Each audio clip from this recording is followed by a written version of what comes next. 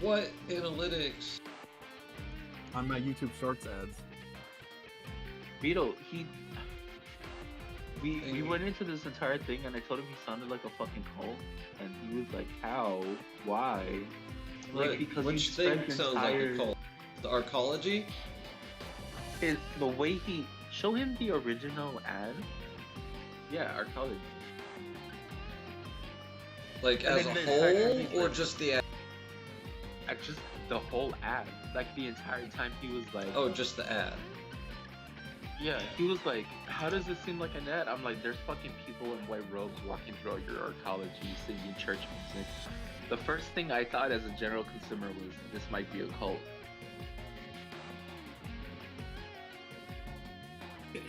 He doesn't get it. He gets it, but he doesn't get it. And then he's getting Okay. mad. Thinking that I'm like just criticizing.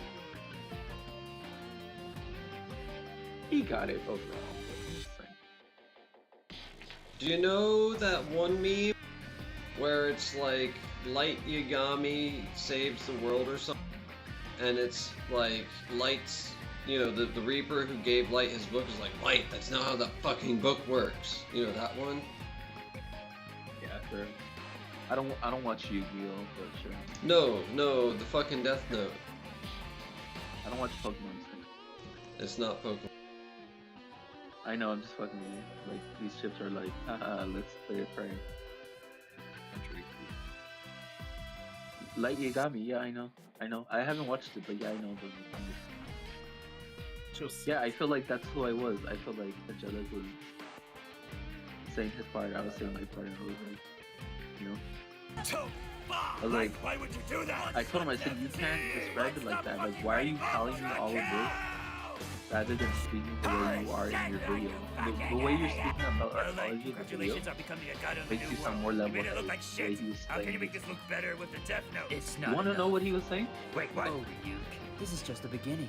So Why stop everything now that I if I was have a saying couple to of him pages about left? Arkology, Just he enough was to like, write well, names that's of how your it beloved works. Like, internet you celebrities. gotta from rip down the social current media. system and then Alright, build I it on think the you've done enough. backbone Put of the the pen old down and phone, forfeit of the the old Death system, Note. the new system.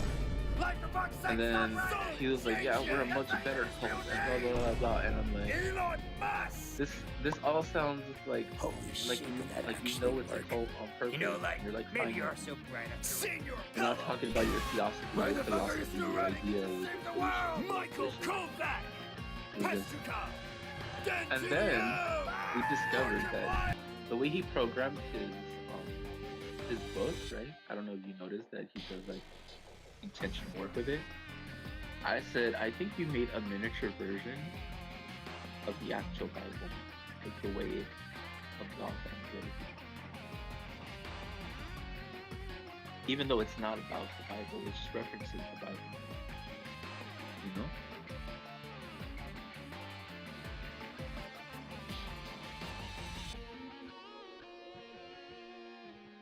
Beetle, let me know if you know. Elvis Presley, Light, you should know.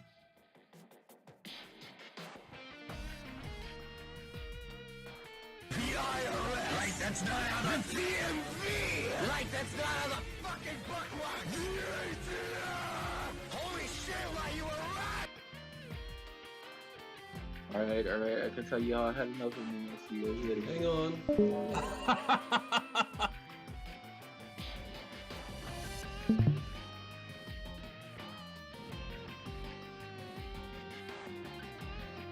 Alright.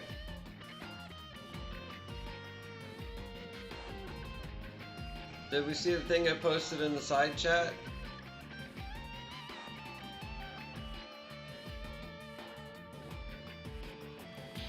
No, I don't see it. Oh, it's in recording mode. Dang it. Give me 1 sec.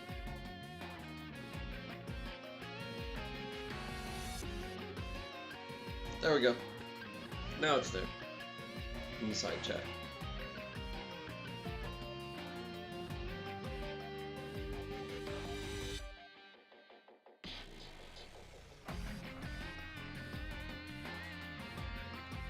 That's funny.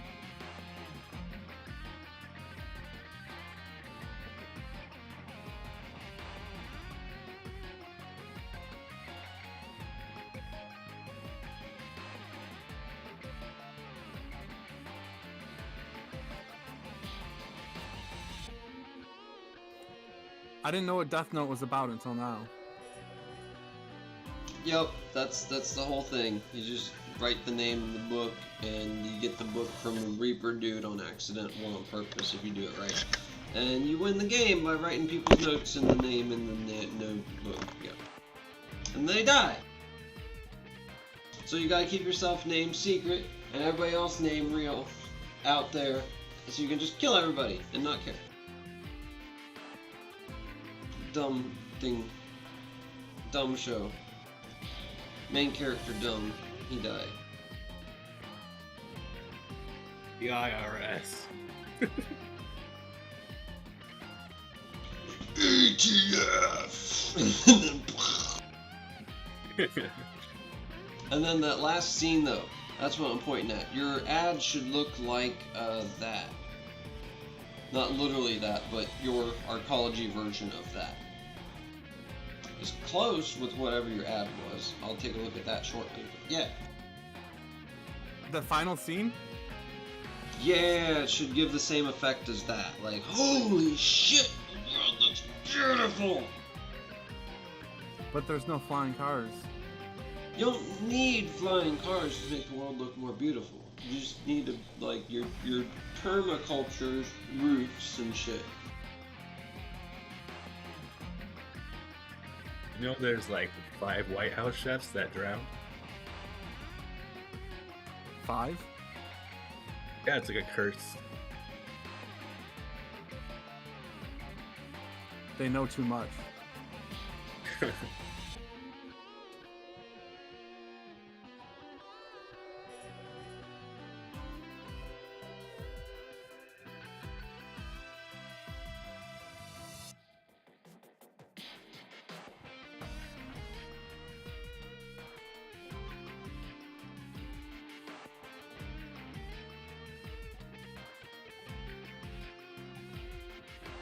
Here's my most recent ad, you can critique it.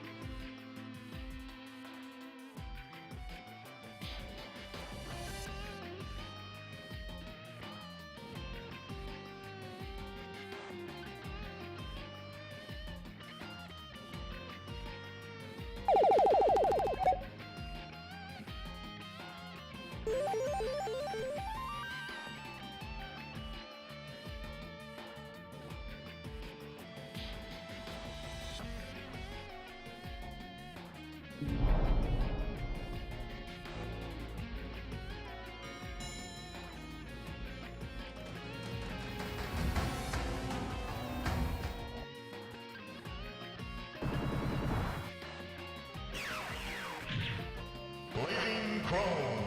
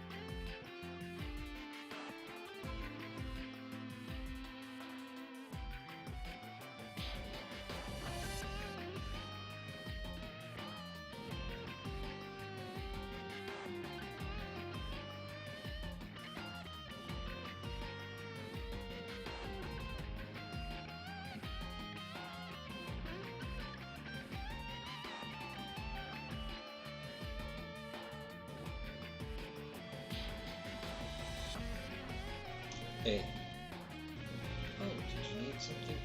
Oh, it's nothing big, just... I wanted to hear a bit more about your Earth unification. It's exactly what I said it was when I proposed it. Fight and oppose all enemies in order to unite humanity. With enemies here meaning anyone who wants to take peace and freedom from people. I won't hesitate to fight existing authorities and organizations to accomplish that goal. Have you been thinking about this since you were a student or something? In vague terms, at least, I think our world is worth loving. But I also think that doesn't mean it shouldn't be changed for the better. After I became the captain of the Dreistrager and gained the ability to fight, that thought turned into something more specific. And that leads to our little declaration. I'm surprised myself, to be honest. I almost can't believe I declared it out loud like that. Really? Look at me right now. I feel like I'm about to collapse from the pressure at any moment. Don't tell anyone about my crisis of confidence, okay? I'd have a mutiny on my hands. I'm not so sure. Alright. Are you scared? To fight under my command? Hell no. As long as I get what I ask for, I'll work to earn that pay. That isn't to say it's just about money, because I do agree with what you're saying, too. I'll do this. For the world, for myself, Captain, it's about time for a meeting, so you need to hurry. Aw, come on. That was the perfect opening for my killer line. Why'd you have to show up? Killer line? What were your intentions toward the captain just now? Good question. Maybe exactly the same as your intentions. Well, I managed to say most of what I wanted to say. Hang in there, Captain. Yes. Well then, Exo, I'll go ahead and stop being an obstacle to you. Brother, what an incredibly suspicious man. He certainly is that. But ironically, I also believe he's very trustworthy. Ma'am? This is just my intuition speaking. Edge St. Klaus, the Dreistrager, the Huckabee, and him. This could be very interesting.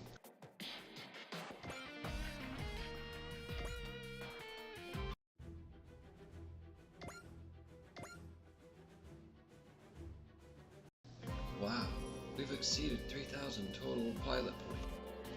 A representation of squad-wide combat data that we can use to create pilot training programs. And a perfect opportunity to show off my skills as the one in charge of pilot development. With this much pilot points at my disposal, there's no end to the programs I can create. There's no pilot I can't train, no obstacle I can't overcome. You're looking pretty intense there, Chief. Yeah, and I'm a drill sergeant, not a therapist. I respect the kindness skill out of my build years ago. Personally, I'd say you're less drill sergeant, more mad scientist. In any case, it sounds like the Dreistragers designed some new parts for us to celebrate. Go ahead and contact the tech team to get them assembled. Roger that. While I'm at it, I'll train up some pilots to use them too.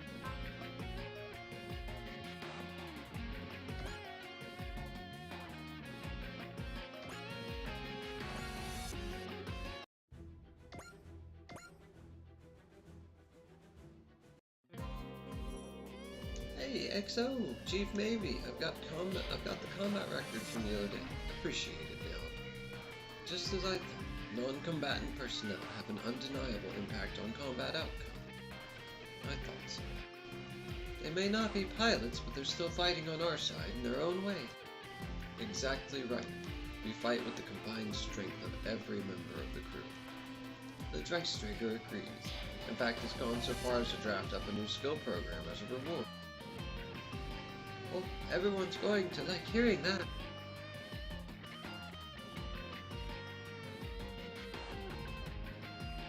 Indeed, we'll need their help to ensure our victory in the battles ahead.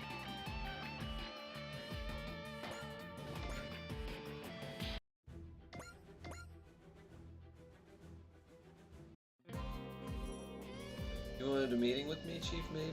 Something that matters? Would you believe it's not me? Dreistrager wants a favor from you.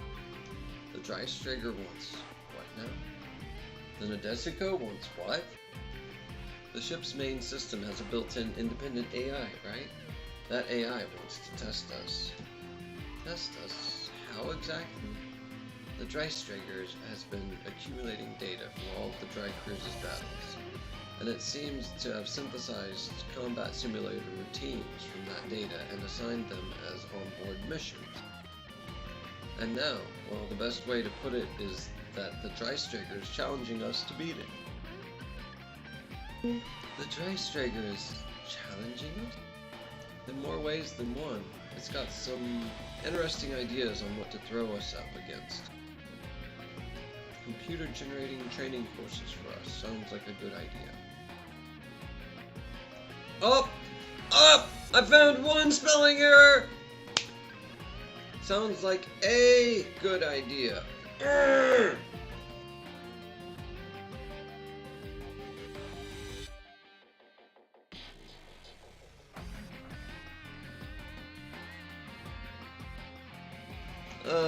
Leave it to me to find the spelling error in the game that's part book. Or grammar error. Grammar is not even spelling. It gets even better. If we manage to beat the simulations, we stand to win fabulous prizes. And we really do have to step up and accept, don't we? Don't forget, they're just simulations. They're not worth slacking on our day jobs for. You're right. We can look into them if we have time between missions. You've got this, Captain. It may be the great warship Dreistrager, but don't let it forget we're the invincible Dre Cruise. Right, the Dreistrager wants us to test us. We'll pass with flying colors.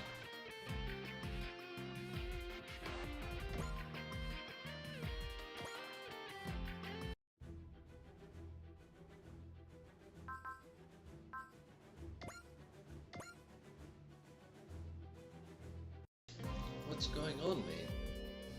This part we acquired, it's precious. A treasury. Wowza, look at this. It's rarer than rare. It's super rare. In summation, the appraisal's finished. And it's 4 stars.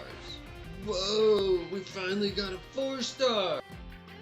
Not exactly sure I understand how we arrived at that number, but it certainly seems incredible. Chief, the main system responsible for analyzing parts has itself put together some new parts designed for us.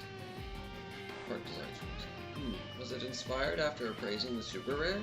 Or is this the system's way of expressing rivalry? Whatever the case, we really lucked out this time. Hear that, XO? There are parts out there beyond our wildest imaginations. Some are born from a genius flight of fancy, some are relics of ancient civilizations, and some are the products of pure chance. And if we find them, they'll make us way stronger. Understood. Let's make their acquisition a key tactical priority going forward. Hell yeah, just thinking about the unseen treasures waiting for us out there gets me pumped.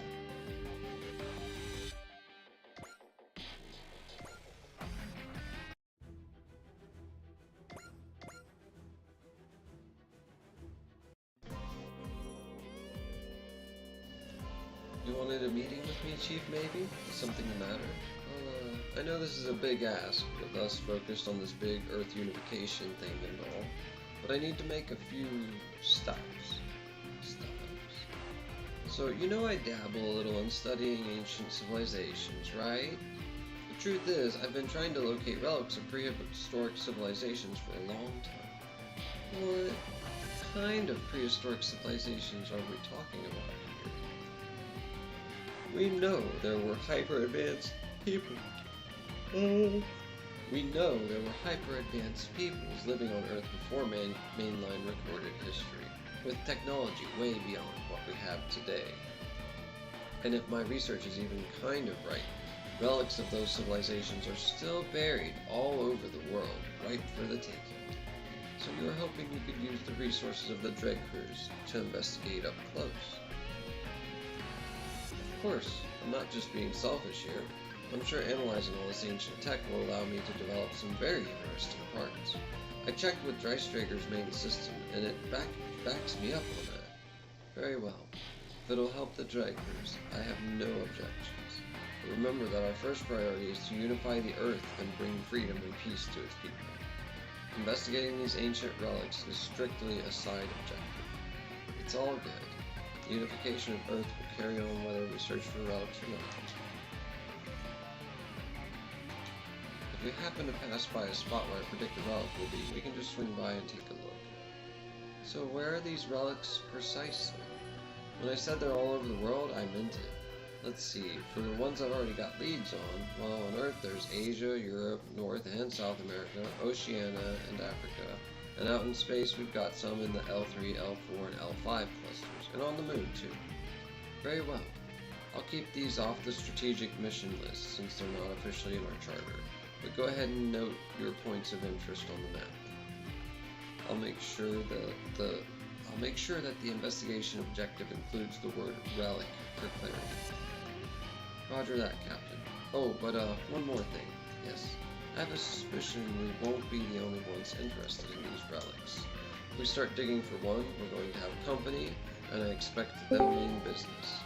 But if we don't have the firepower for it right then, we can always put it on the back burner. Naturally, we'll begin our investigations once we are prepared for heavy combat.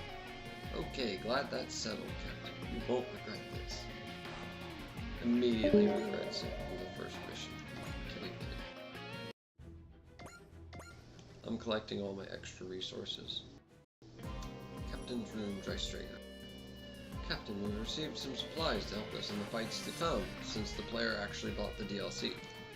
Oh, those supplies represent the hopes riding on us, and the player's money going into our game. We must do our best to put them to use.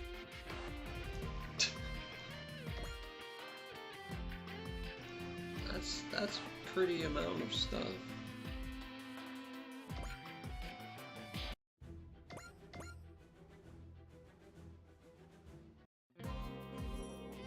Another container of supplies to help in the fights to come. Ooh, a getter part. Getter robot. Whatever assault adapter is. It's probably hitting away.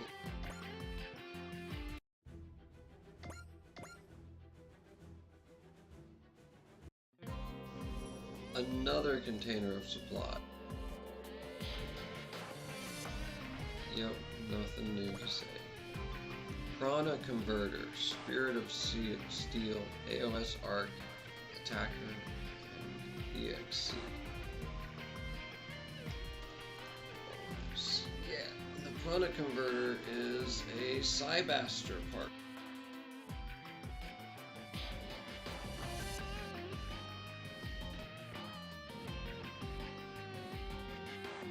Oh.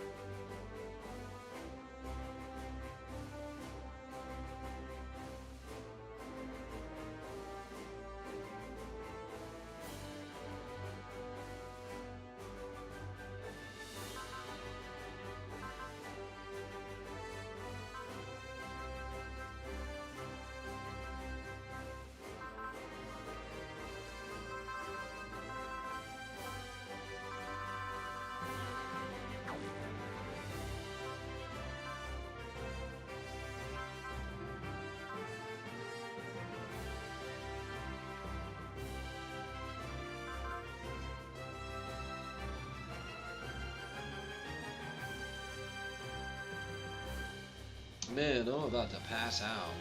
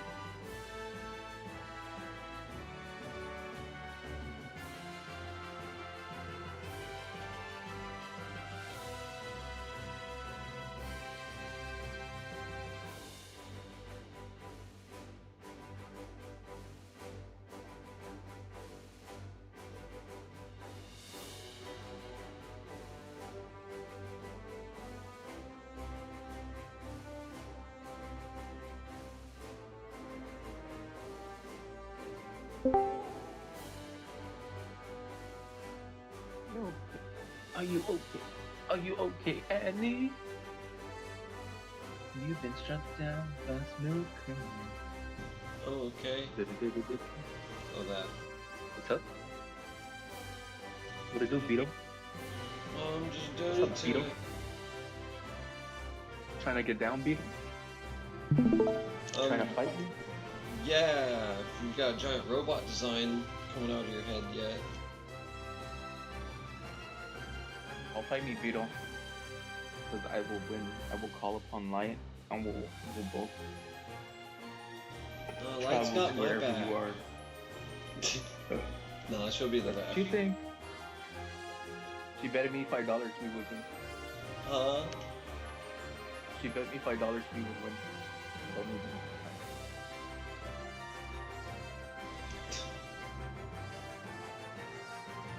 You better check your roster, because Light's on my side.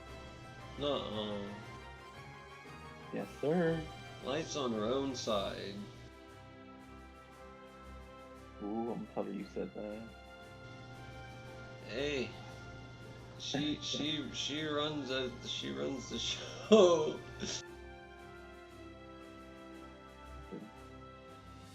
What you doing, man? What you doing? How you been? How you been since this morning or whatever?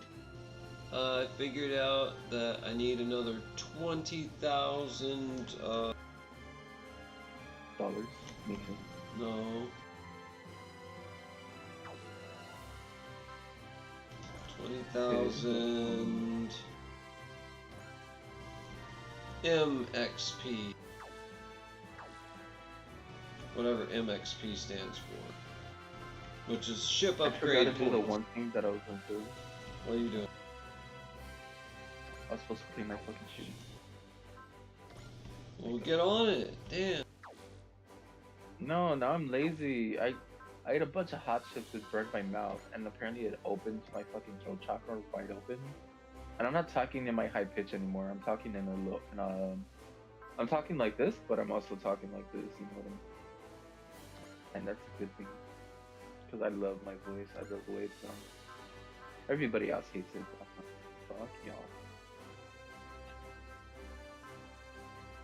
Anyways. Sorry, I didn't mean to interrupt you. So you're working on your Gundam style? No, you didn't interrupt.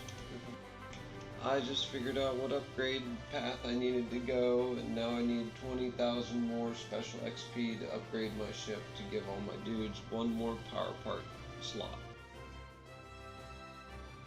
Nice. Did I tell you that I drank another energy drink this morning? Were you there when I told Mike? I'm good. Nope. This has 2 brain boosters, 1,000 milligrams of taurine, and Nido Panax ginseng, like 25 milligrams or 125 milligrams, or 100 milligrams, and all of it together did really amazing things for me. Like, it calmed down my anxiety and just had me chilling out. I think the brain boost, Hugh even mentioned it, the brain boosters and the taurine together with the caffeine create this like stimulating and balanced out effect that I think. Mm-hmm. And it's really great. Really great.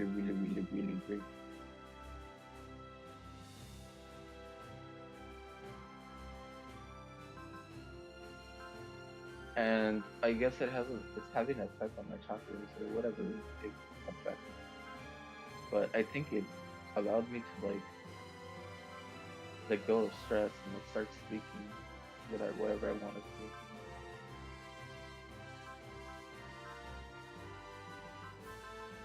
Makes sense to me.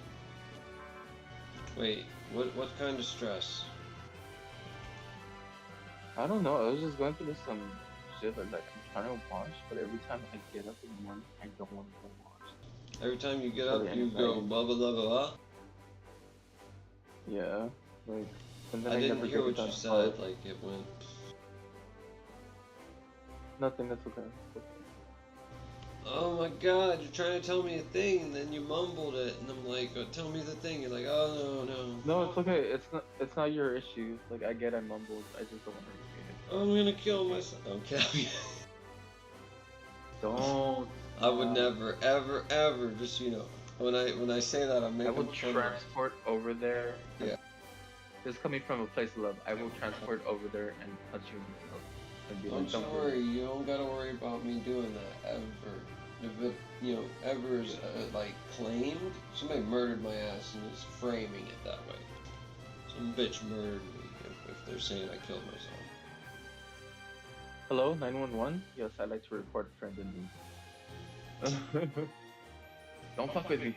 Seriously though, first part of my brain's mental programming that I put in there, you know what the first line is? It's the Terminator 2 line. I didn't do it. I didn't do it.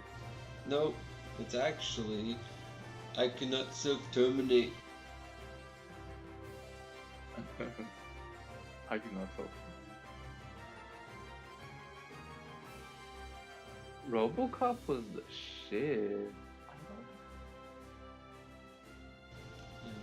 But what I was talking about was from Terminator 2. No, yeah, I know. I was saying, Oh. in addition to those types of movies, I like RoboCop. Did The you graphics and the way they set everything up. Did you see the Sega Genesis game, RoboCop versus Terminator? The new one that came out with, like in 2020? No. Sega Genesis No. game. Sega Genesis.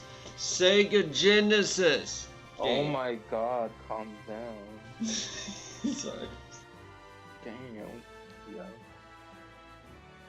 Did they come out with a Sega sequel on the Sega Genesis? What? No, they 30 came out years with, after it quit having games? It was after the recent sequel. They came out with a one for PC, I think, and Nice. PlayStation. I mean, I figured they would after all this time.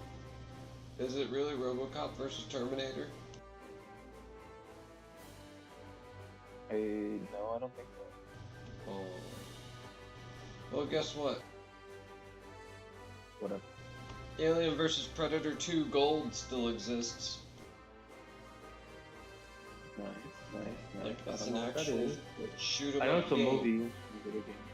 You can play as a Predator dude with the shoulder cannon thing and stealthiness and strong weapons. Or you can play as a Marine who plays like an old Call of Duty guy before Call of Duty.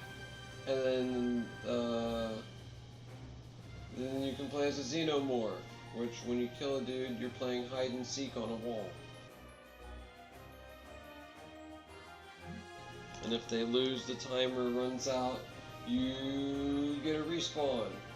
Or an AI friend or something, I don't remember. Then you repeat the process to try and get more kills.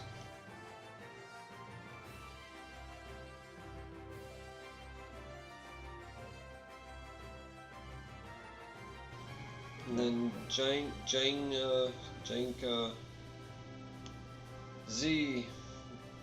Chud is trying to get me to play Blazing Chrome, which I wanted to, but right now I really want to play Super Robot Wars.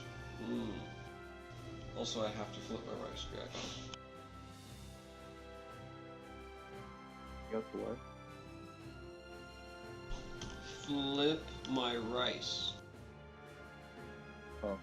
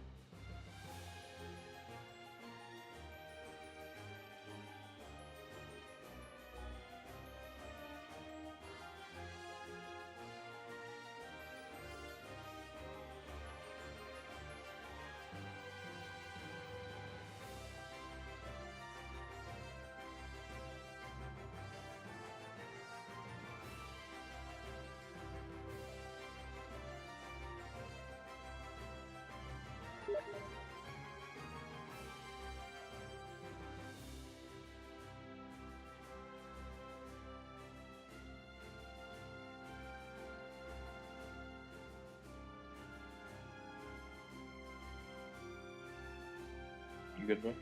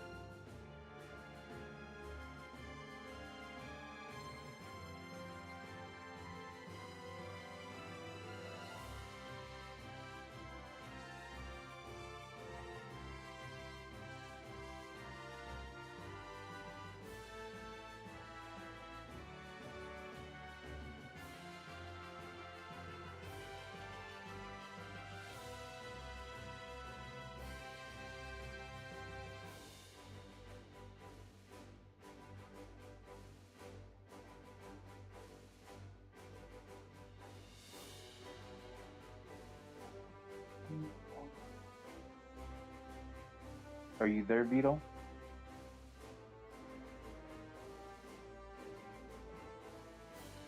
Okay.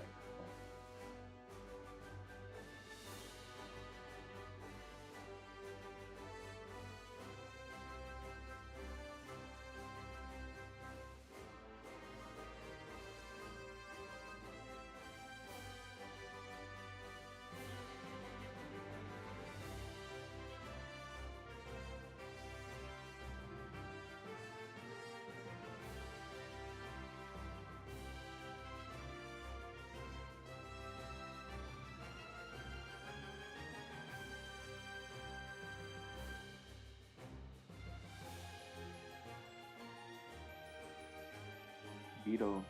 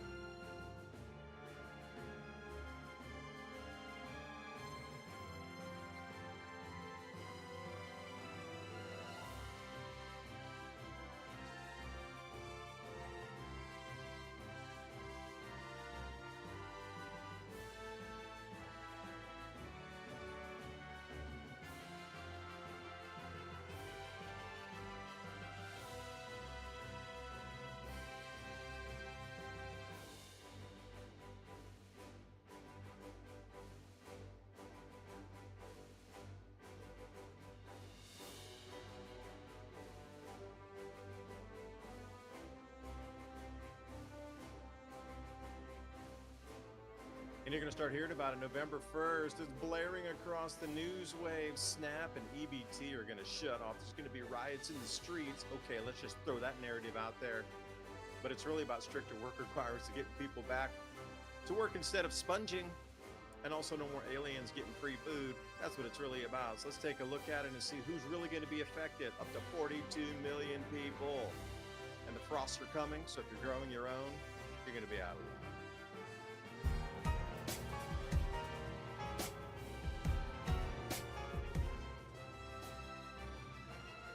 I'm going to start you off with some news articles. We're going to read through a few, but this is the obfuscation scatterwave pattern. They're throwing everything against the wall to try to confuse what the real issue is. Getting people back to work that are able-bodied and just sitting around collecting benefits, and that's really what it's about, stricter work requirements. But as we come into this government shutdown and insufficient funds here, if the government shutdown continues into November, which it may or may not, they're still going to be going back the next couple of times, at least 3 or 4 times over the next week to try to get it going. But it seems that there's some holdouts that don't want it for, well, the uniparty political reasons to disrupt. So the Agriculture Department warned all states, hey, by the way, the new strict requirements, work requirements, y'all states, you're going to have to pay more also for the benefits. Oh, you didn't hear about that. It's just about government shutting down. Nobody's going to have food money. So more than a dozen states, and I'm looking at this is just a splattered narrative, and you know, it is true. There's going to be some shutdown if it does. But is everybody going to starve to death across America? No. But that's what they're trying to build up in the mind is repeated and regurgitated headlines, same, but different. Staged perhaps to an event, will we see it? Because when you see it regurgitated through the news, you know, does it ever come to fruition? Many times it does not. It's only when you hear about it once or twice and it disappears, those are the ones you need to worry about.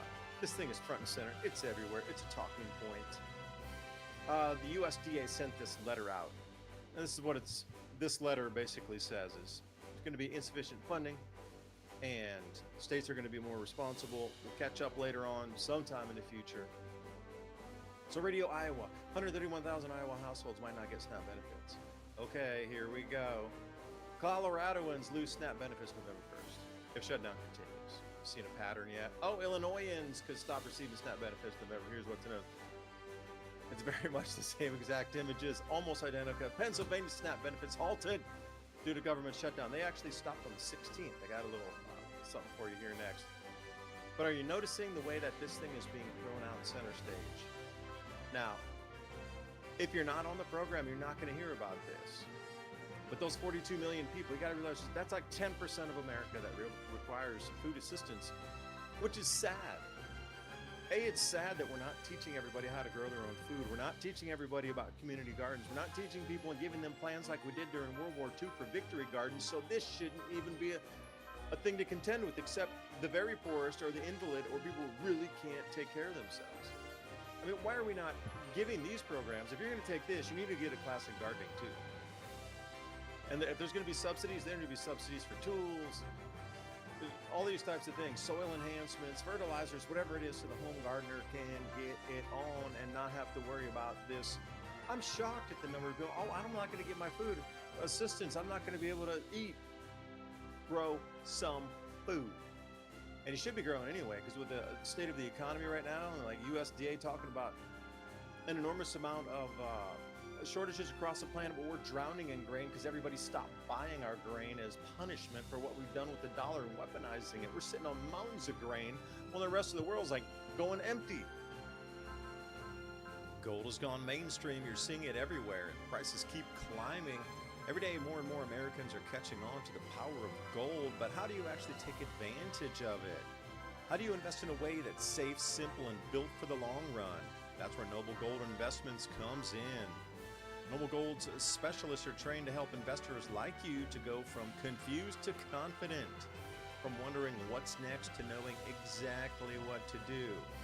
Whether you're looking to roll over an old 401k into a gold IRA or want physical coins and bars delivered right to your home, Noble Gold makes that process simple, safe, and stress-free. You'll get step-by-step guidance, transparent pricing, and U.S.-based service team that's handled over $2.5 billion in precious metals transactions. Visit noblegoldinvestments.com to claim your free wealth protection kit today. That's noblegoldinvestments.com. And for a limited time only, a bonus for new qualified accounts: a 10-ounce silver American flag bar and a 1-ounce silver American Eagle proof coin. That's noblegoldinvestments.com. Noble Gold, helping you build a stronger future. There is a mismatch everywhere right now. And if you can't see that, then you're not looking. And if you're just relying on government assistance, you can already see, whoa, that could be a problem. So this whole thing about if you're getting it, if you're not, what we should be thinking about is not pointing fingers, but talking about solutions. And growing our own food and having community gardens like we used to could very well be one of those solutions. Federal government shutdown update. Now, this is the 17th. So starting October 16th, day before that, SNAP benefits will not be paid until the federal government shutdown ends. That's in Pennsylvania. So we can get kind of a glimpse in Pennsylvania of what's going to occur across the nation. So right now, it's 2 to 3 days. I would give it 7 days before we start to see some, well, disruptions in society, if there were to be. And if this doesn't play out, and if there's not riots across Pennsylvania because people aren't getting their food assistance, then this is a hocus pocus talking point to get people riled up, the fear factor. I'd really like to see in the next 7 to 10 days what happens in Pennsylvania. Keep your eyes glued to that, because that truly is going to be the crystal ball for our nation here. So do whatever you can to help other people. I totally agree. Things are getting worse, no SNAP benefits, and food banks are already overextended. This food bank story is not anything new in any way, shape, or form. This is like riding on top of, like I say, a uniparty narrative talking point. The food banks were stretched since at least 2024. Food's getting expensive. If you haven't noticed, your food prices have doubled, tripled, quadrupled for some different items. And if it's on the luxury side and you're going into the olive oils and this sort of thing, you're looking at a 5x. Coffee's tripled. You look at some of these little extras, these comfort foods on the edge of the, getting a little more expensive. They're not going up a little bit. They're going up tremendously. So people were pulling back on donating to food banks anyway. This is not a new story. This is an ongoing, at least year and a half. So food banks have been really trying to drive and say, hey, give us more food, we need government. They need more money for government assistance to get food into the food bank to help. And the amount of food when they would give like 25 pounds for somebody to come in and pick up, now they're giving like 15 pounds of food. This is, I hate the way they're jamming these two together because they should be two separate issues. But of course, you gotta slam it together. More bang for the buck, I guess. And Wall Street Apes over on X. Letters being sent out from the USDA talking about pausing EBT and SNAP benefits beginning November 1st because of the shutdown. Now, do you think they'll be back open November 1st? Staffers in the DC, the whole DC crowd doesn't get paid. And they won't get paid in November if they don't solve this. So you got to think we're coming into holidays, Thanksgiving coming up. Then you got the entire DC money machine out there. If they're not going to get paid and their staffers aren't going to get paid if they don't get this thing settled up, then the chickens come home to roost. You know what I mean? Like something's coming in there at that point. So you look at it and go, well, the people that are going to be playing the shenanigan games, they're not going to get paid themselves. You think they're going to solve it? Maybe, but I like Capricorn here. 2013, put that in mind. October 15th, that's this year, 2025. Wind it back. Thank you, Capricorn, for putting this in. 2013 off the tweet here at that time. November 1st, if the government don't start back up, then food stamps gonna stop. I think. We're hearing the same exact thing. Food stamps are going to stop November 1st. The world's going to end. We're going to have riots everywhere. Again, what is the messaging? What's the messaging on this? Messaging is clear. And using food for one of these things. We got to control those riots in the supermarkets. And I talked about this with Mike Adams a while back, saying that, the digital ID comes in with the rationing, with food rationing. What if you have a digital rationing card? We talked about this many a time. There's going to be a point where it gets really expensive. It wasn't during COVID. You have to stand outside. Next time they're going to probably push in the digital IDs. They want you to get it. You're going to have it. You're going to match it up. Oh, those bad people, they got two. They shouldn't have gotten two. How dare you take two? Oh, no, we make sure everybody gets exactly one. I call that communism. But somebody is throwing this as the valid question. Who do you think's buying this type of cart full of food? Valid question, because that is the most unhealthy, ridiculous cart that I have ever seen. Like, as a human, can you live on that? And I'm used to raising my own farm animals, you know, getting foods from the Amish, trading with others if we can't raise what we want in our gardens. Like, I eat healthy foods, try to. I mean, I'm not perfect. But that, I wouldn't even touch that. Maybe if I was really starving, I might, but man, Coca-Cola, Dr. Pepper, terrible.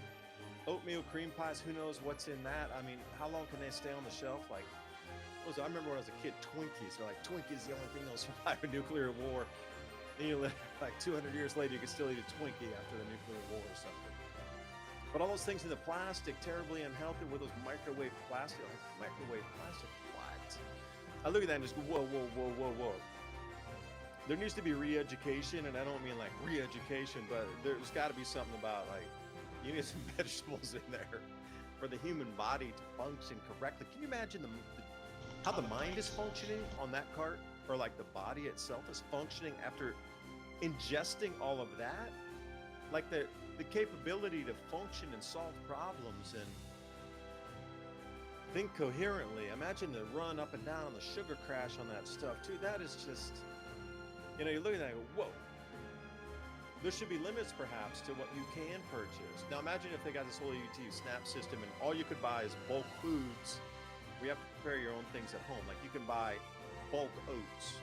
You could buy bulk beans, this sort of thing, and then you had to go home and prepare it yourself.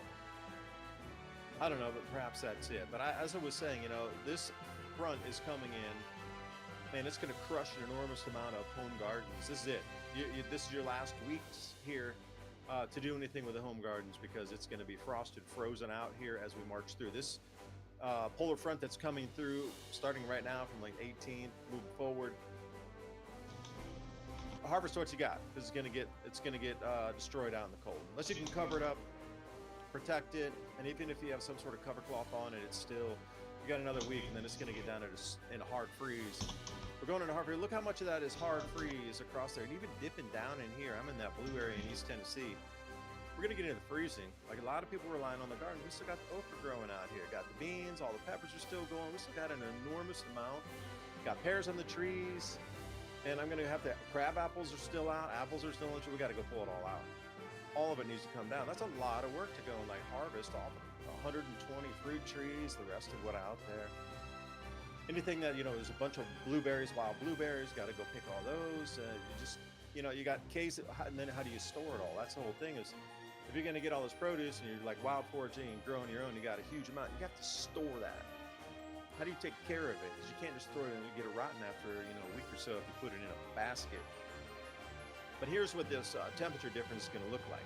Now that very light pink in the center, that's like about 20 degrees Celsius below normal, which is about 30 Fahrenheit. So everywhere that line is coming this direction from west to east is absolutely going to just wipe out home gardeners in terms of what's out there. Your produce is getting frozen on the vine, literally. So please go get it, stock that up. And the thing, okay, so that's all like subset A of things going on. Government shutdown. States just keep regurgitating. It's like all, you know, not all 50 yet, but like 7 or 8 states are just saying copy paste, copy paste, copy paste. So you know some kind of like political action going on at the moment to try to get people aware, like taking our food away and make us starve. Gonna be out on the streets. Okay. But what it's really about is this whole big beautiful bill and how they've completely changed the way you're going to be able to access food in 2026 if you're on these same programs. So, you know, again, they're blending these two things together that need to be completely separate. Food banks need to be completely separate conversation. Home gardening to get people off where there's actually nutritious foods instead of food deserts. That should be a main talking point. How many food deserts are around in America? Sickening that there even is such a thing when we can grow our own. And nobody's helping talk about these points? Like, that's insane in itself. Why can't we get these programs where people can start growing massive amounts of food? Get off the supermarket chain. Get off these centralized dependency systems, including myself going to the supermarket, We've grown up for 50, 70 years. You got to go to the supermarket. You got to go to the store to get it. You can't make it on your own. You have to buy it from another centralized supply system controlled by a corporation with the bottom dollar and the shareholders to look at first. They're going to drive the prices up continuously as we get into this hyperinflationary event. If you haven't seen the price of gold and silver, different video, but that's an indication things are getting, well, let's say, squirrely on the money. So President Trump's made it clear that American taxpayers will no longer subsidize illegals. Okay, this is the whole contention of it. And also that you are going to have to work if you want to get food assistance. Now, I mean, if you really can't work and you need it, by all means. But the education needs to come along with it too, of how to grow our own foods, which is just... this is a dependency system that's set up for like generational dependency, because if you can't get people to... the whole gardening thing needs to be included in this, and I just cannot believe it's not. Even in this day and age, it's not included in this. There's an entire dependency system on the food, and we don't need that. Americans grew 40% of everything they consumed during World War II with the Victory Gardens. 40%. Think about that. We would need 40% less supermarket. This is off the hill, so I linked a fair few articles below in the description box. Just click and go. You can check out the same resources I did to try to do the research for the video here. The mega bill, that big beautiful bill. The stablecoin issuance and the whole Genius Act. We won't go. That's already several videos ago. Passing a law. It's going to overhaul the Supplemental Nutrition Assistance Program on SNAP. This is a huge overhaul here. They're going to cut $186 billion out of it, which means they're going after those who are abusing the system. Now, SNAP changes here could lose their benefits. This is not only in November in terms of like government funding, but in perpetuity, meaning forever. This system changes, beginning now, forever, not coming back. So the big change: able-bodied adults without dependents. If you're an able-bodied like you, your arms lower, you can stand up. You're semi-cognitive, but I don't know how you could be with that cart full of just garbage. How you could even have cognitive ability after consuming all that just ridiculous chemical junk. Wow. You're either going to have to work 80 hours a week, and you're going to lose your benefits. And you have to prove that you're either in education, training programs to keep qualifying. But you have to do at least 80 hours a month to prove that. So break it down, that's 20 hours a week. That's a part-time job. So more changes to come. Other provisions of the big beautiful bill. The states are going to be forced also to shoulder the cost of this. Used to be 50-50. Now it's going to be 75% dependency from the state, not the national government here. The corporation shall not pay. So the corporation in Washington is going to require the states to pick up 75%.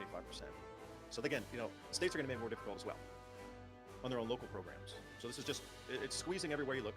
It's meant to cause social chaos. That's the whole thing. It's meant to. Look at it in a different fashion. It's not about, this party or that party, or again, it's uniparty.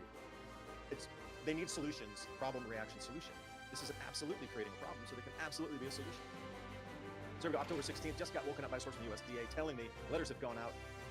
SNAP benefits a thing if they do November 1st. And again, I think there's a high probability that the government's going to reopen and this will all be just pushed under the rug. But again, what does it do? It gets you to start thinking that everything with food cuts food. Now it's all bad. Expect riots to begin nationwide on the same day or shortly thereafter. That's why I was so focused on now Pennsylvania, because if this statement is true, and I can't attest whether it is, it's somebody's opinion. I would like to see what's happening in Pennsylvania and go from there. Letter points out that this is related to the ongoing uniparty shutdown. Considering the operational issues and constraints that exist in automated systems in the interest of preserving maximum flexibility, we are forced to direct states to hold their November issuance meeting. Government shutdown, can't get you the money.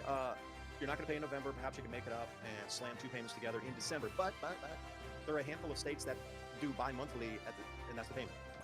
So November and December are wrapped into one package. So if they can't pay November, they're obviously not going to be able to pay December. And though that bi-monthly payment is, well, they're going to have to wait until January. There's going to be a contention in those states, so I encourage you to look up a list of them, and each state is a little bit different on that. But again, like driving through some of these different expos. This person's complaining because their EBT assistance is getting cut from $2,800 per month down to $350. $2,800. That's what you're getting? And he's like, well, I don't want to work. I'm not going to go work and pay bills. I want to be home with my kids. Well, man, I just want to come.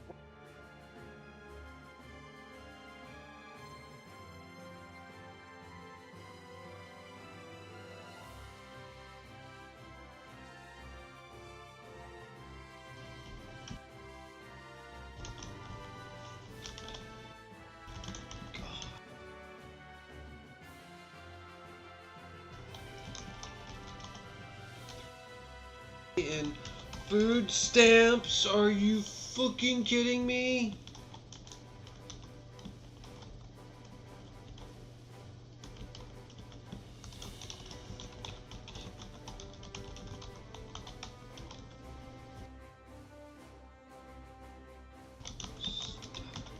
Up 10 months. That Give me that! What the fuck? I would share and make.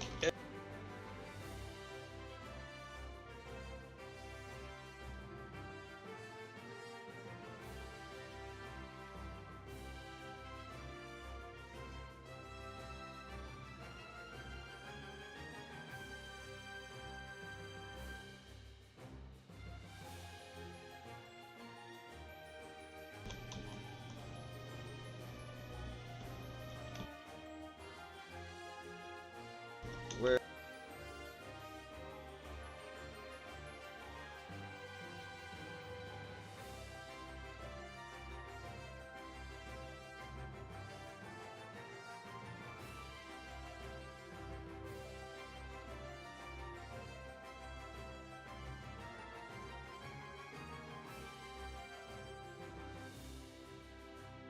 If I had them.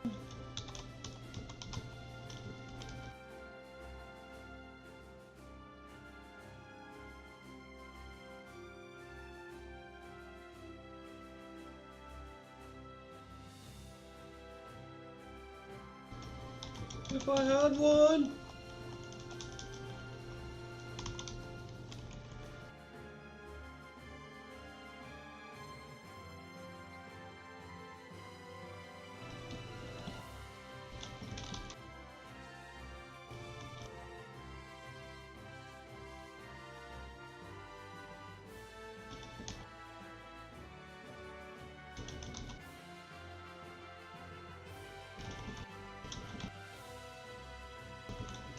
If I had them.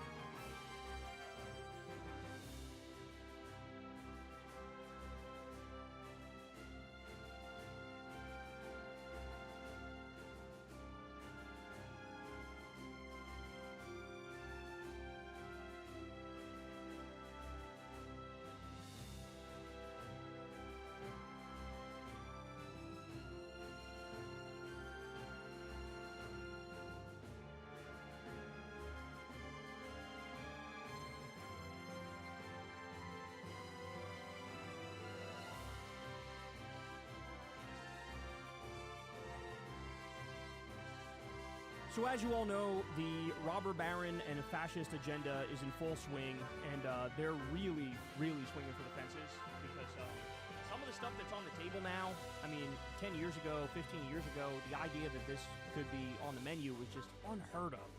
But now we're in the pits of hell, and so these things are on the table now. So take a look at this.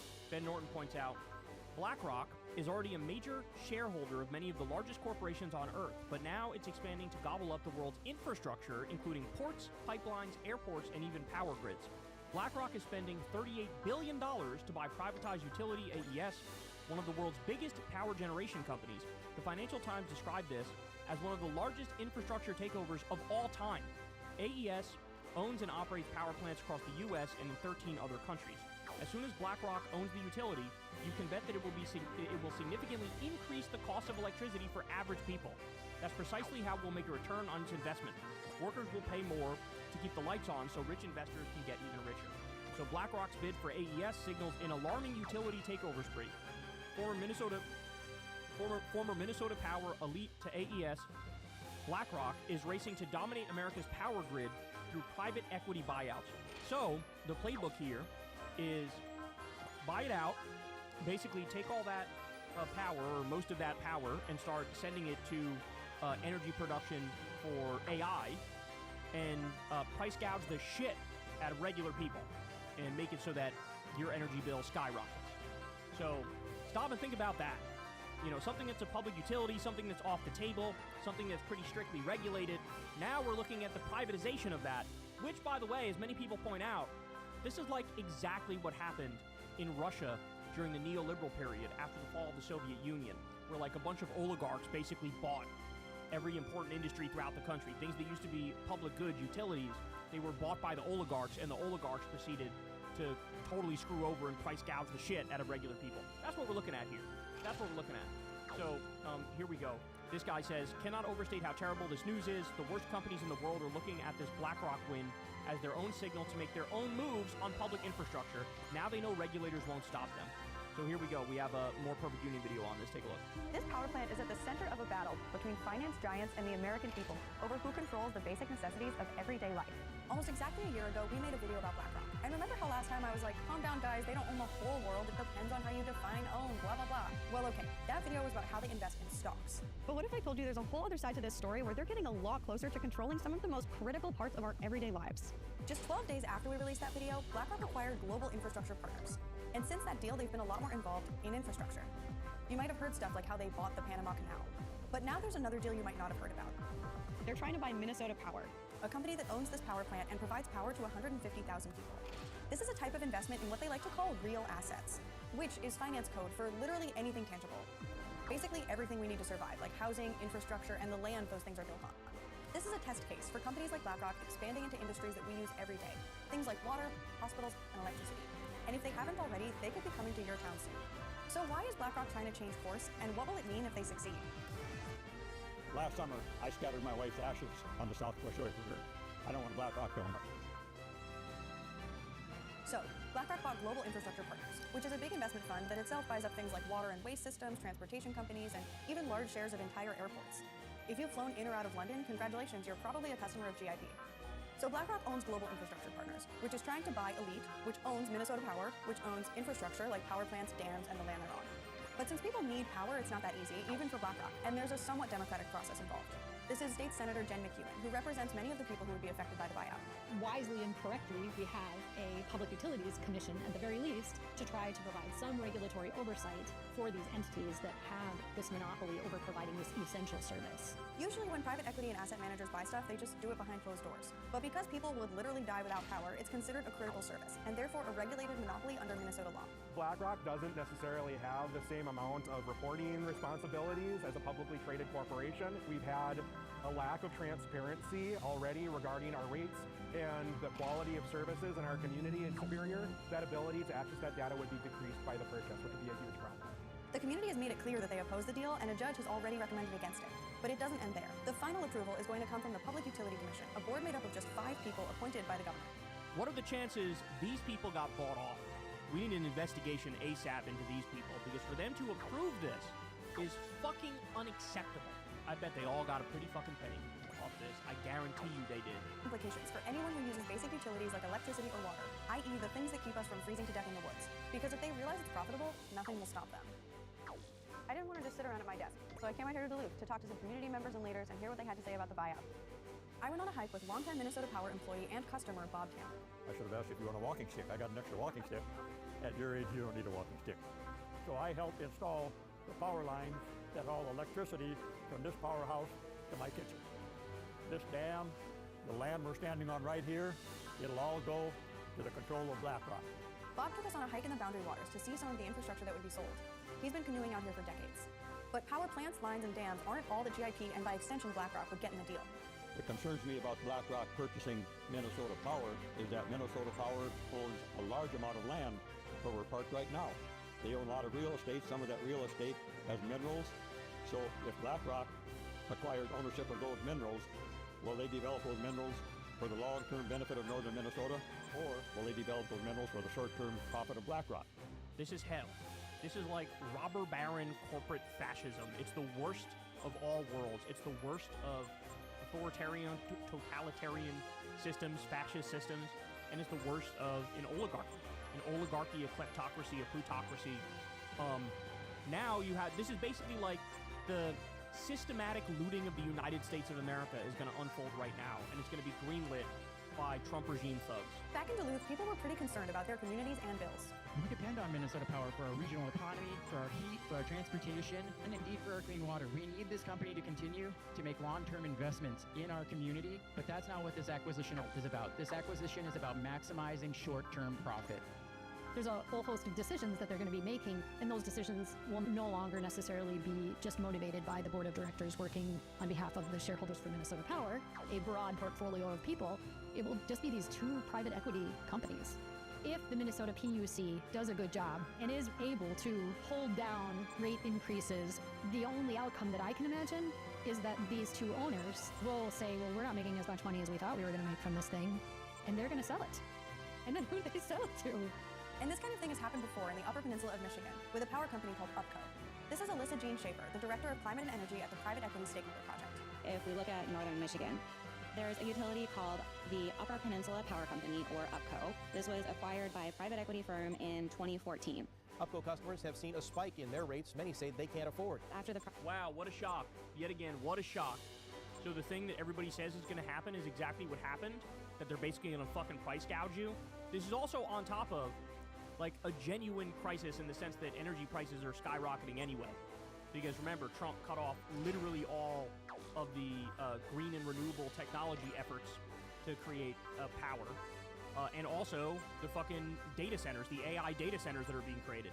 So like we're getting squeezed on every end here, and then you're also going to add price gouging to the mix. Private equity firm took it over. Shortly thereafter, they raised the bills. A couple years later, bills went up again.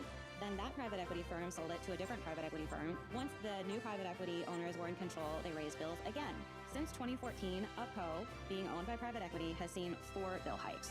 There's nothing stopping BlackRock from doing the same thing in Minnesota, and in addition to bill hikes, it could even trample existing laws. Well, today, Governor Walz signed a bill that requires utility companies provide 100% carbon-free electricity by 2040. But after the deal goes through, we don't know if BlackRock will follow those laws. Their size and capital imbue them with the power to basically ignore this kind of thing. To them, the fees are chump change. And who do you think is more powerful, the Minnesota State Legislature or BlackRock? What you do? There's no requirement that they pursue this.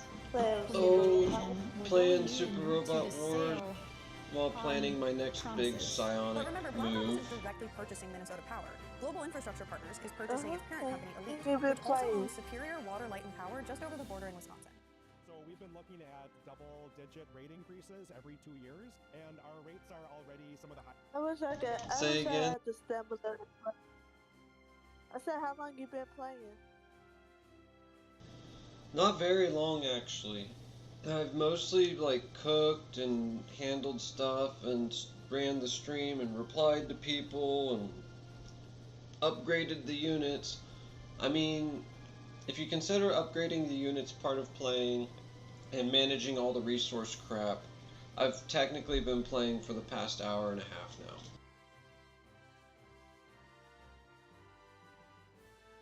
But I had to figure out what I was doing and what I'm wanting to do and how I'm trying to upgrade everybody. Hi. wish I had stamina to play video games. I do, but like it does, like I get bored with it after an hour.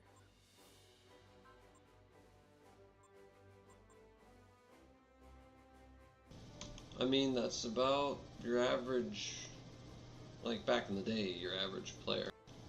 They'd play it for an hour or two, and then they'd go outside and play outside all day, and then they'd come back in, and they'd play for an hour or two while they wait on dinner, and then they eat dinner with their parents, and then they'd go to bed. So they'd maybe have an hour to 4 hours of playtime at most, and that would be about 4 to 6 times a week on average, self-reported, when Japan, quote unquote, had the first rollout of video games, from what I remember of the data of people who actually answered. So it's about 4 to 8 hours a week that somebody would spend on it on average when it first came out there. Sorry, go ahead. What? Now people play for hours. Yeah, I think some of the kids back in the day might have fudged how many hours they played. Oh yeah, I only played an hour or 10. I was up all night. That'd be cool. When I was a kid I would here and there, but it would still wreck me if I tried to do it too much. Stupid. I remember I played Final Fantasy X all day. Nice.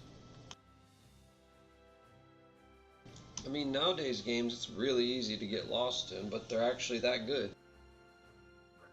Well, nowadays. 2000s games, late 90s to 2000s games are that good. Everything from like 2015 up, if it is that good, it's an online only thing, and we need to make an offline disc of it. And even then, it's only like 10% of the games, unless it's an indie game. Then it's like 60% of the games.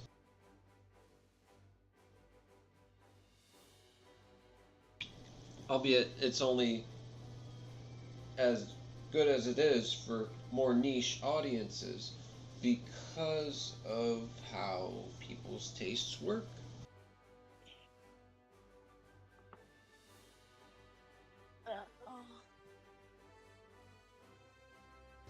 So either you can make something that appeals to a lot of people, but doesn't have a huge amount of playtime per person, or you can make something that appeals to a number of people that's not everybody, but those people are crazy devoted about it.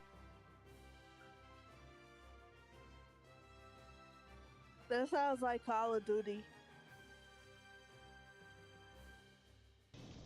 Funny enough, Call of Duty is not, design-wise, meant to be played that way, even with the level up system added in. It is only encouraged that way by the level up system, but it really wasn't meant to be like that. It became that from over participation, and then they added all the upgrade stuff from what I remember. And then that's all over from there. Turns out people need a gladiator arena to have fun in for a minute, to relax.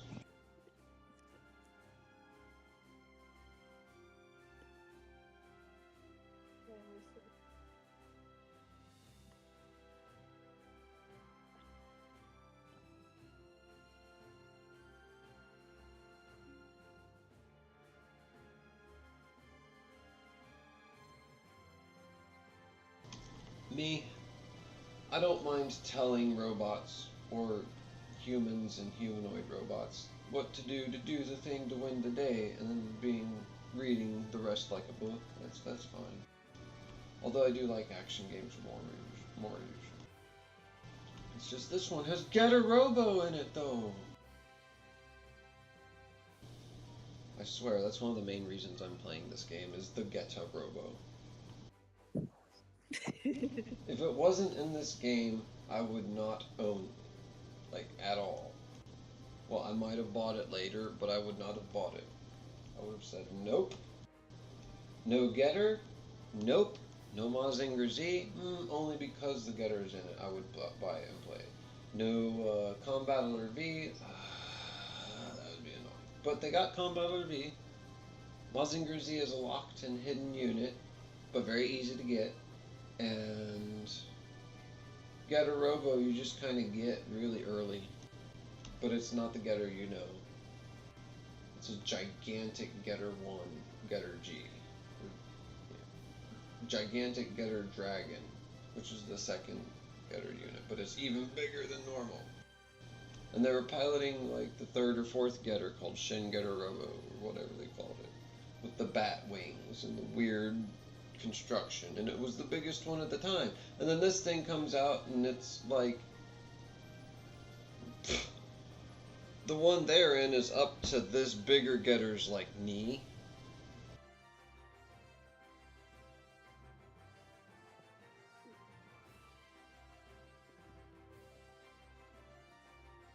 Like, can you tell me what's a Getter again? It's a 3 jets combining robot with 3 different modes. It's a giant humanoid robot. Oh. Made of 3 jets, and there's a pilot in each one usually.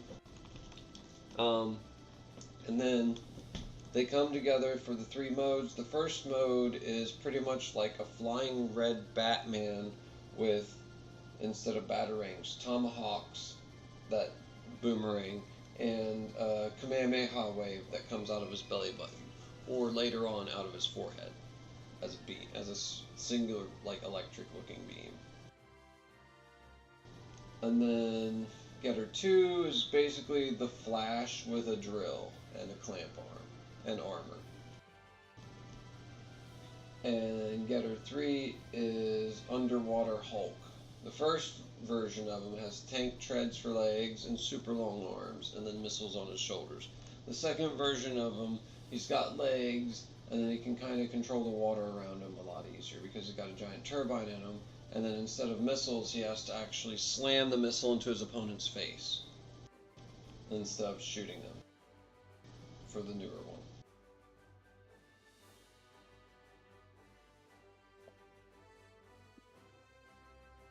I don't know why that's the thing, but that's the thing. He just picks the missile up off his back and then throws it or slams it into the opponent's face. What the hell? Somebody's knocking on my door. Like banging. You should go answer.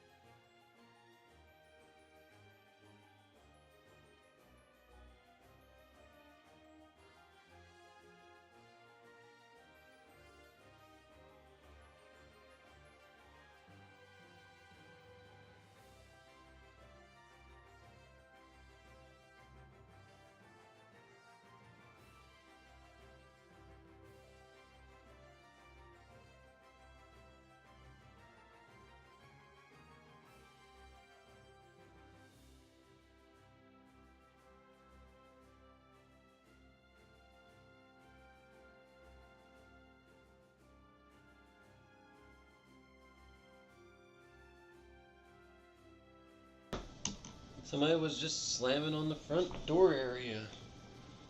I'm like, what the fuck? Why they was slamming on the front door? Because they're dumb kids who are probably angry about some random bullshit.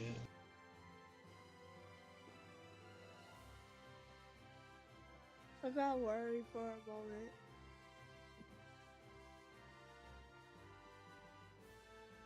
Sorry, what again? I got worried. No, there's no reason to worry. They're just dumb kids.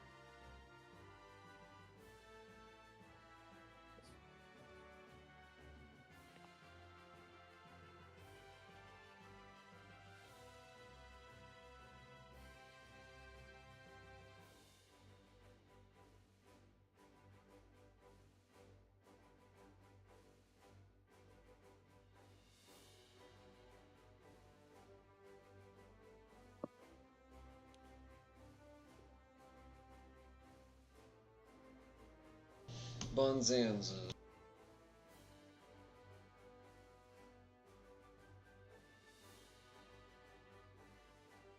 Almost back, dang it.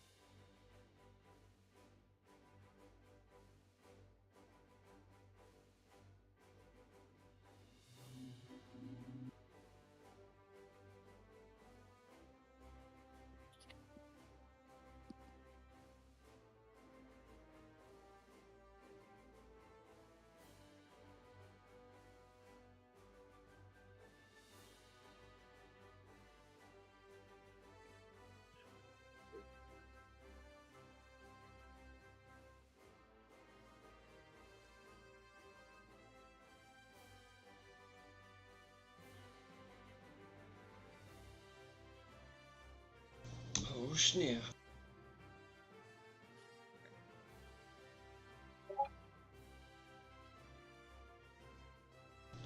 Hey, what are school fees for if we already get taxed for the schools in the first place? I have no idea. They just want money. It's because they can't manage anything.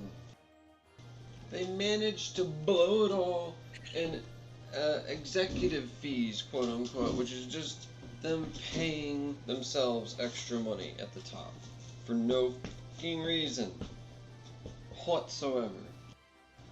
They should take after Japanese business people who actually put the money back into the business and take only a small paycheck themselves.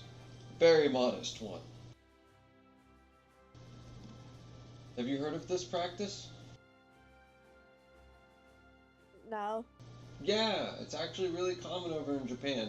Business leaders, more often than not, will not take a huge salary. They're like, no, I'm doing the same amount of work as everybody else. I'm only taking this much.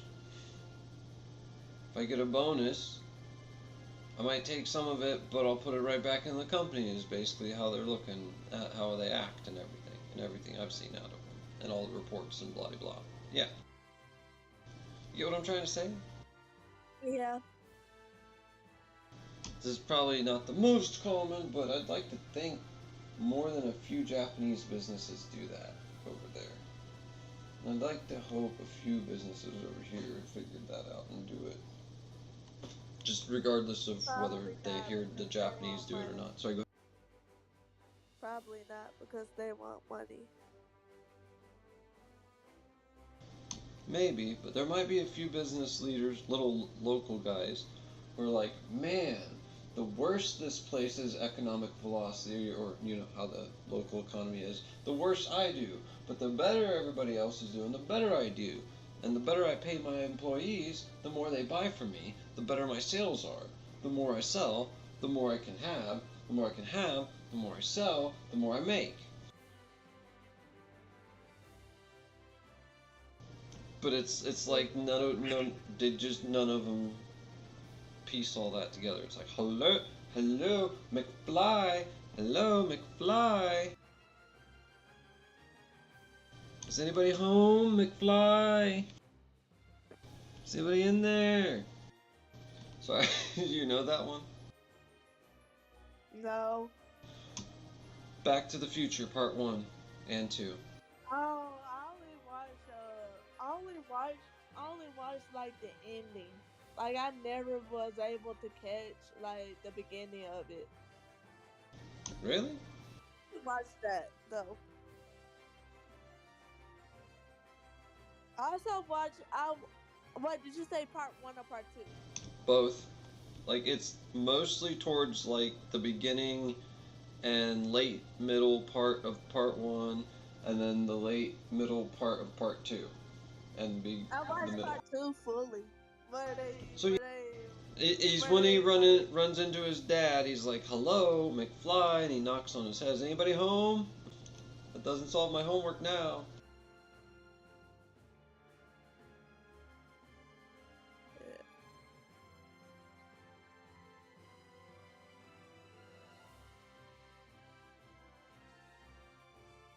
And then his son basically picks a fight with him and loses.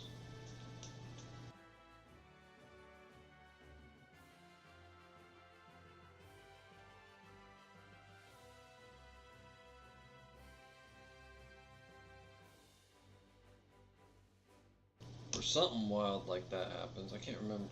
Or his son was about to pick a fight with him, but then he stood up for himself finally because the son was there, even though he didn't know he was his son.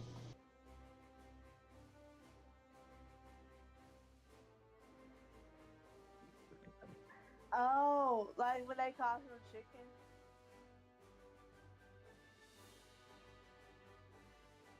Oh, I remember now. He goes to turn around and fight him, and then something happens and he gets knocked over instead of obliterated.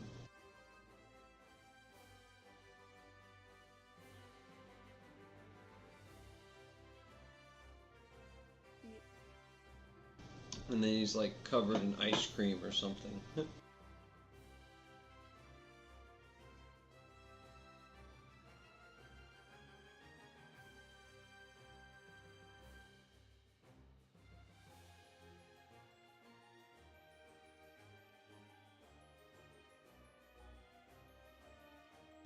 wonder how many people are like me who are just very adamant about never eating fast food or stuff like that ever again.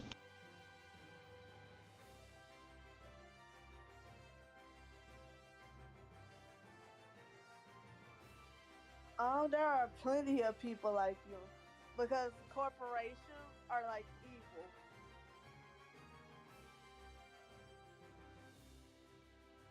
evil. They are ran by people. They are evil. Depends on, yeah, they're all evil in a way, but it depends on the one you're talking about at the time and where they're at and how strong they are.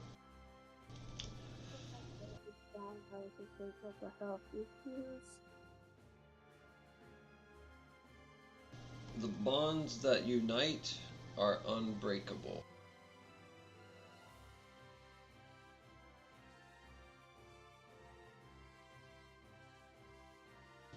The bonds that unite in a shared cause are unbreakable.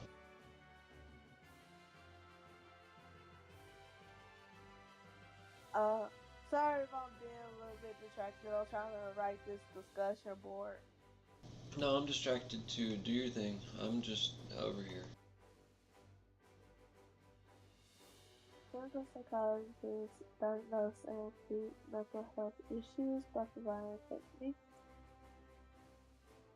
that are therapeutic.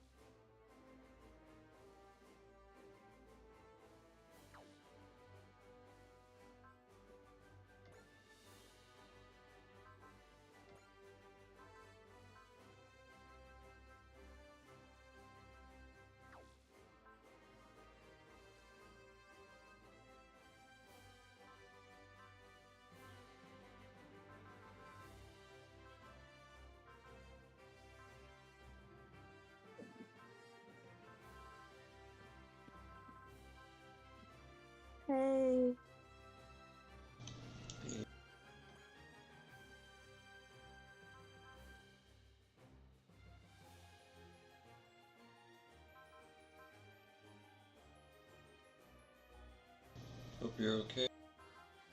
I'm okay.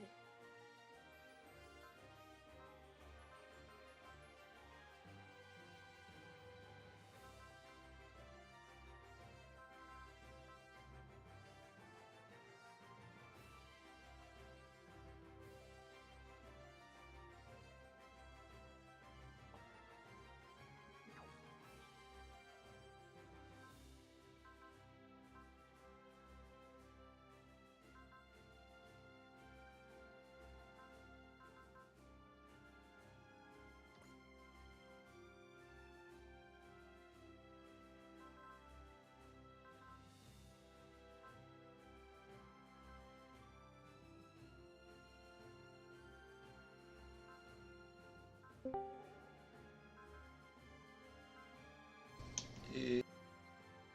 Yo.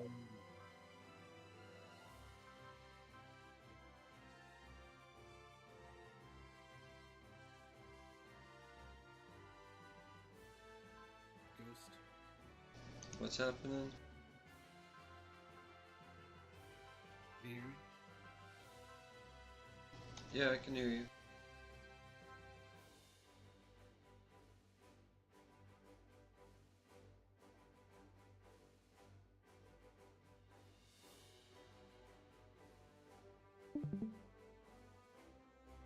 We gotta fly out tonight.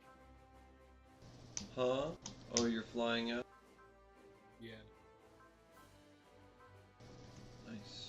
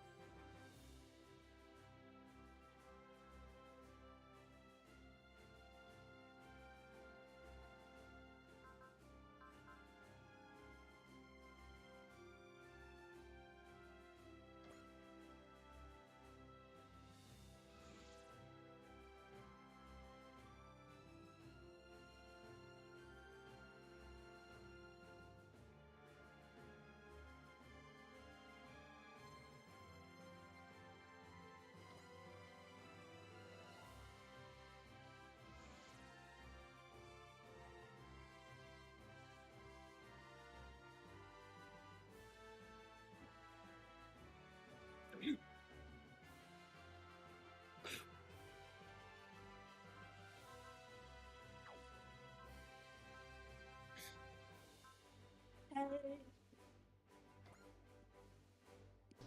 Yeah. Is this Orion? No. No.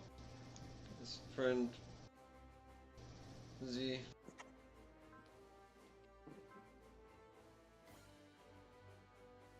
Sail or whatever.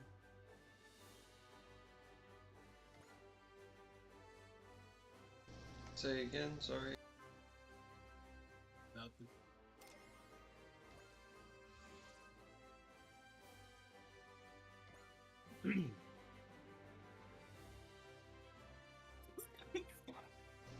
Bless.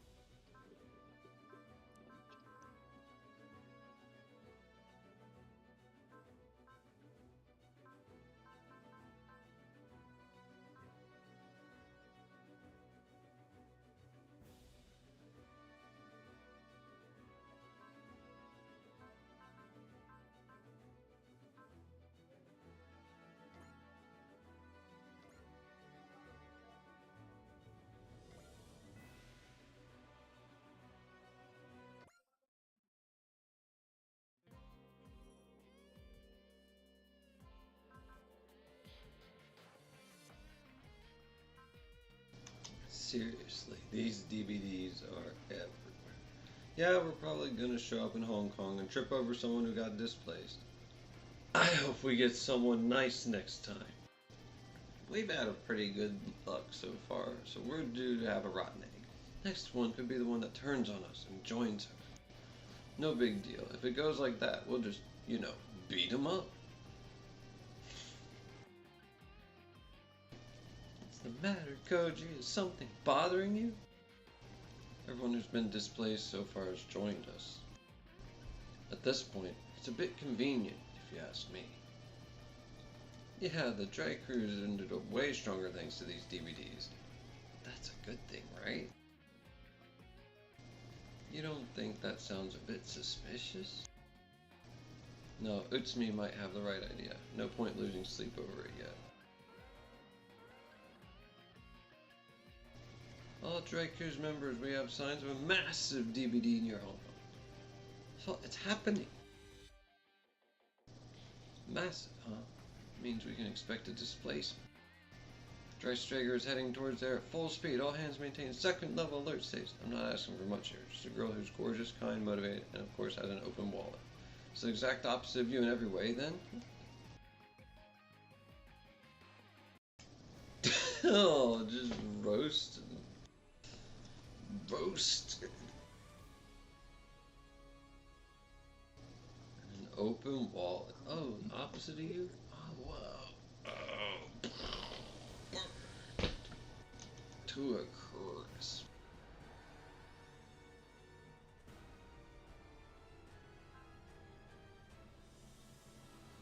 Where are we? It's certainly not the Gobi Desert where we were testing Ferd mode. Was it that dark light? That would be a safe assumption. It seemed to have a similar effect to a cross gate.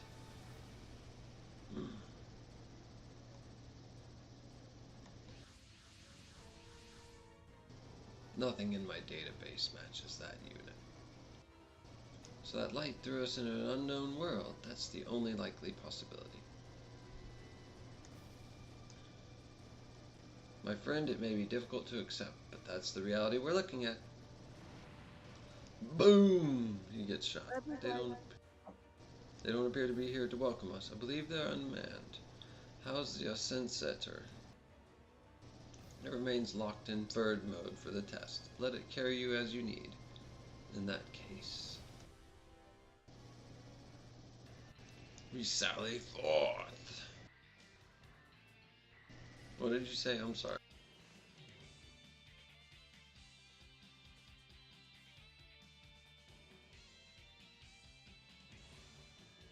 Hello? Hello. We're gonna face the War God's regalia. Are you ready?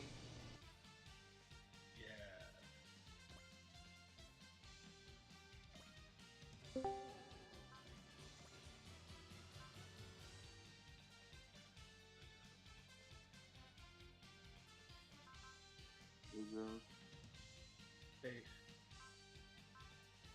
Hey, Chud. What you doing, Chuddy boy? It's all good, Chuddy. Chud. Chode. Just let me know. Chud. Chuddy. Just call him Chad ZPT. Chad ZPT. Hello. What's that? Hey, Chad ZPT. You gotta pay the fee for being a member here. Like left me in charge. You gotta pay a $49.99 fee. That's not $5,000. That's $50. Take cash. Oh shit. Yeah. It's membership fee. You should just inactivate. And you don't have to bother her because she's busy. I'll just send you a $1,000. Yeah, so my cash app is I am saved and in charge. So you do that bloodless thing. It's looking fine. Hell yeah. I'll just lay down and wait for you to pause it. But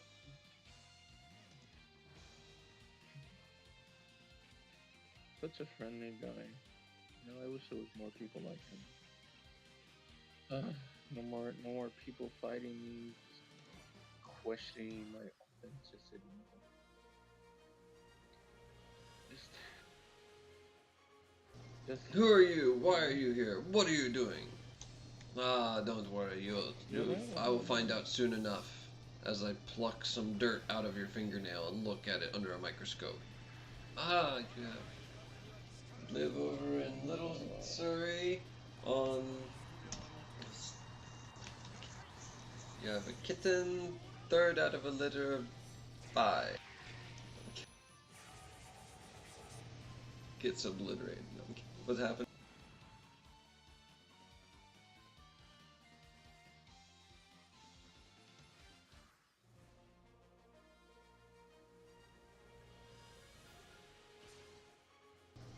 Do you know what I just did? What movie that was from?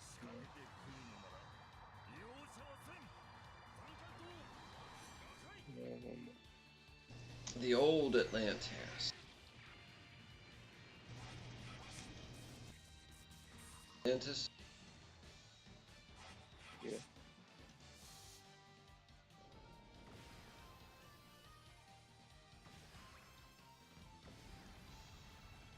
Oh, look how much damage they dealt! Oh my god, I better retreat.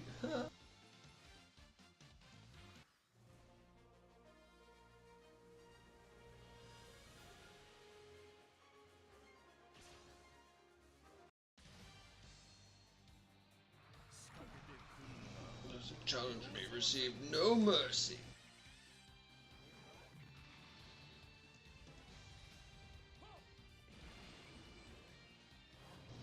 That's my thing. That's my Kie. Ho!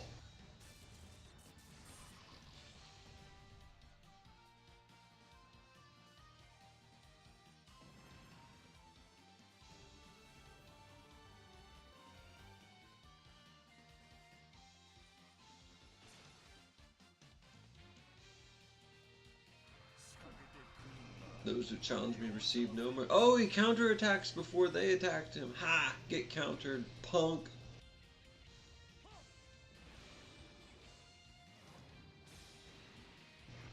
Oh, it didn't kill him, but it hurt. It took a third of their health.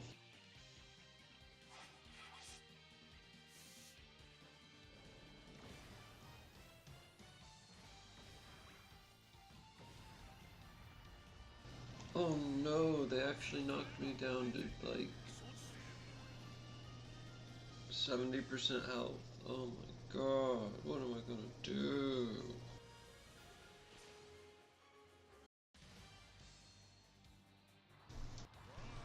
Prepare to be devastated. God, Cleaver floods. Dang! And he literally just cuts it in half. Oh my god. What? What? Are we gonna play MTG? It will be a distracted match because I am super roboting the wars. Doesn't matter where this is. Some Kanto. Shard?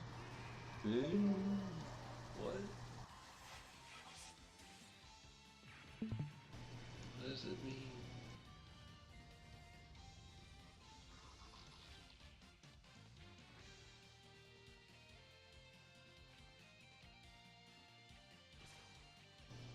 Daisharin? Okay.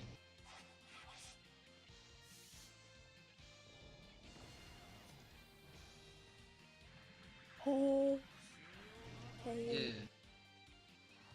Yeah.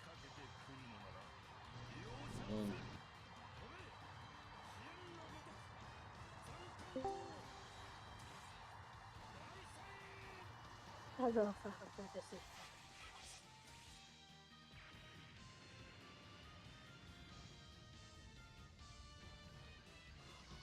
Noctis is life.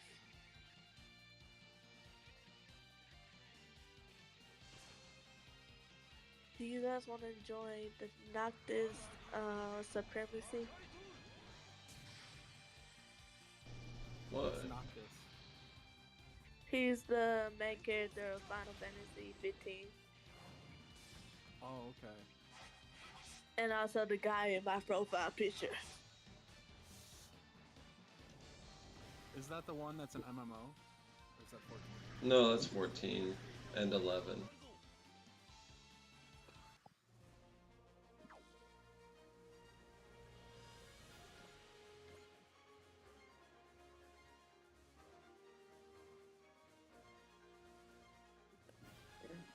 I love you guys.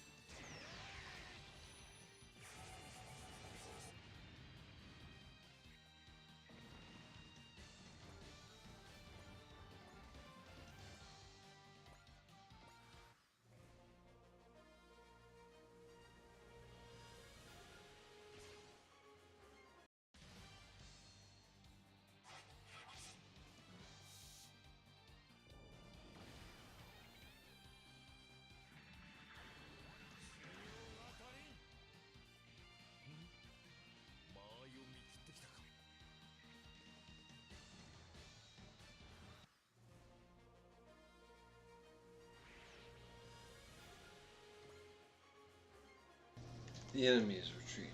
They were probably just scouts. A gigantic warship. This world's military, I presume. That mobile weapon must have been involved in the battle that just ended. A mounted samurai?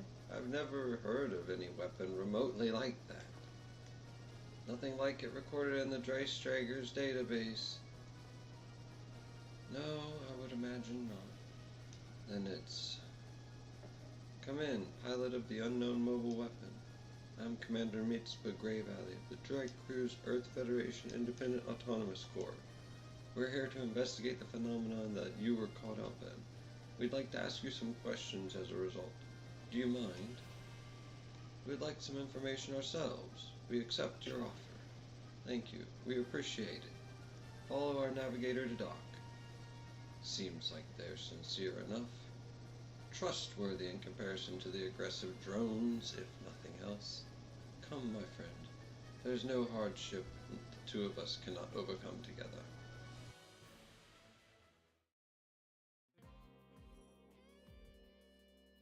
That's all we know about what's happened to you. A parallel world. I had my suspicions, but it's still a difficult pill to swallow. I understand completely, and that's why I'd like to offer our support. To assist us in returning home, we do not know of a way that will guarantee your return home.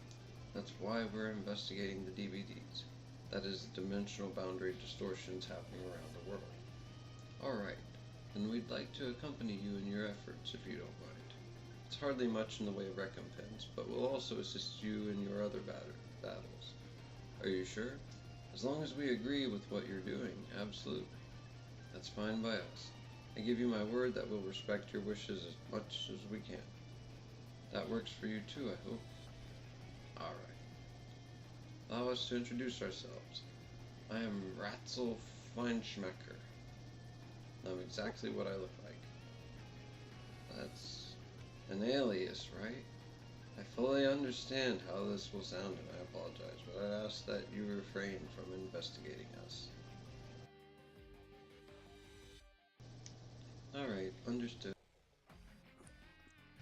Though, mysterious gourmet? What kind of man calls himself that? Mysterious gourmet. My name is Sanger Zonvolt. I appreciate your offer to help. There are certain secrets we have to keep, even in another world. I hope you'll understand. Of course, we have every intention of respecting your privacy. Hold on and I'll have someone show you around the ship. This world is also torn by the flames of war. Perhaps we were displaced here for a purpose. No matter what battles await us, we must survive and return to our own world. You'll cut open that path, my friend. I swear that Tromba and I will carry Daiken Gar until then. Power Core Essence of Jigen Ryu acquired.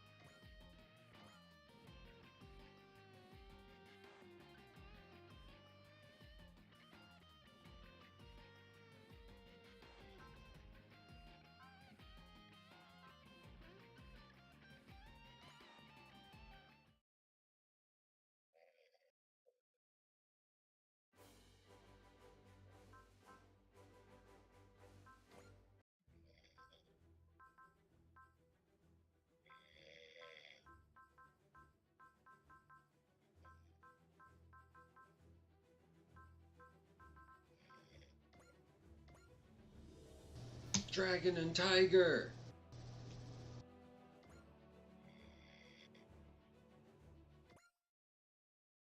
Dragon and Tiger confirmed. It's a super robot show called Dragon and Tiger. Off to Taipei, they've been getting some serious DVD activity, and we're supposed to investigate and handle any unexpected visitors that get displaced. I wonder who we're gonna meet next. Yuta, don't get too excited, this isn't a game. What? Especially not for poor suckers that get yanked in. Oh right, sorry. There are two Yutas, remember? I can't say I'm not a little pumped though. It's like, what's in the mystery box? And then surprise, it's an ultra advanced alien being who tries to conquer the entire universe. Is it too late to take it back? That sounds like one of the endings of one of their, like the tags for the next episode sort of thing.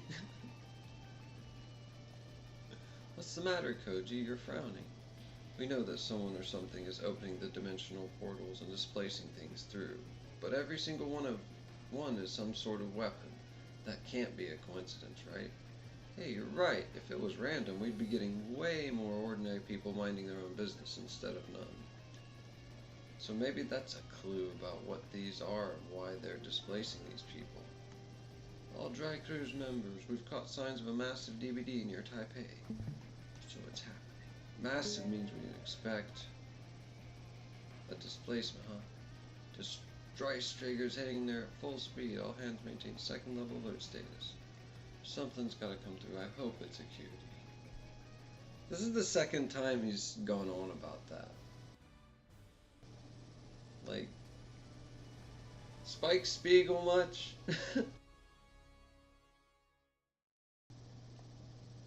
Tiger and Dragon descend. Here we go. Now we get to see Tiger and Dragon.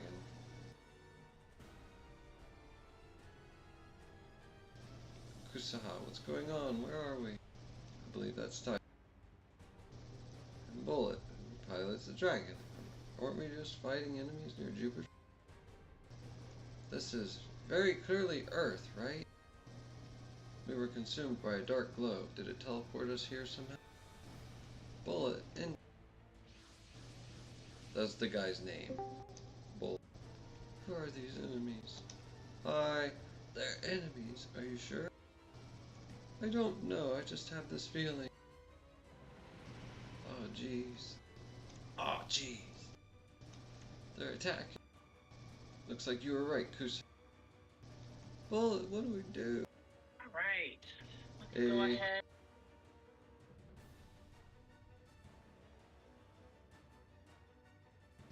What's happening?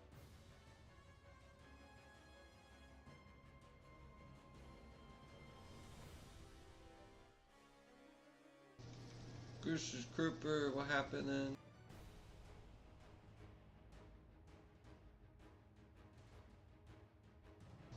I think they're unmanned. Goose, oh, we have to fight. That's the only way we'll figure out what's going on. She looks like Eureka from Martian successor Nadesica.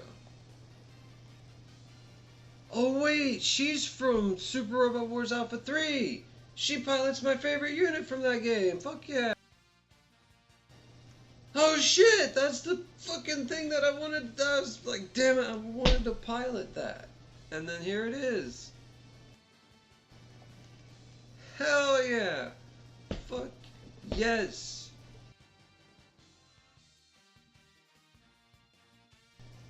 Dude!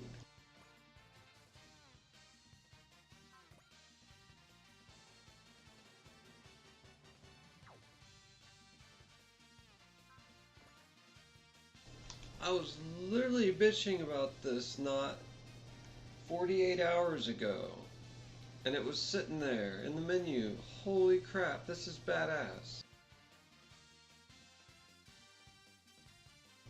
Super Robot Wars Alpha 3, fuck yeah!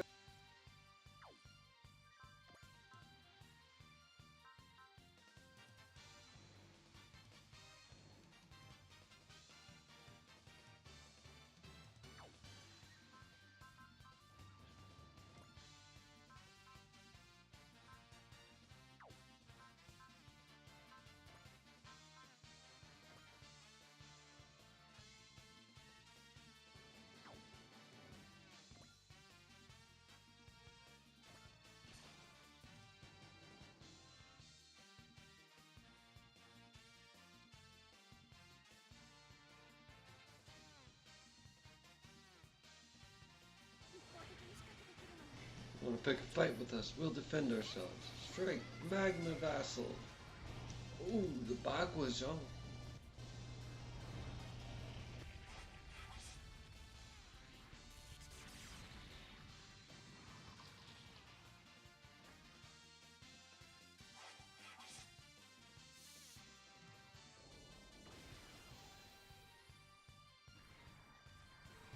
This is way cooler than Dragon and Tiger.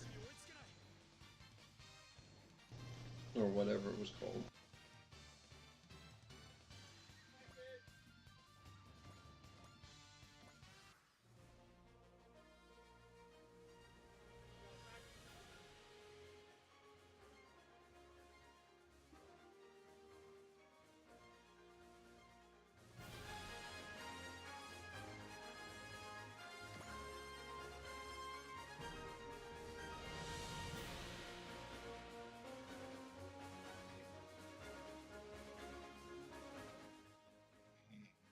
Are you talking? Goose's Grouper, wake up!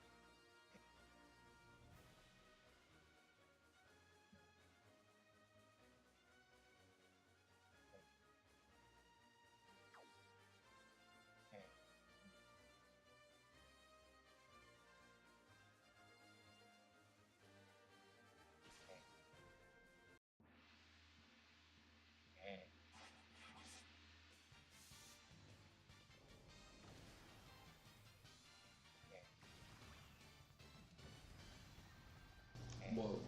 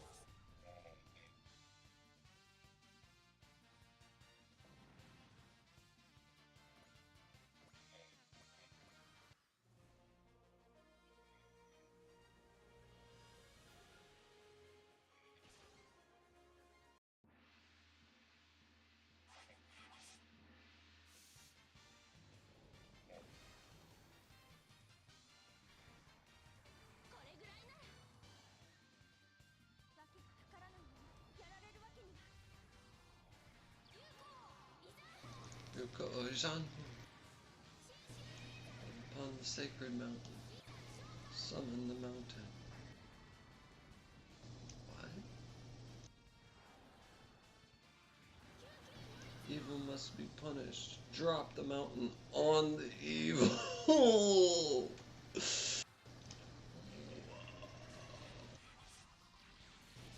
Just drop a mountain on the opponent, yeah. Wow. That was the best thing I've seen in a while.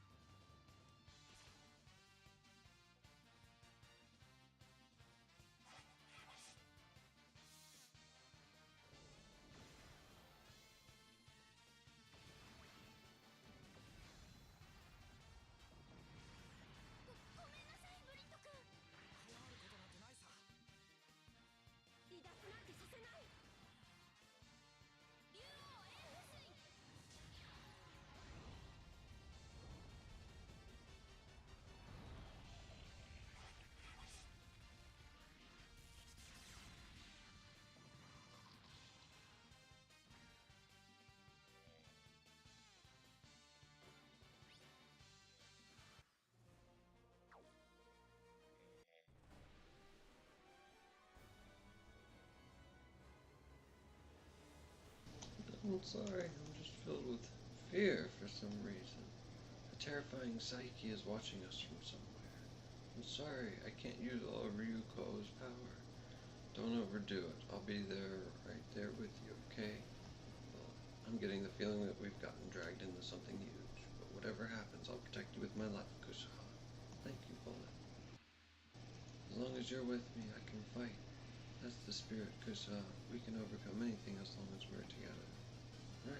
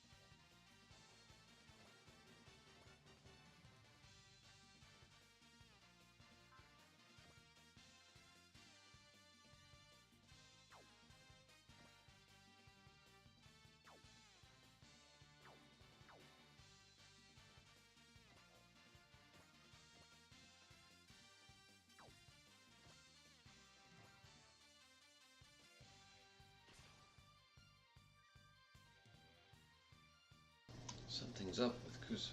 What's going on here? Whatever it is, I can't stop. I have to protect Kusa. Here you go. Tiger Knuckle, go. Oh shit. Oh shit. Oh. Whoa. I was not expecting flame tiger death flame rocket punch. Whoa. This is the best freaking Super Robot Wars battle that I've seen in a minute for no reason other than Alpha 3 characters and unit. What? Alpha 3! Super Robot Wars Alpha 3! Ask them to translate it and put it in English today.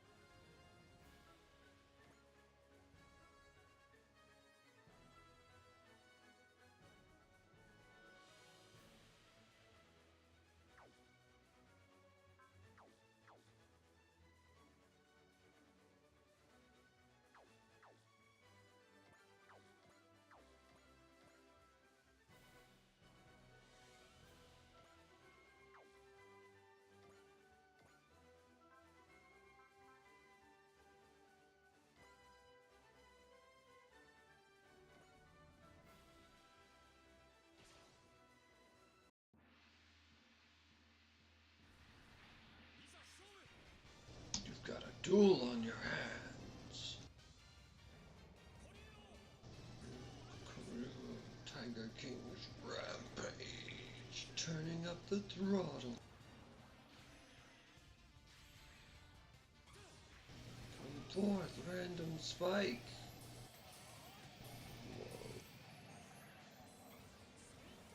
Whoa. Whoa. Javelin. Whoa.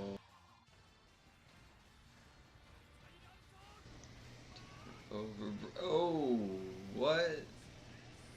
Whoa.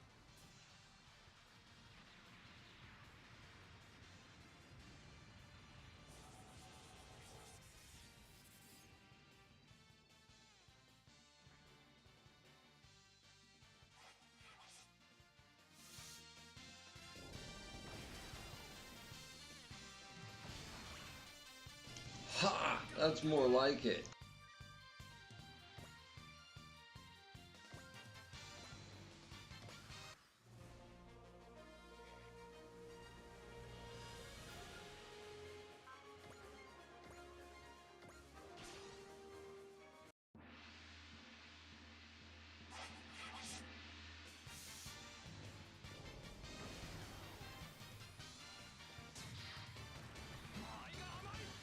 You need to work on your position. You don't even know where this is. Unceasing barrage. Ooh, really? Really? That's ridiculous, man. I don't care what. Whoa, I don't care what you've seen. You ain't seen this. Oh, nunchuck wielding giant tiger dragon machine. Whew.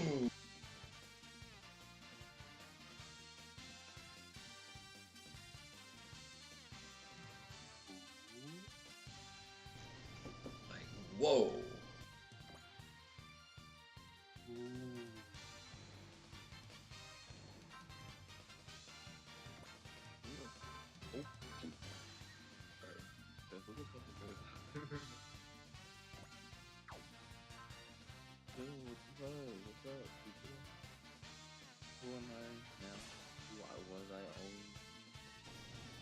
Hello? Hello? Are you there?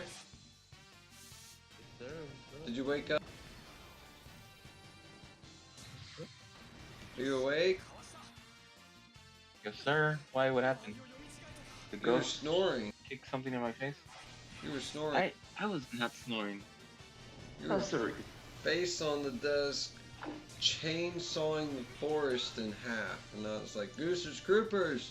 It's on camera. You can't deny. I've always wanted to say that. You always want to say what? It's on camera. You can't deny it. I'm messing with you, but you can't trust it. It's all Mo. It's AI. Oh my god, right?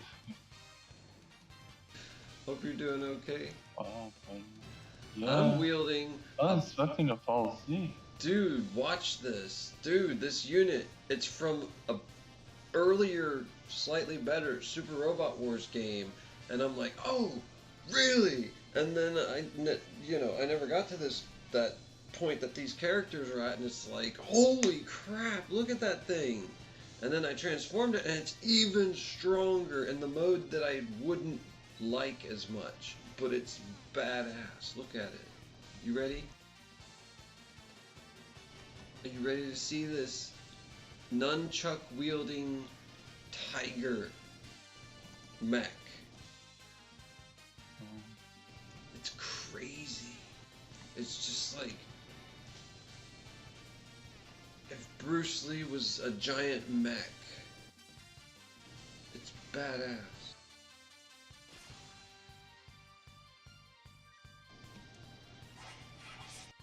I can't even with this. They fired the laser and they can't even touch my guy. And even when they do hit, it deals no damage. It's like, huh.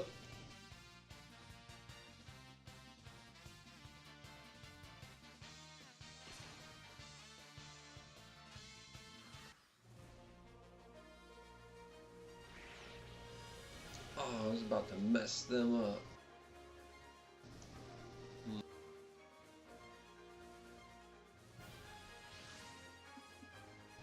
Gigantic warship? That mobile weapon must have been involved in the battle we detected. It's got an almost organic shape to it. Nothing like it recorded in the Dreistager's database. So you're saying we can assume what was displaced here. Kusa? Bullet? Is that you? Masaki? When did you get back to Earth? So you got yourselves displaced too, huh? Displaced? I'll fill you in. Just follow us. Hi!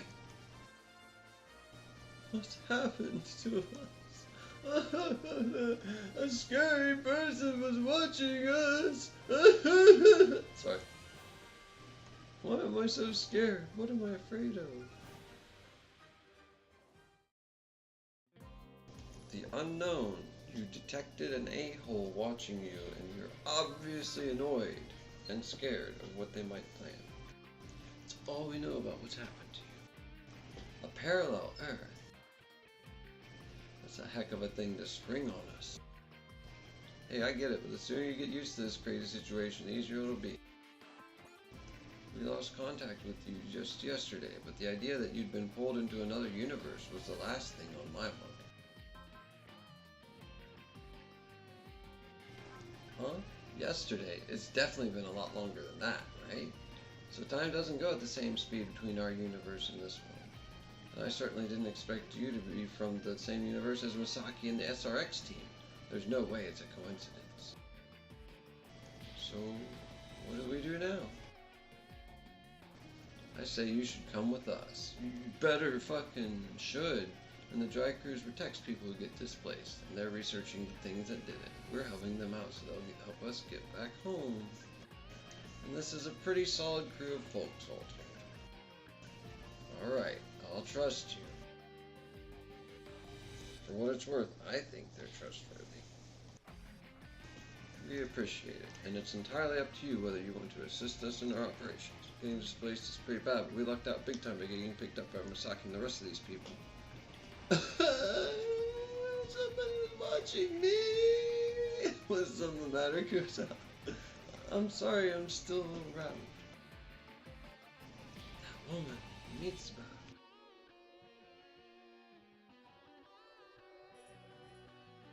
How long was I out? Something about her unsettles me. We should introduce ourselves. My name is Brooklyn Lookfield, but please call me Bullet. I'm Kusuha Miza. Thank you for saving us. Or having us. Welcome aboard, Bullet, Kusuha. I'll have someone show you around the dry stream. Right this way. Bullet. Kusuha, don't let fear get the best of you. I'll help however I can. Just... Thank you, Bullet. I'll do my best. Together with you. Holy crap. Guess which dubious health drink acquired? Dubious health drink.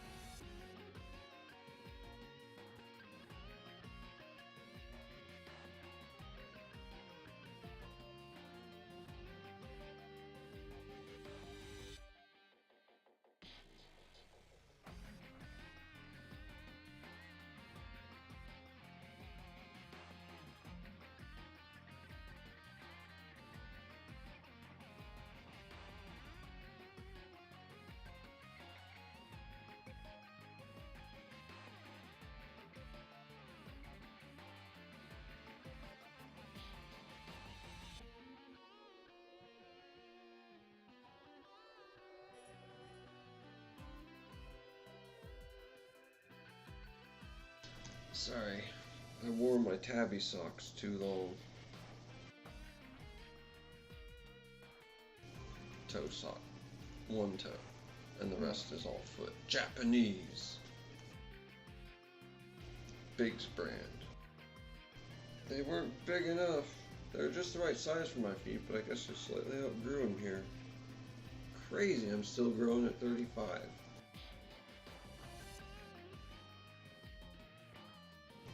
Can you believe it?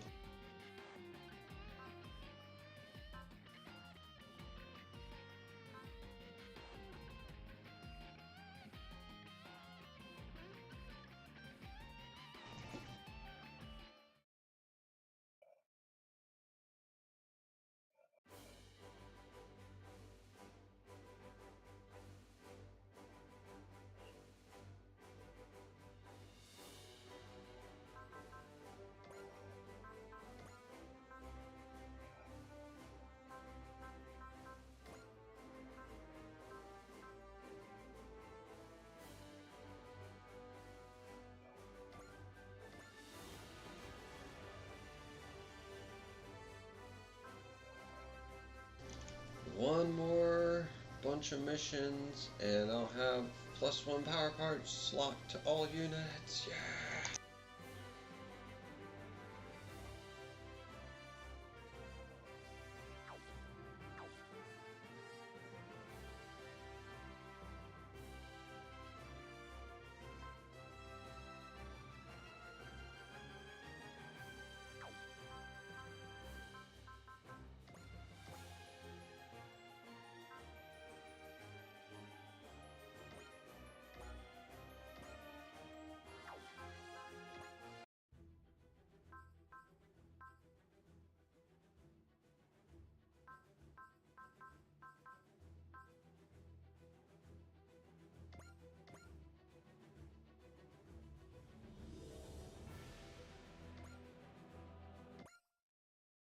There's a fuck ton of units in this game, it's ridiculous.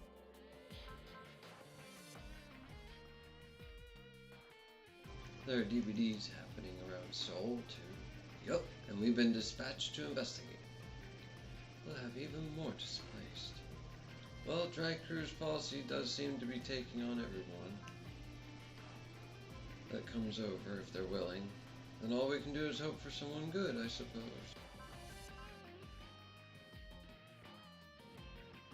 Yeah, that's about the best we can do right now. Well, All Dreyker's members, our sensors indicate a massive DVD is open. Your soul momentarily. What's happening? So what's happening? Massive means we can expect a displacement now. Vice Trigger is heading there at full speed. All hands maintain. Don't let there be an actual emperor. Please don't let there be an actual emperor. Please don't let there be an actual emperor of evil. Steel Beowulf. Hopefully this is Voltez 5. That would be nice. I'm not holding my breath.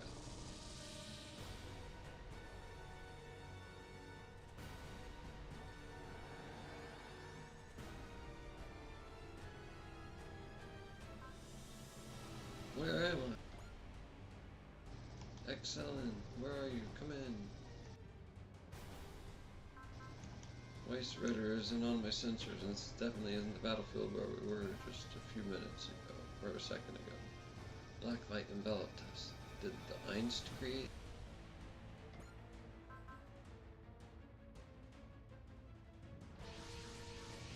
And a bunch of random units. These machines aren't in my database. Strange place with strange machines. Is this what I think it is? Looks like they're not going to give me time to puzzle it over. If they're going to attack me on sight, there's only one thing to do. I'm not going to be some random casualty in a place I don't even know. Let's rock.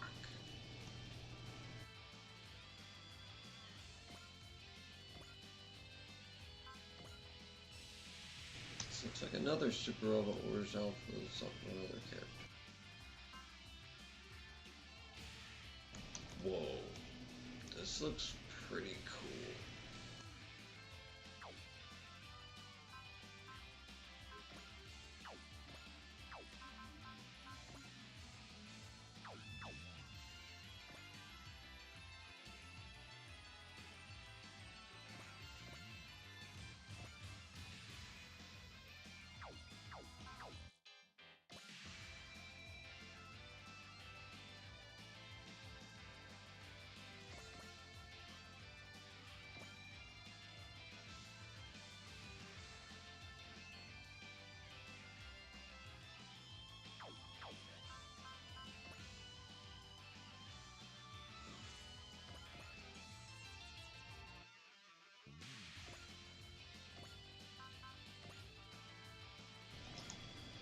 Valva Bunker!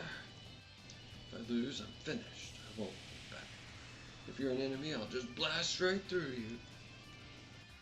Oh, snap. Nail that sticks out gets blasted down.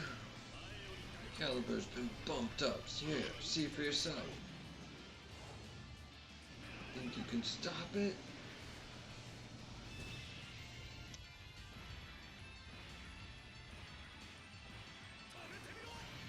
You try.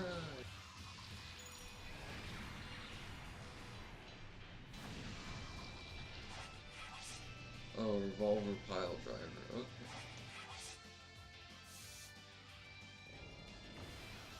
That thing's probably really messed up. Are you even aiming at me? Crap.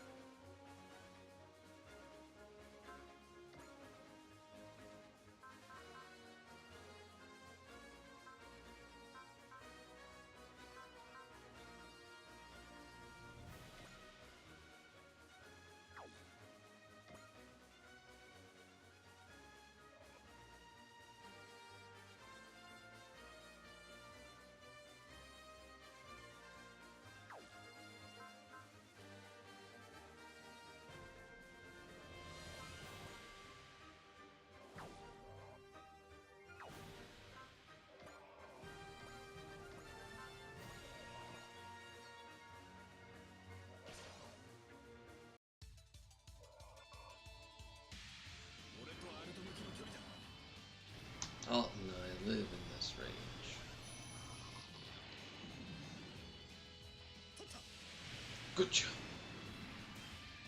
Just headbutts him to death with the blade. Oh, I didn't die.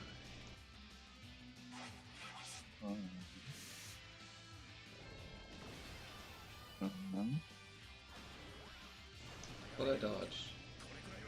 So it's a starter moving early.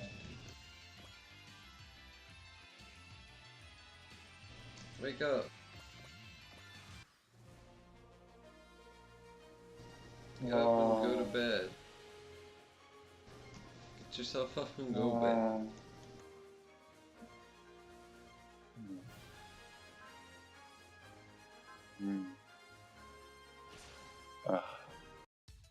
Are you falling asleep? Yeah, get up and go to your bed. It's more comfortable. Thank you for hanging out. Thank you for hanging out. Had fun. Yeah. Who keeps knocking me out? Yeah.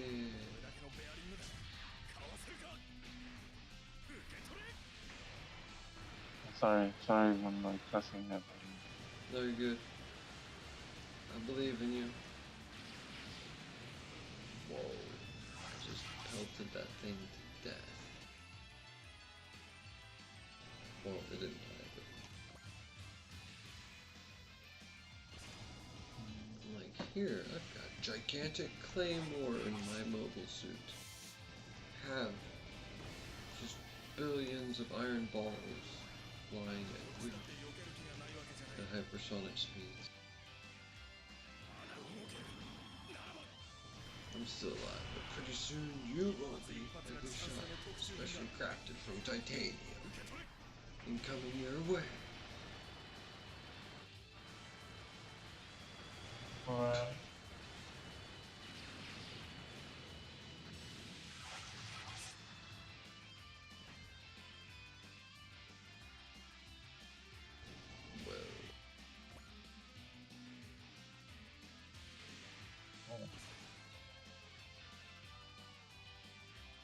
These things just don't learn.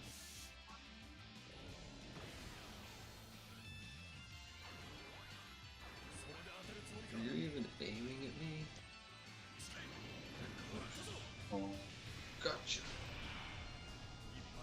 Every shot is specially crafted from titanium, incoming your way.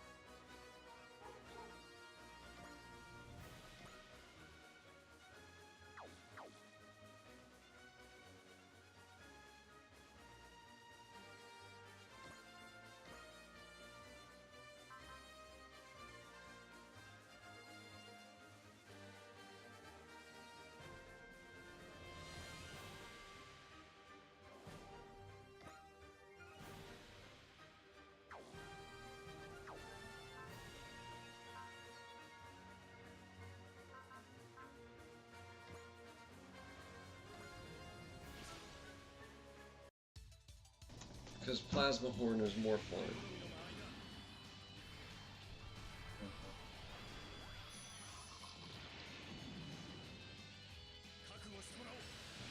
Say your prayers.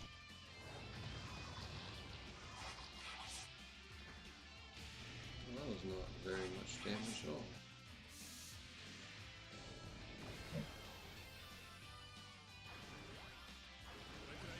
Yeah, the Alp can dodge like that. Who can dodge that?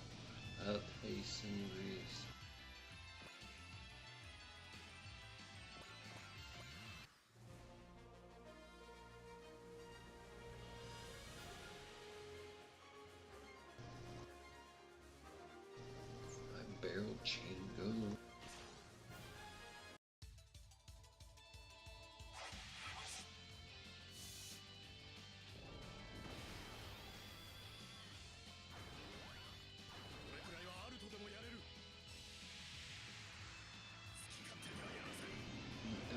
It's easy.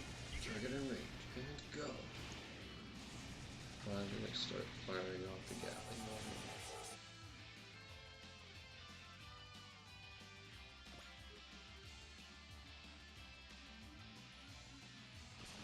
Avalanche Claymore.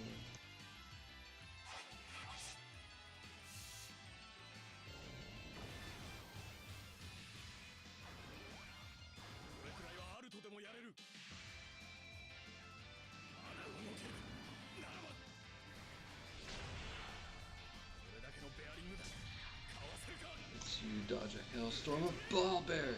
Eat this.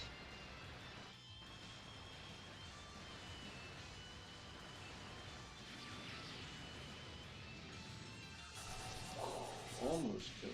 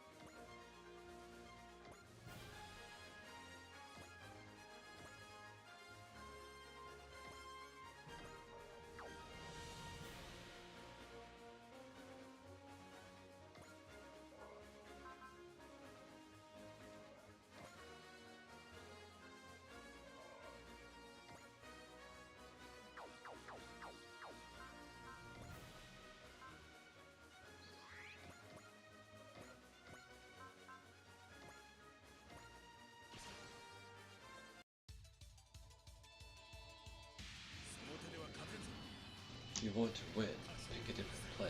A little old-fashioned, but it still packs a punch. A pile driver, or pile bunker in this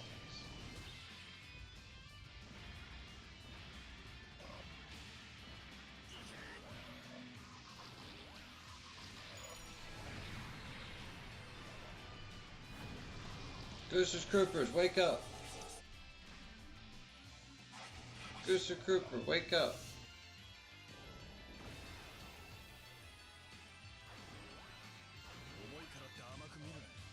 This thing may be heavy, but it's not a sitting down.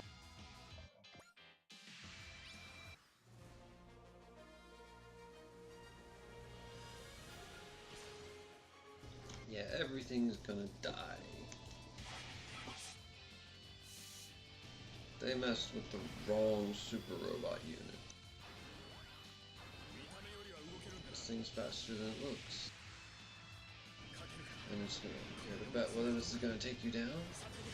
Target in range. There you go. Be gone.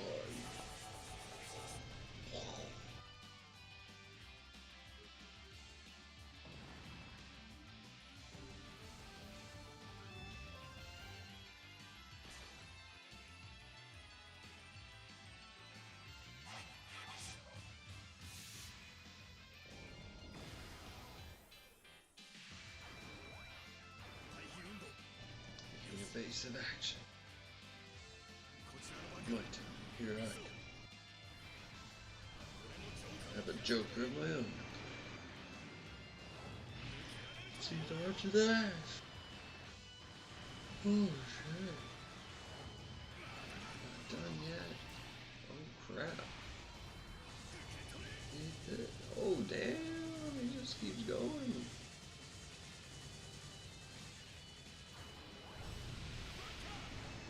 Whoa! He wants that thing dead.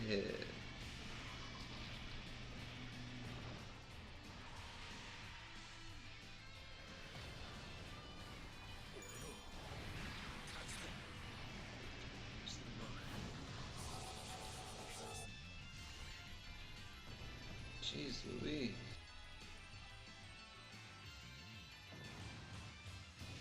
wanted that one dead. I don't blame him.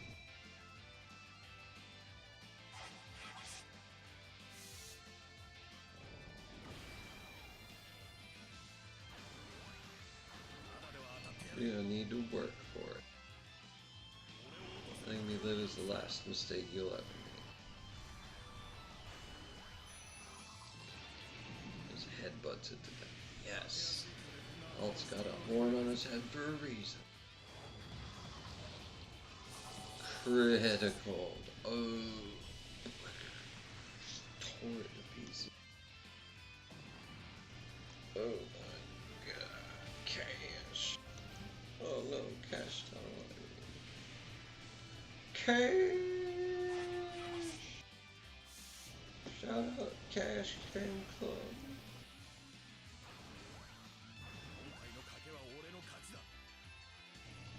Cash Puppy. Once these hit, that's all I care about. Oh, 364 damage left. Dang.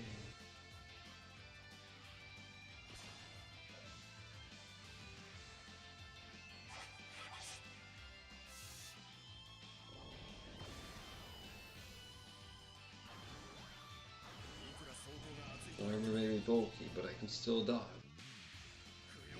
Should have kept your distance. Target and range, and go.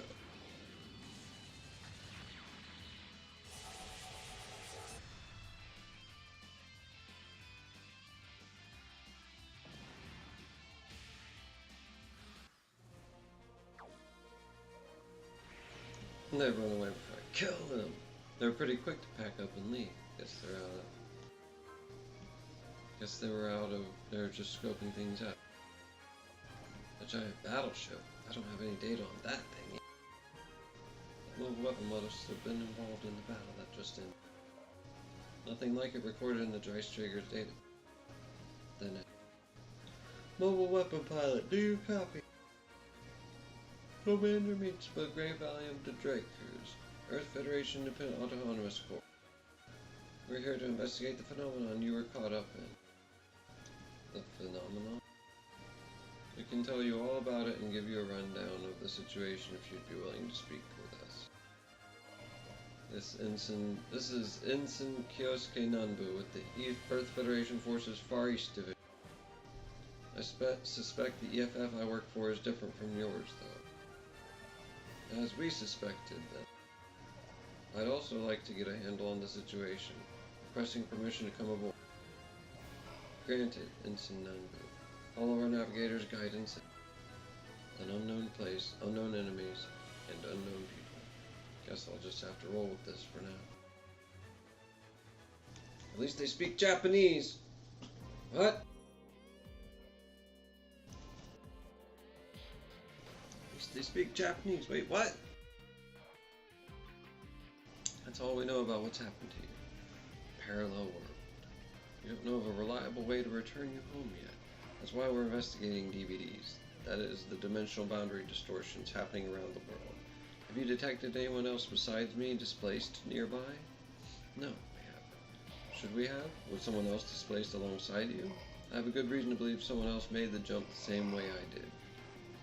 Displacements aren't beholden to any specific time or place, so it's possible that someone displaced from your world was sent somewhere else. We're tasked with investigating the matter, so we gathered info on DVDs, that is, dimensional boundary distortions, worldwide. So I'm confident that we'll turn up something concerning your colleague. Understood.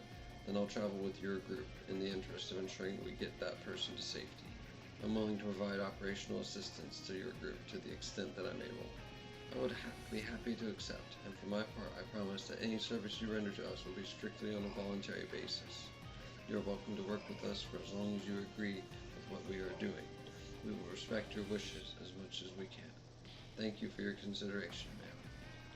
I'll call you Ensign Kyosuke, in keeping with how we address people in our world. Welcome aboard, Ensign. I look forward to working with you. Oh man, check out that pile bunker on the right arm. That right there is cool. Owie. What? You talking to me? Wait, you know who I am? Ah, Sorry, mistook you for someone. I'll be staying with your group for a while. Looking forward to working with you. Right back at you. Oh, I've got a foothold now at least. Sit tight, Excella. I'll come for you soon.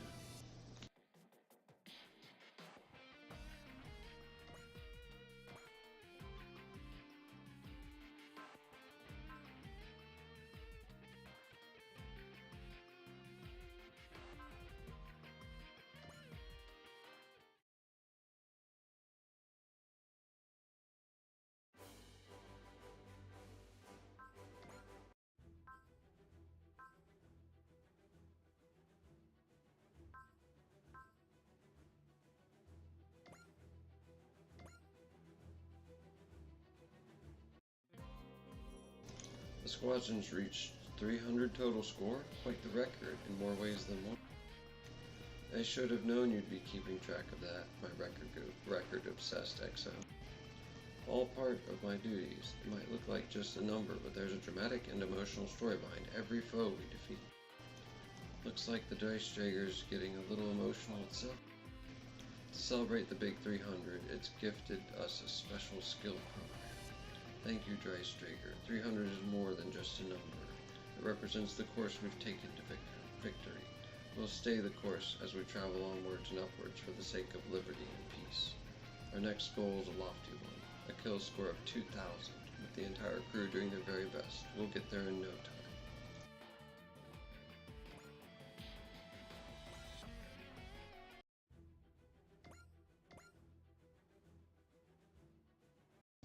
Captain, if I may offer a word or two about the way we've been doing things. Of course, Exo. It appears to me that our current route is less than perfectly aligned with the Federation's strategic priorities. I'm well aware. We're willfully pursuing localized conflicts and reconnaissance opportunities outside the scope of the EFF's overall strategy. Why? It's true that eliminating an organization's leaders will eliminate their ability to sow conflict. If they have forces remaining elsewhere, however, a new leader will arise in their stead. To prevent this from coming to pass, I believe we should participate in operations in as many locations as possible. Good explanation there, Captain. Chief, maybe. The Dreistrager's main system seems to be in accord with you, strategically. In fact, it's designed new parts for us, something of a reward for all the missions we've completed. Understood, Captain.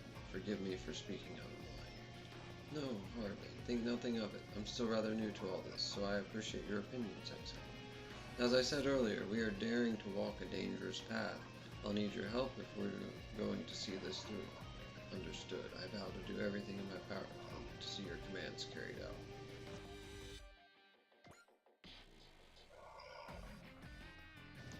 The quark boost!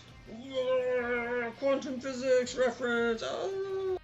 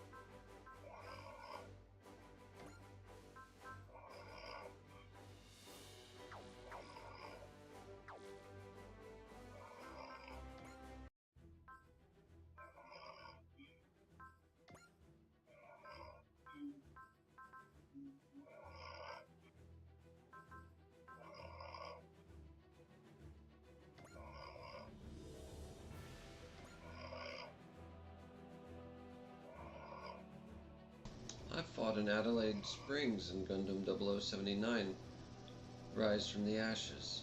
Well, side story, Rise from the Ashes.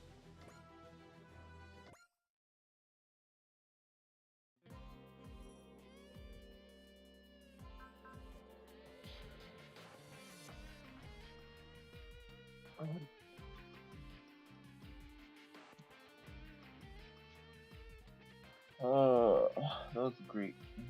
Get up and go bathe. Meow. Ooh. Go bathe.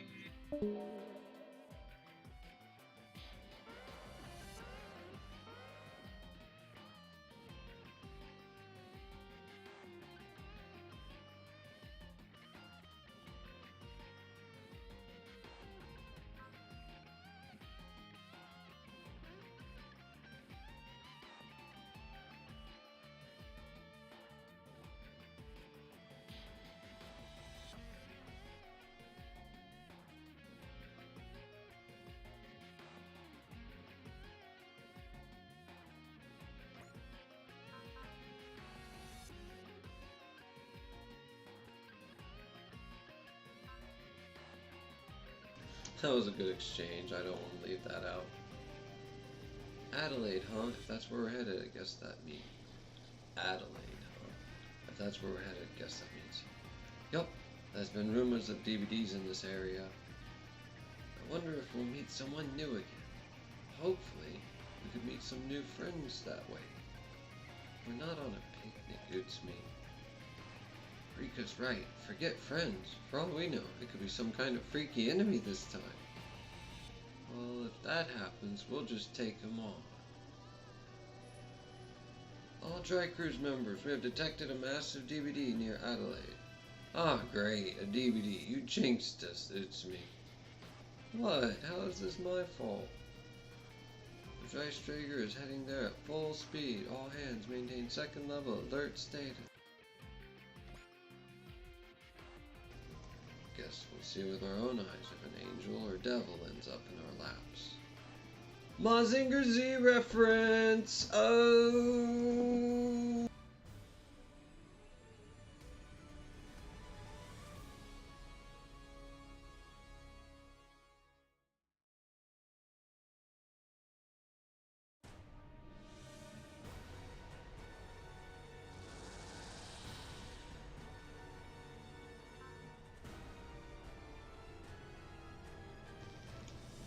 Certainly looks like nothing where we just were. So what, we got thrown somewhere again? Calm down. Let's figure out where we are first. According to the topographic data, we should be in the vicinity of Adelaide, Australia. What do you mean, should? The data is only 91% match. I think that means this isn't our Adelaide. Say what? I mean, I don't think this is the Earth we all come from. What? Is that even possible? We can talk later. We've got company.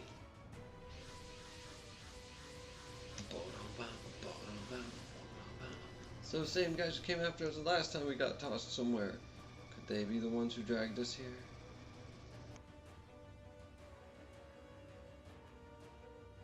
Shinobu.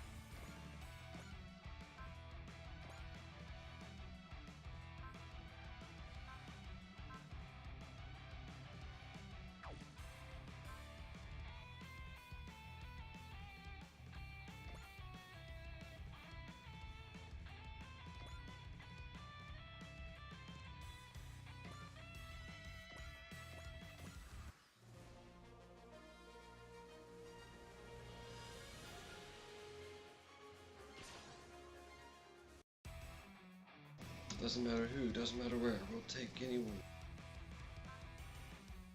We'll take down anyone who takes a swing at us. That's how we do things in the Cyber Beast Force. Darn right, give them the works, Shinobu.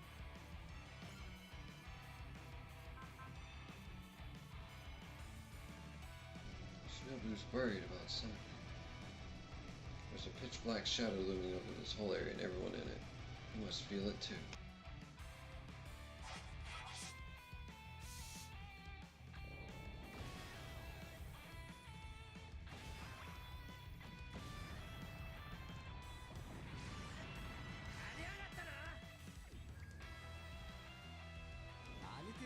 That's done it. Nothing can stand up to Ultimate Dan.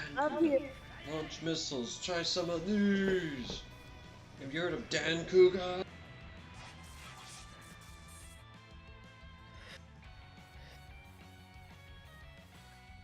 Sorry, I hope you're okay. Huh?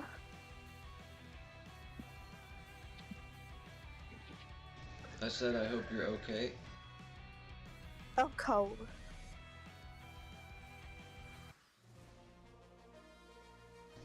It's that time of year.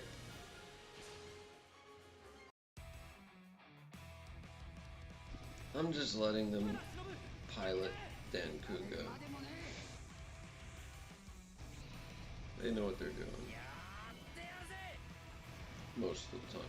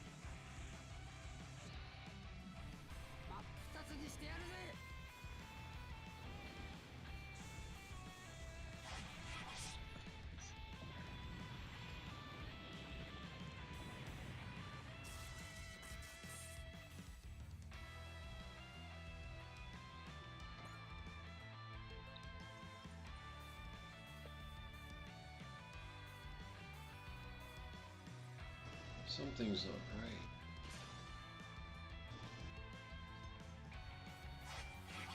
Come on, stop hitting my guy. Yes! Dodged.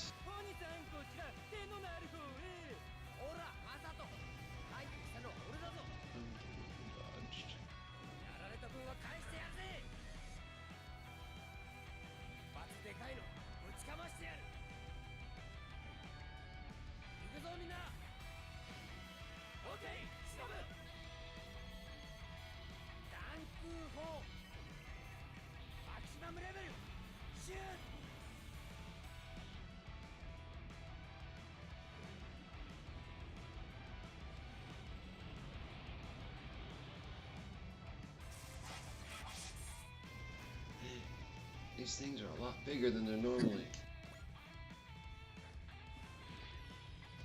Wild instinct. How did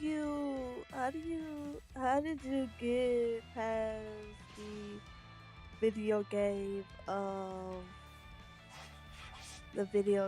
Burnout? You just don't play them. Stop playing them. Well, you play video games every day almost. How do you not burn out? I really, really, really enjoy playing them. And there's a lot of video games that I haven't gotten to play in a long time. Or if I do, it's like a little bit and it's not satisfying. So it might as well have been like I didn't play. I'm gonna play Final Fantasy. Like, it's always a game that I've been waiting for a while to play, that I'll get to play when I do play. Or it's a really nice game. This is bad, you know.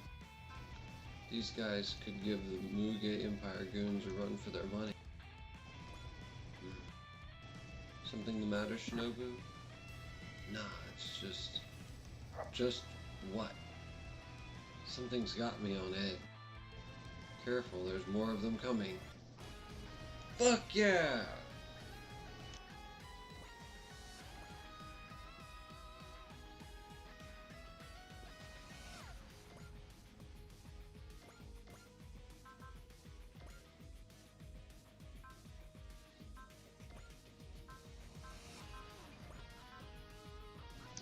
Tossing Through Time remix. Do you hear it? No. Sorry. Why are you sorry?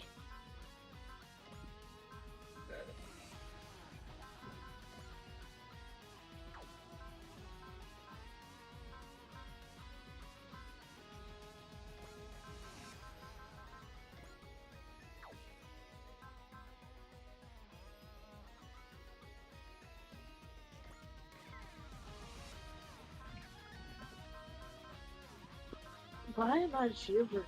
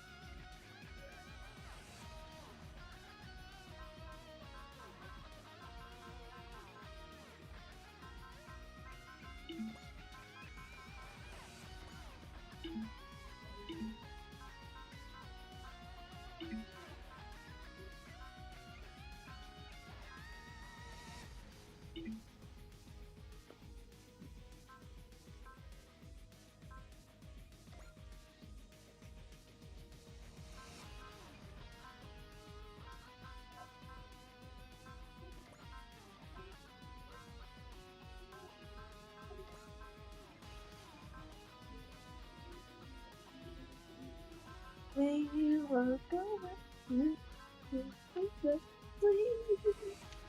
don't leave me.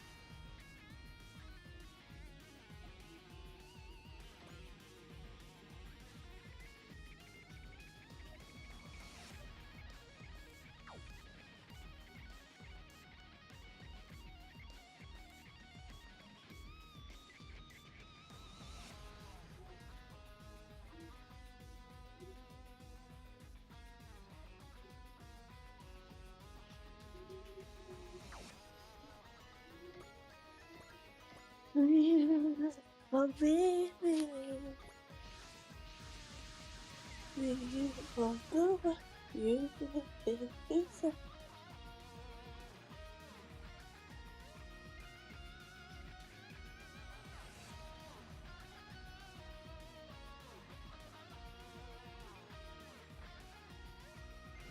least those people over in that thing are willing to talk. Ooh, what a relief. Don't let your guard. We don't know for sure if they're allies or not.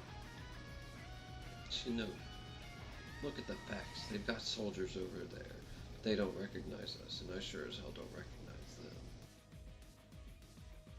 I think that's enough proof for me that we're not in our world anymore. Yeah. Forget them for now. First we gotta take down the enemies in front of them. We'll worry about them after we've cleaned up this mess. It seems they don't quite trust us yet. I can hardly blame them, especially if they've grasped the situation they're in. But that's just an even better reason to show that we've got their backs. It looks like the group from that ship is moving to assist us. Right, but stay on guard. We don't know how this is going to turn out.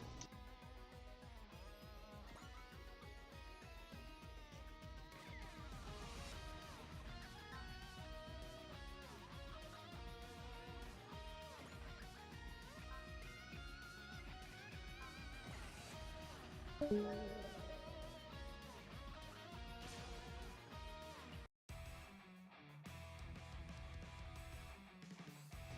it, what is this that I'm... Feels like someone's watching us from somewhere. It feels wrong. Like something evil. Is this feeling coming from that ship?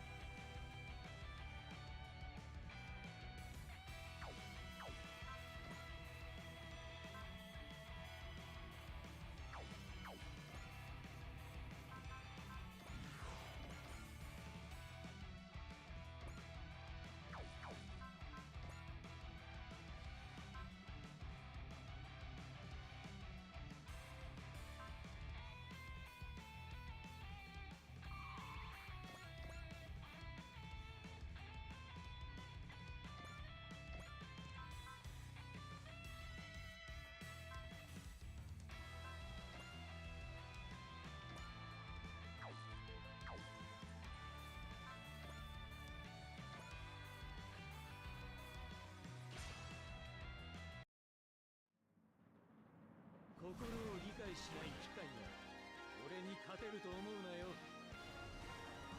貫けドリルプレッシャーパンチ。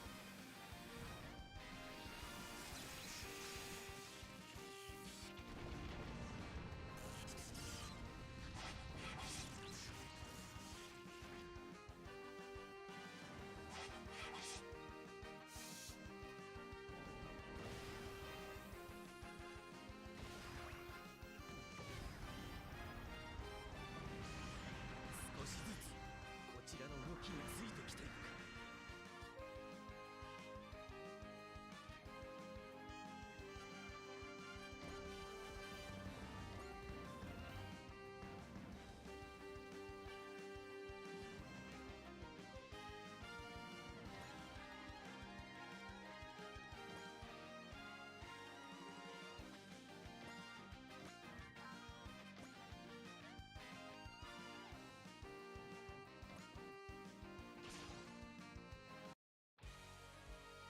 行くぜ隼人弁慶。と今はきっと Oh, right, I'm by myself. ただのトマホークだと思うな。 Don't be fooled by the name Tomahawk.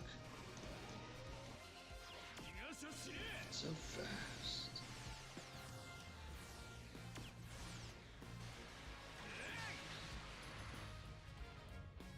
まだまだ終わりだ。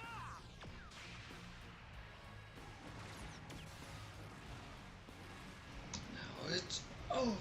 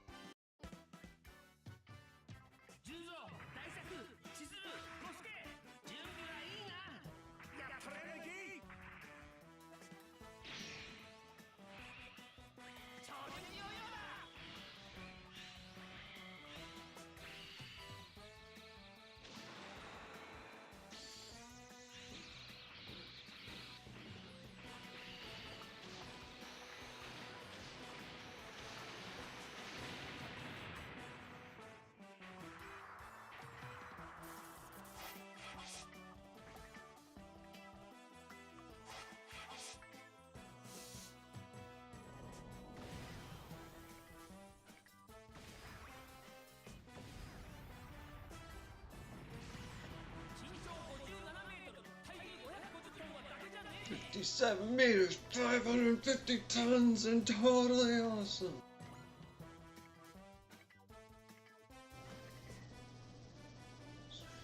Meters, 550 tons, and totally awesome.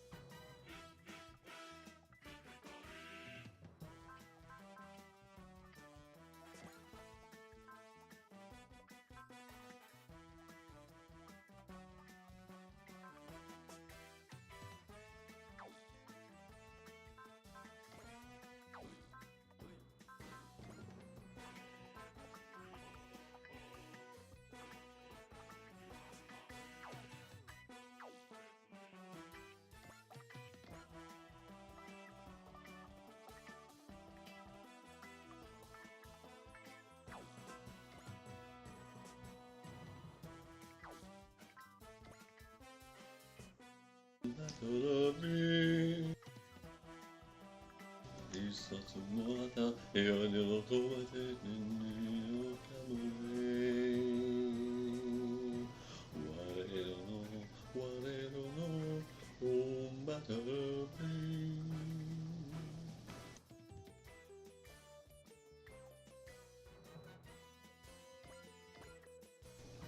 Fight, fight, fight. Kashirashe.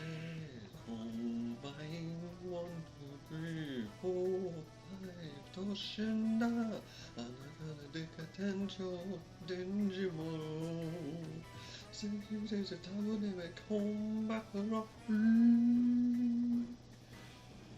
Jotenji yo Jotenji Tatsumaki Jotenji Svi Gajajenji no Hisatsuta Yote Yote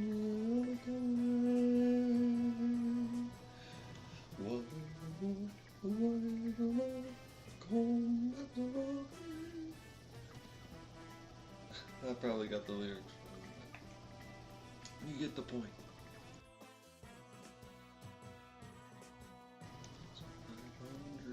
550 meters. No, 50 some odd meters. 52 meters and 550 tons.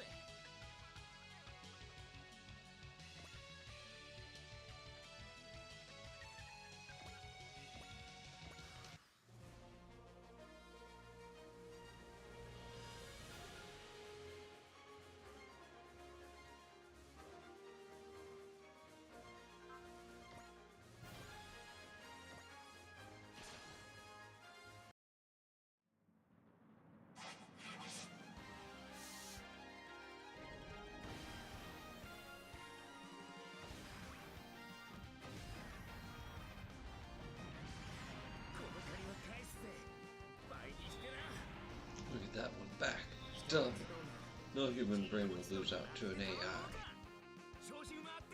You're in my sights.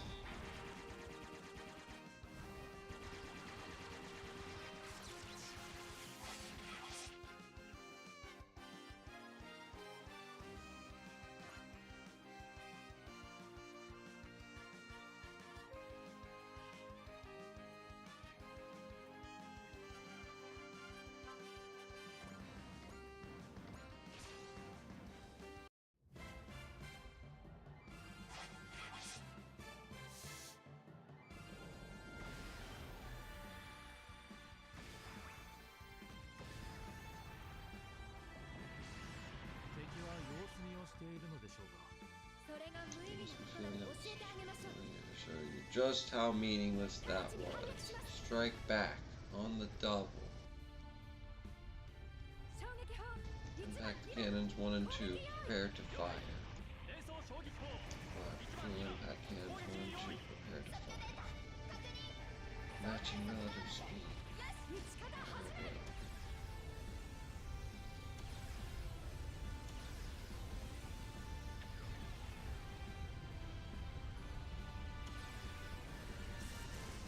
Felt out the situation, not felt back to nothing.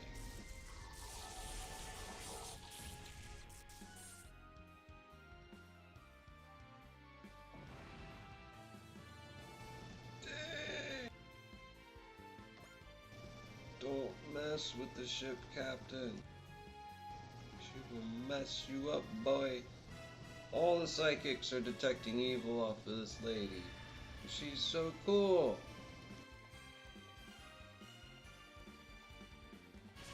Beware the cool people. They just want to take over the world. Like me, I guess. Maybe, maybe they didn't hear her declare she's trying to take over the world yet. It's really starting to get some kind of like time gets serious. Damn, this time couldn't be worse.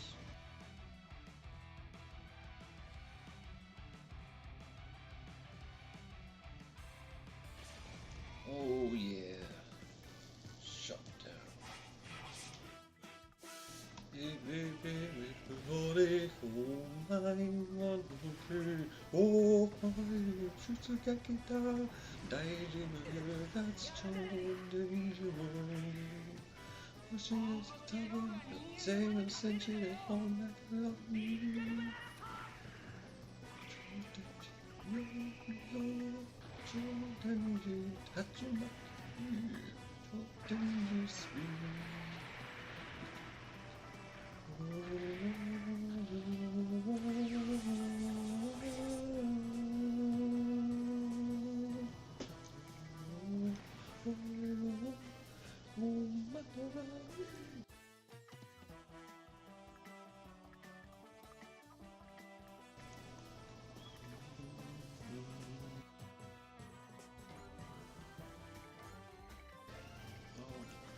Big level up.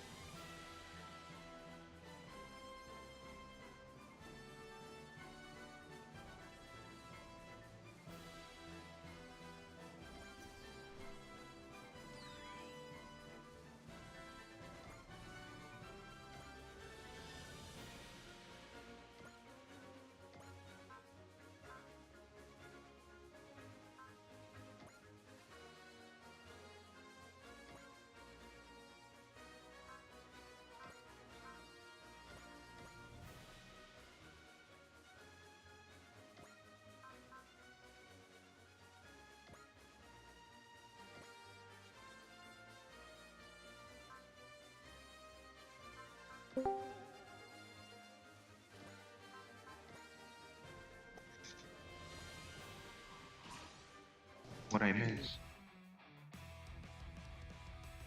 Hello, hello? Who's there? Hello? What are you still doing up? Aren't you supposed to be asleep?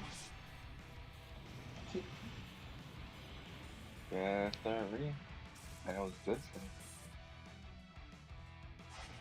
That's just a half hour. You need to eat some green plants and turn off, like, the electronics. Have you hypnotized yourself to go bed?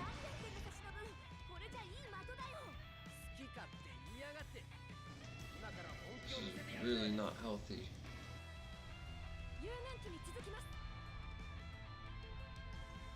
Hey. What are you doing? Like, what is in your diet? And I don't mean just the food that you eat. Like, what all things do you do? Adderall. Remember those chips I was eating from earlier? What chip? Adderall. Yeah. Sir, what happened earlier? I remember being in and out of sleep. And I remember someone telling me to go to sleep. Yeah, I telling don't you to go to remember sleep. anything. And then you got up and came back over here. I'm like, how are you still awake? Why are you not go bed? I probably did hear someone in the background. Like, I had no idea that was going on. I was asleep. And I worry about. I was like partially playing along. But I think I thought I was playing along. Because the more I started playing along, I just went with it. I heard people go to sleep, you know. And I just felt like I was in a cartoon. I was like, okay. And I remember snoring. And like someone was really snoring. It was so fun. I was like, oh, you say I'm snoring. Go back to snoring.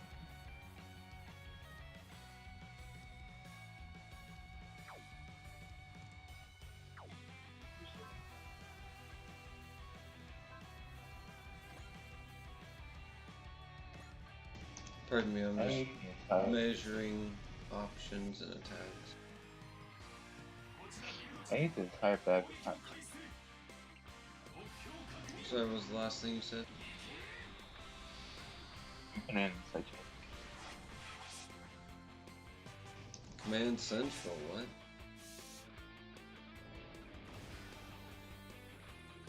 So, I don't know what was going on. I felt like I woke up to some commotion. I'm sure it was loud. The point is, I don't know who or what, but I woke up completely at peace. So I don't know who or what that was. And I don't care. But, I thank you for contributing to that healthy environment. Telling me to go to sleep. Yeah, you need to rest.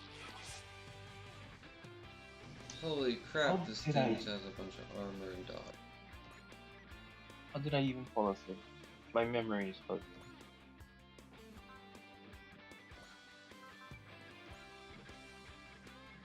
Your brain was probably like, narcolepsy sleep time from sleep deprivation. Right. Yeah. 'Cause I didn't sleep much last night, and then I had that energy drink. And then it was starting to crash like a few hours ago. Wow.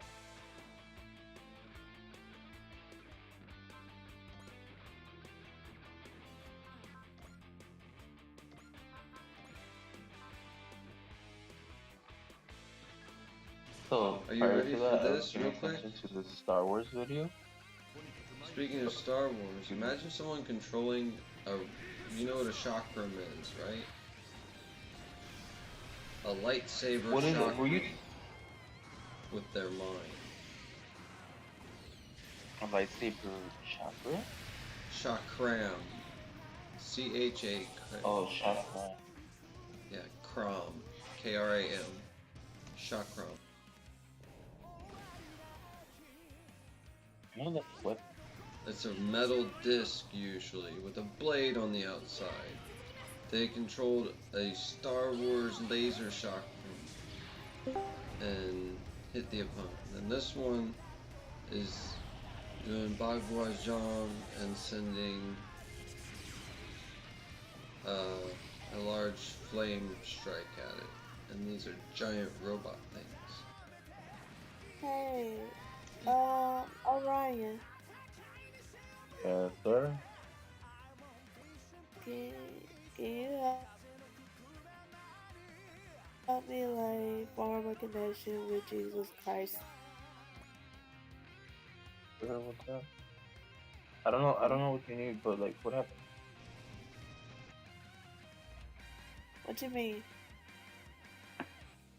What did you mean? Like, what did you need happen? Or you just want to hear what happened? I just want to like incorporate Jesus Christ into my practice. Oh, okay. What aspect? I will say first of all, but wait, let me say something because I just woke up and I was telling Vito that most likely earlier I was falling asleep playing along. Part of me was convinced I was playing along. Yeah. But the other part of my body, my brain was like, just go with it because these people are putting me to sleep. Maybe I'm just so deep in the dream right now it knocked you out. Made you go to sleep. I think so. So the really thing is, I was watching a Star Wars video before that, right? And then I was hearing your instructions to go to sleep, and then I woke up. I forgot when it was, but I woke up, and I think I was dreaming about big robots, and you guys were like big robots, like Star Wars robots, and it was like Gundam combined. Yeah, that's a lot of Super Robot Wars.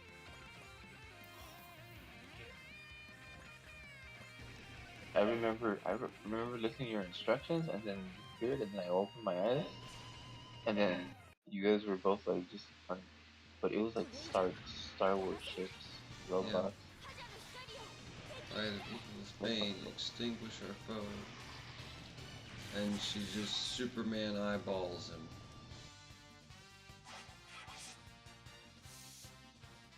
Ooh.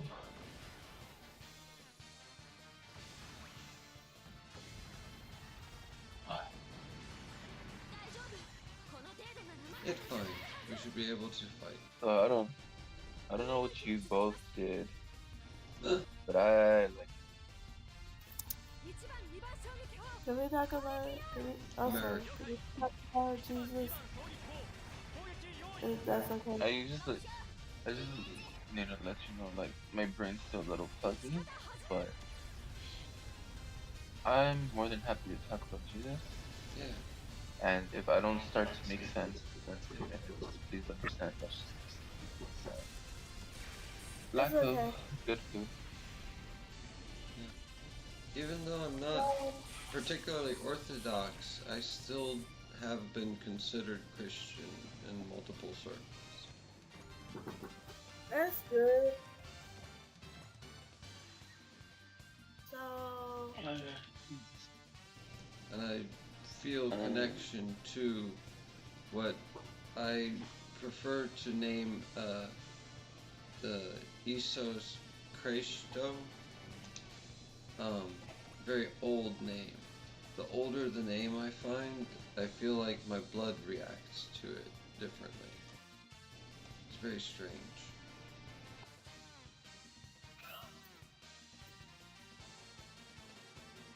Alright, I'm still focusing on some of the shit I was thinking about when I woke up. Go ahead and focus on what you're trying to do, though. It's my own personal thing. I go off of really, really old stuff. Okay. And then it's usually a very sideways interpretation.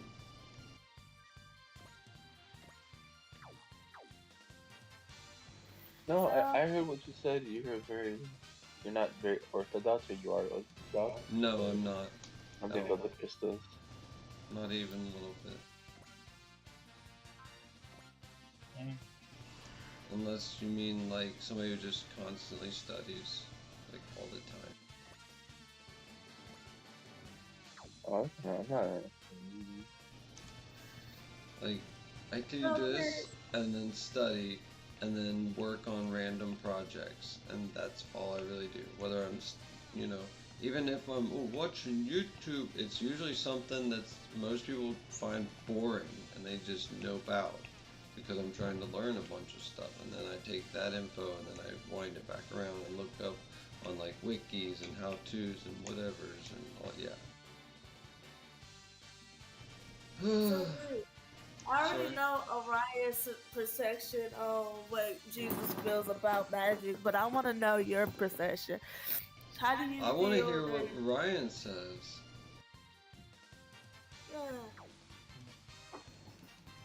'Cause I Just don't ask want you to though, just... like, what's your unique view on what Jesus says? Well, I just go off of the old ancient texts, and you know what they say?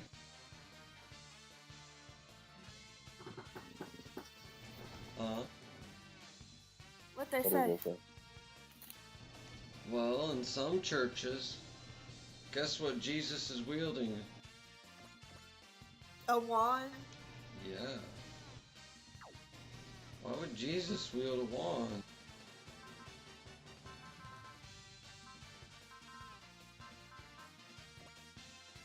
Look at Jesus.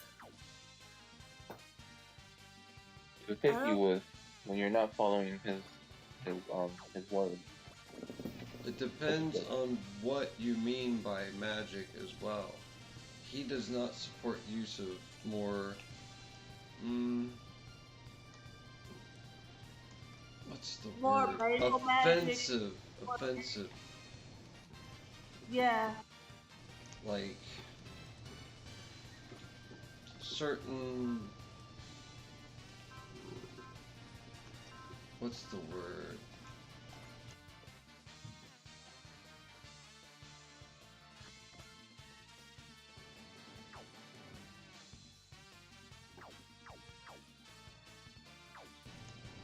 Yeah, you know what I'm trying to say though. Things that cause harm. I'm not exactly a fan, I think. He doesn't support baneful magic. Got it. Probably. But He would more go towards those who understand the all one, or what some maybe, you know, semi-Gnostic-ish terminology would call like pleroma, the ultimate infinite. The Rome. does he support ceremony? Well, ceremonial magic is kind of Christian. It's kind of Christian based. It depends on, yeah, it depends on what, how, and why you mean. You'd have to go far, really, really far back, like really primitive Christians, proto-Christians even. Bruh.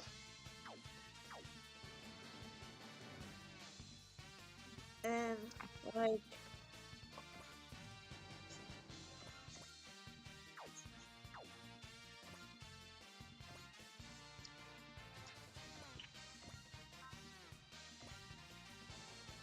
there's a lot of symbolism with Jesus Christ and these other practices and stuff.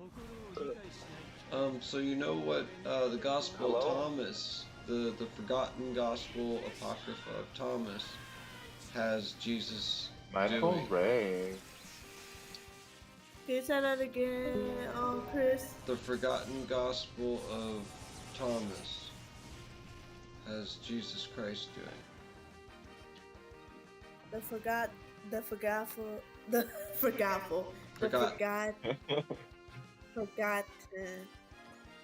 Yeah, the Apocrypha that, you know, our old boy Arden is so fire afraid of. He's like, okay, I read the Apocrypha, and it's like, but do you apply it in the context of the whole? You still have to take accountability for yourself. It just doesn't...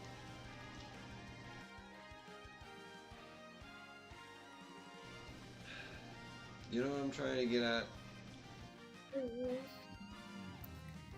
Okay, so why?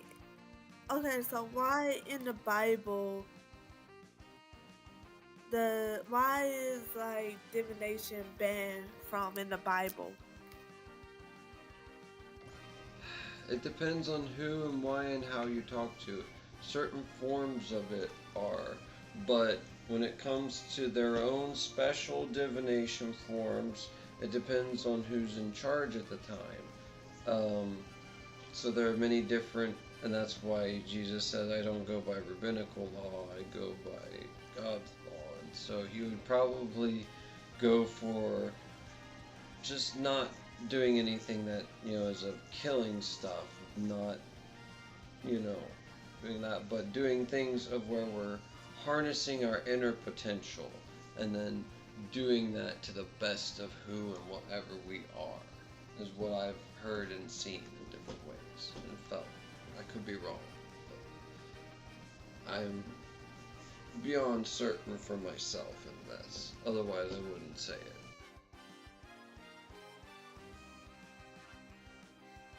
Now, the trick is to know when what you're doing is harmful to yourself and others, and to know when and how to try to curtail it or channel it, even if it cannot be curtailed. It must be pointed in a direction, hopefully, but it must be very, very, very careful. I'm not endorsing anything. I'm not a doctor, blah blah blah, so on and so forth. And always try to be kind. Forgive endlessly, because magic is strong, and it lets you just bend reality, do whatever you want.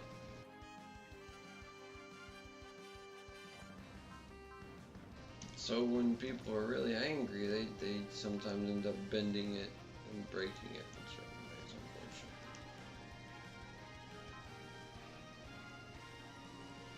unfortunately. I think I'm ready to deconstruct like my family's version of Christianity and find out if like it find out if it's true to the original Christianity or not. Well, don't put it in that phrasing. Find it for the Christianity that you think is the original. Because there's not a whole lot of way of proving it other than our methods and versus what they have.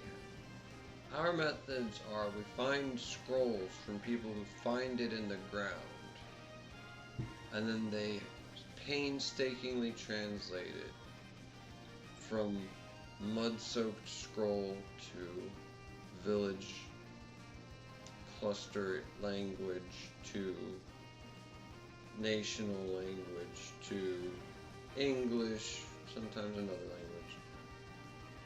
Sometimes things might be lost, but the core ideas are still inherent. That is the point of the translations. And so, with what we have, we can still, at least for ourselves in our own ways, try to understand and be within, as people call it, that covenant. Can we watch this video?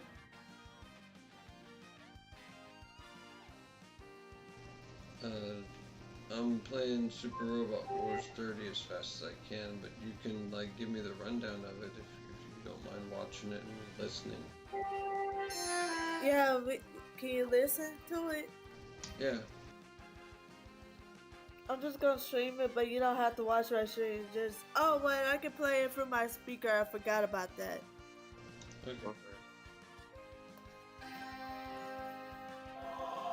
The angel Gabriel was sent from God to the city of Galilee to Every Sunday, in every corner of the world, Virgin betrothed to a man.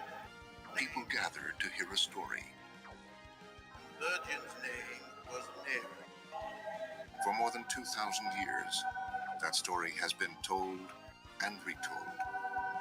And bear a son.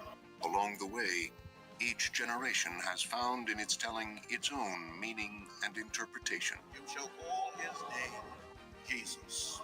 That story of a man called Jesus of Nazareth, a man who became Jesus Christ, was originally told by his first followers, and then retold in accounts by later believers in the Gospels. According to Saint. So began the building of a religion.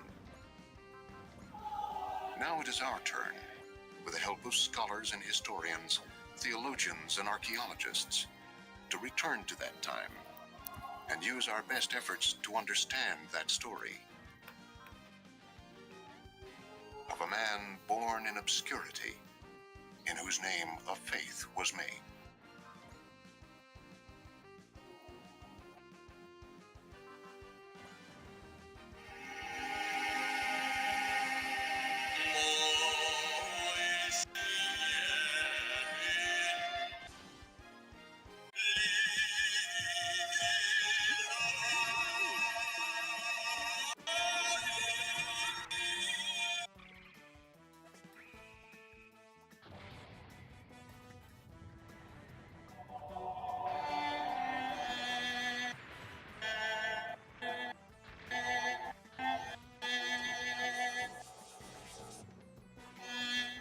Neat. Could you share this video to me so I can trace up the music?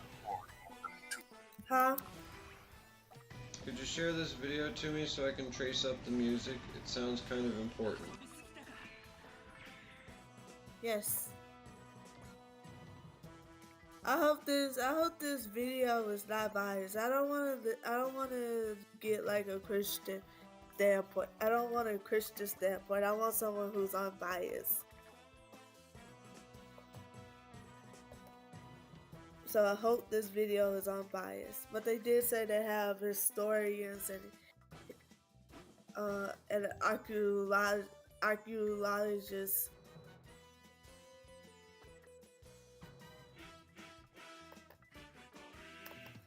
2,000 years ago, and that he lived in Palestine.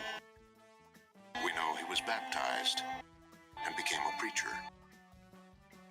And we know that he was publicly executed. What manner of man is this, that even the winds and the seas obey him?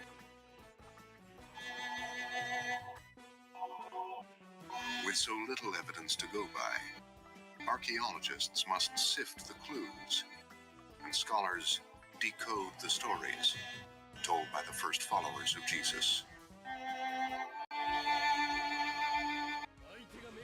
The problem for any historian in trying to reconstruct the life of Jesus is simply that we don't have sources that come from the actual time of Jesus himself. The historian's task in understanding Jesus and the Jesus movement and early Christianity is a lot like the archaeologist's task in excavating a tell.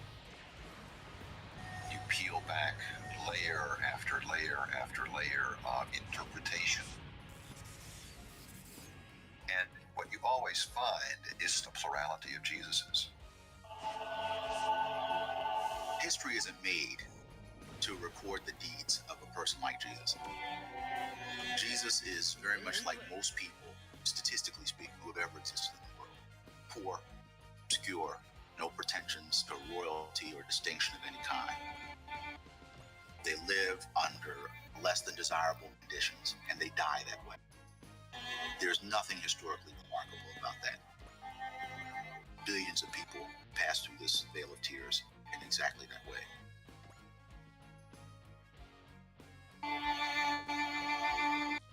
We can tell the story by looking at the way the earliest Christians themselves thought about Jesus, by the way they kept his memory alive, by the way that they told the story.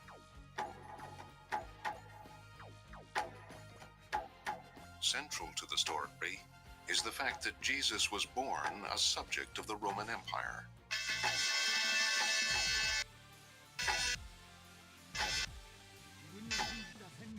And in those days, a decree went out from Caesar Augustus that all the world should be taxed. Jesus was born during the reign of the Emperor Augustus in the sort of a booming economy of the Pax Romana, the Roman peace. And on every coin that Augustus had were the words Divi Filius, son of the divine one, Julius Caesar, son of God. This is on every billboard in the Mediterranean world. He is the savior of the world, and he brings the peace. Now, you may have scruples about how he brings the peace, but he brings peace to Rome. And as the saying goes in Latin, peace to the Rome and quiet to the provinces.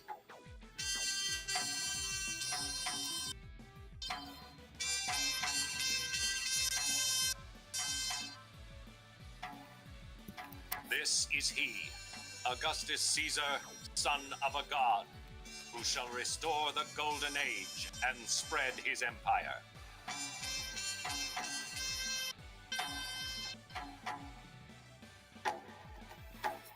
Rome's empire spread across the Mediterranean, sweeping through North Africa and reaching as far west as Spain. To the east, it encompassed Egypt, Turkey, Greece, and Palestine, where Jesus was born in the Jewish land of Judea, then ruled by King Herod. And Judea, the King Herod was in fact a client king. He ruled almost in place of Rome. He was the voice of Rome, the instrument of Rome. Probably instrument of Rome is best in that, because he had his own independent notion, certainly. Herod the Great was probably one of the greatest kings of the post-biblical period in Israel, but you wouldn't want your daughter to date him. He was ambitious, brutal, extremely successful. And it is one of the real untold ironies of Jewish history that this man, who's the guy you love to hate in Jewish history, really, leaves the most indelible mark on the face of the land of Israel.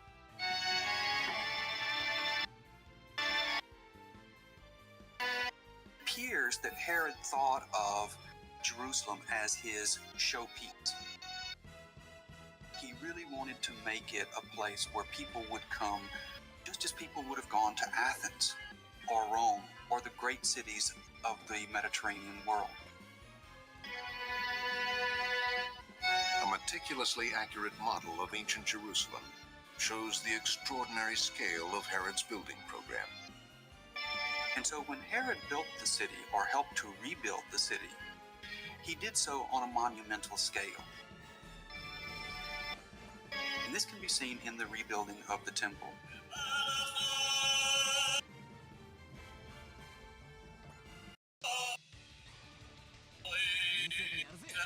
We know exactly how Herod rebuilt the temple because detailed descriptions of the architecture have survived.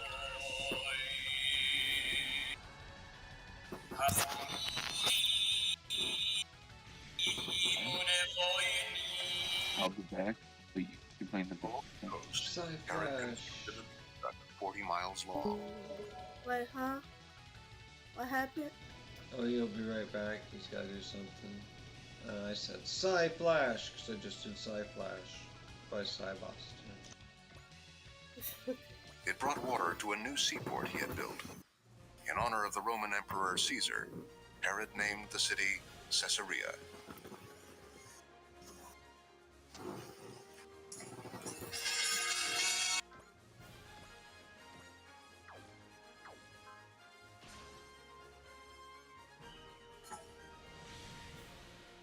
We really need to get a feel for a city like Caesarea Maritima at the time of Jesus, precisely because it shows the crucial intersection of Roman rule in Jesus' own homeland.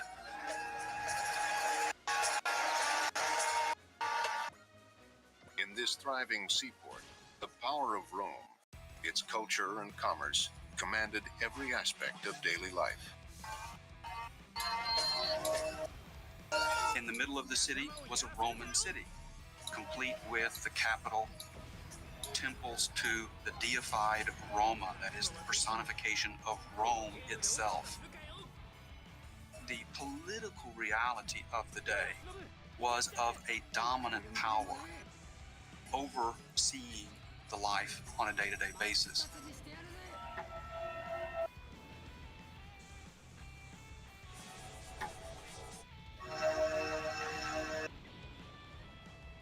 Into this political climate, Jesus was born. The Gospels present the familiar account of his birth. And she gave birth to her firstborn son, and wrapped him in bands of cloth, and laid him in a manger, because there was no place for them in the inn. Our best guess for the birth date of Jesus would be 4 BCE. In other words, he was born before the death of Herod the Great, who died in 4 BCE. But I emphasize best and guess. The Gospels claim Jesus was born in Bethlehem. Historians think it is more likely that he was born and grew up near the Sea of Galilee, in the village called Nazareth.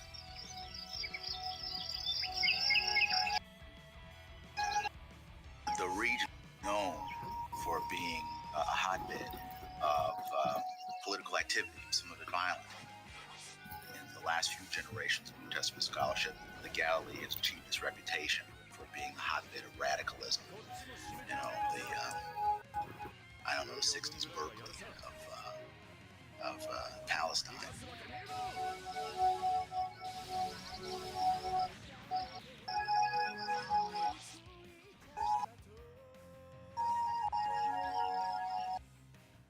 The Galilee, by most of the traditional accounts, is always portrayed as a kind of bucolic backwater.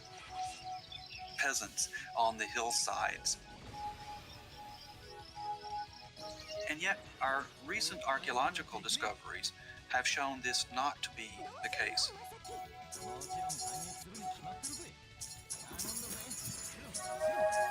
Nazareth stands less than 4 miles from a major urban center, Sepphoris. Sepphoris was founded as the capital of the Galilee, and so it was really invested, much like Caesarea Maritima, with all the trappings of Greek or Roman city life.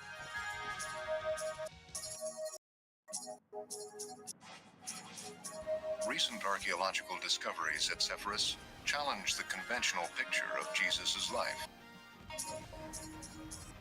One of the more exciting discoveries that we made at Sepphoris was a magnificent Roman villa with a gorgeous mosaic on its floor in a banquet hall.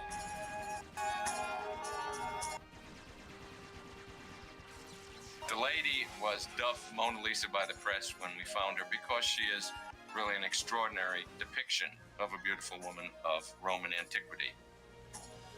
And the picture we get is a community very much in the mainstream, but on the high end of the scale.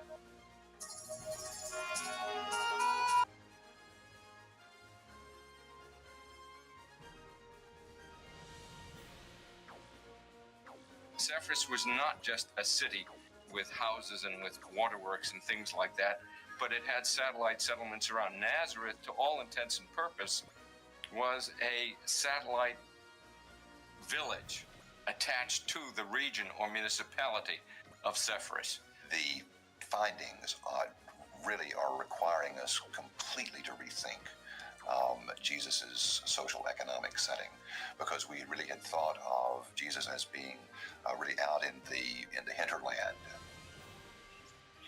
utterly removed from urban life, especially Roman-influenced urban life.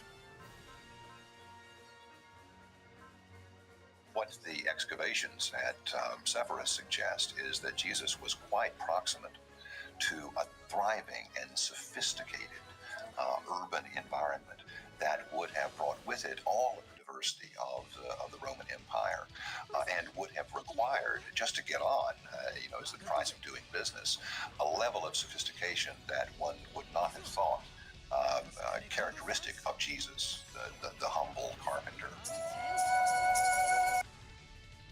Scholars today question the image of Jesus the humble carpenter and disagree about his social class. They were astounded and said, "Where did this man get this wisdom? Is not this the carpenter's son?"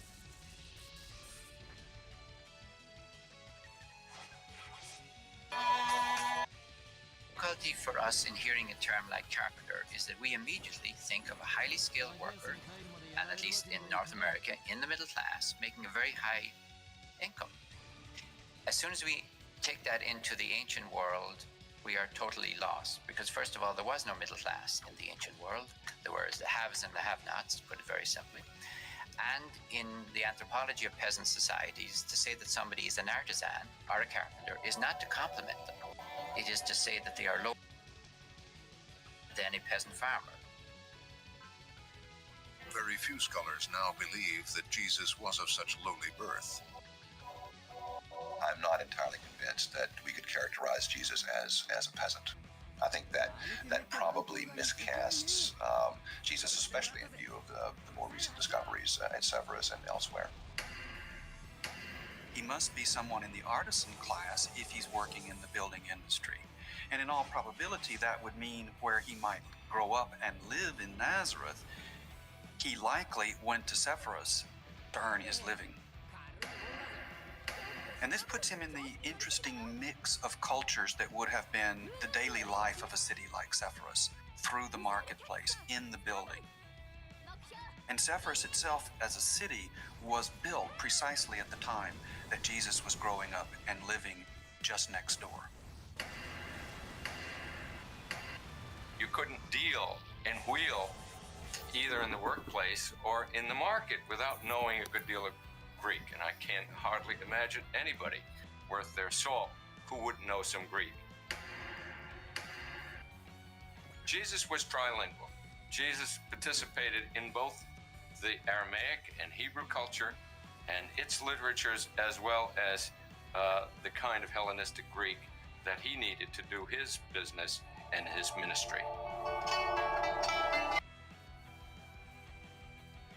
Despite its Greek and Roman influences, Sepphoris was a thoroughly Jewish city, and Jesus remained faithful to his religious heritage when he left Nazareth to become a preacher.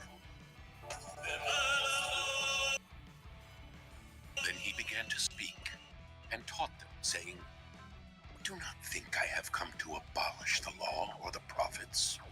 I have come not to abolish, but to fulfill." What we learn from the gospel stories is not that Jesus was not Jewish, quite the opposite. He's completely embedded in the Judaism of his time.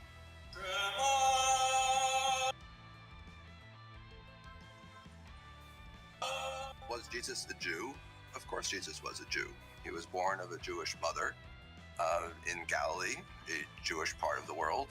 All of his friends, associates, colleagues, disciples, all of them were Jews.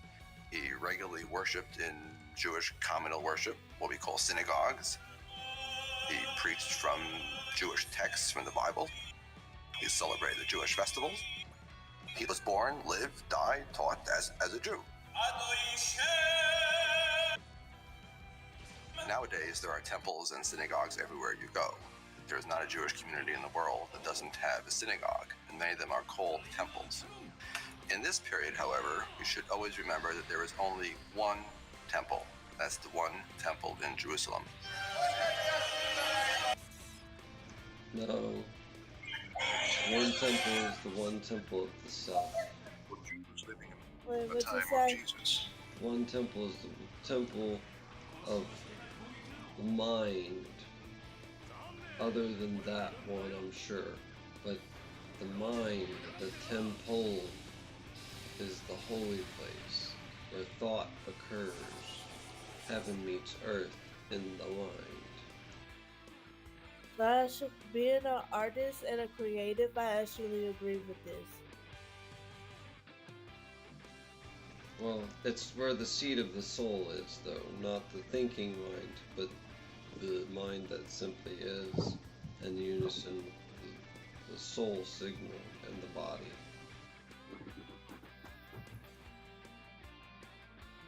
Where the Cristo fluid is. Oh! Jerusalem was the center of their religious life. Jewish historian just has a very memorable line. He says, "One temple for the one God." The Jews saw themselves as a unique people with the one God alone, and this one God of this one special people had one temple. And that's a very powerful idea, reflecting accurately, I think, the historical truth that the temple was a very powerful unifying source within the Jewish community. So this was the most sacred place on earth, the one place on earth where the earth rises up and the heavens somehow descend just enough that they just touch. This is the only one place in the entire earth where this was so.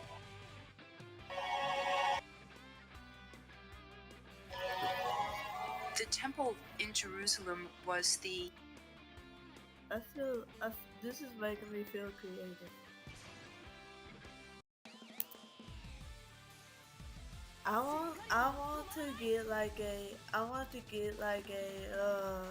to make a book called Nazareth, and like it's about Jesus coming back, and when Jesus comes back, everybody hates him and thinks he's not the real Jesus because he's speaking something different than what they were told. And he just smiles and just continue to preach, and eventually his message gets out to a lot of people and they turn their ways.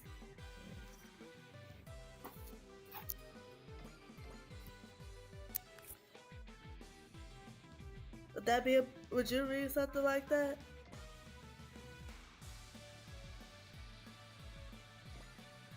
Hello? Hello? Possibly. You would? It's gonna be in the fairy tale series.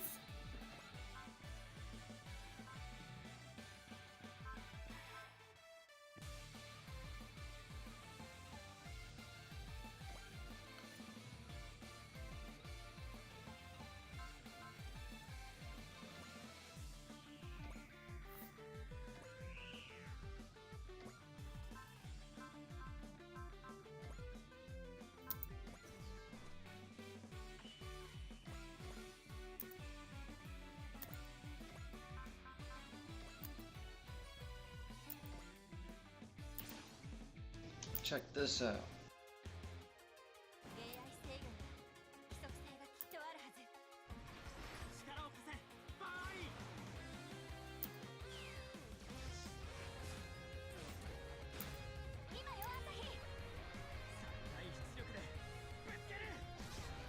Check what out. Final attack.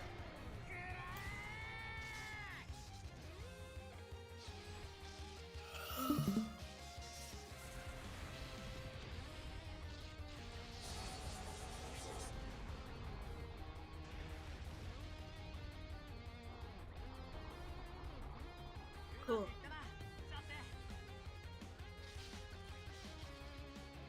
Also, Michael Wave left because of me. Oh.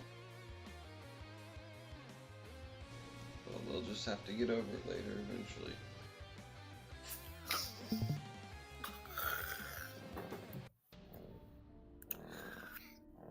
Okay, here's what I wrote so far. Ever since the senator had died, it had been a talk of fairy in the human world.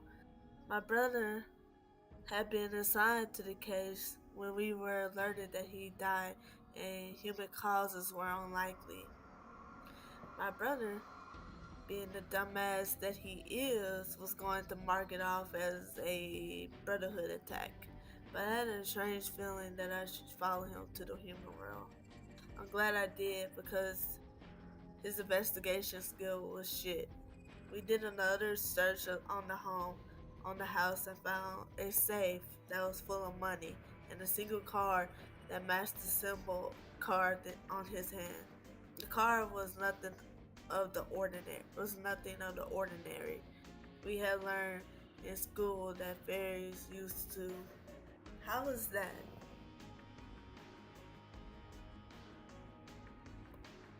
Why was his investigation shit? Shouldn't he normally have found it? Yeah, you're right. Is there an excuse in the back of your mind he could make up? And or would he have an ulterior motive for like, oh, I didn't want you to get that. I don't want you getting mixed up in whatever. Or he's threatened by something, held hostage to do stuff like that.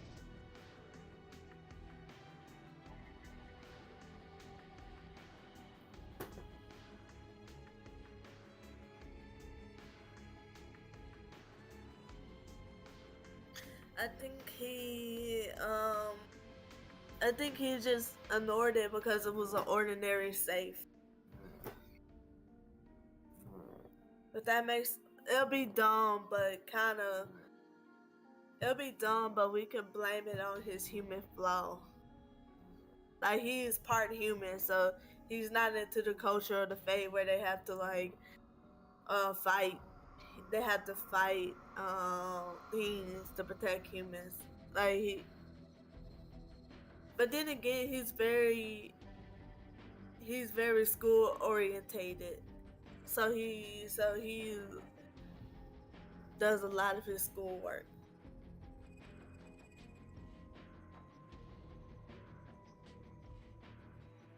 What do you think? Say all that again, my brain was reading, I'm sorry. I said Schoolwork, he does maybe he just ignores the safe, thinking it's like a normal safe. No, he doesn't even find the safe on purpose. It's hidden. Like, it's somewhere he would normally find it, but like hidden under the floor. Well, maybe not necessarily quite that drastic, but basically, yeah.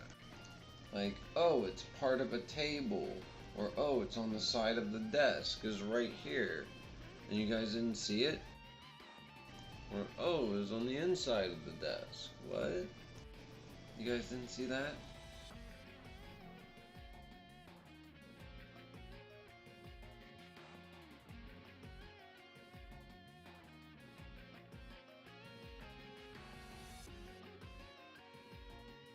You know?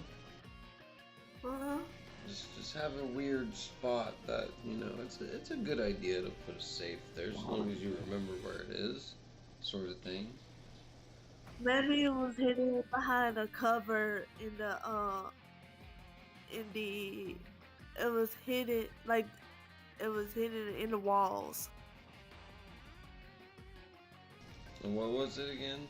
All the stuff in there? It was a card and some cash. And the card is actually okay, this is big because the fairies are not supposed to be directing or assisting humans at all. The only thing they can do to intervene is to protect them against vampires, werewolves, and demons and stuff like that. They're not supposed to be they're not supposed to dabble in the affairs of human. And they find like a card, and this card in the fairy world acts as a phone where you can talk to people and communicate and summon fairies. Like, they used to have these cards back when humans and fairies coexist. And they found this card, and they realized that that some fairy has been interacting with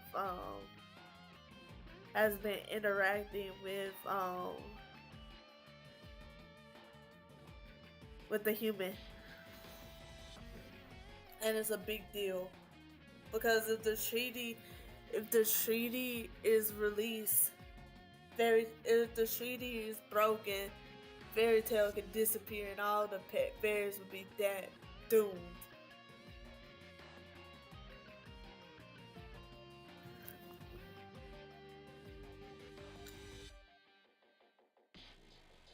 Did you get all of that?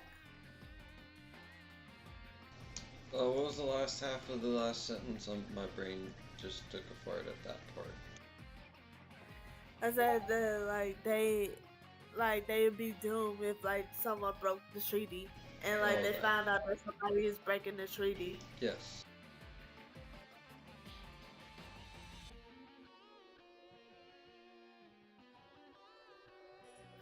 So what do you? Well, So if the card's right there, they can just talk to the fairy people through the card, right? No, because the card has been disabled.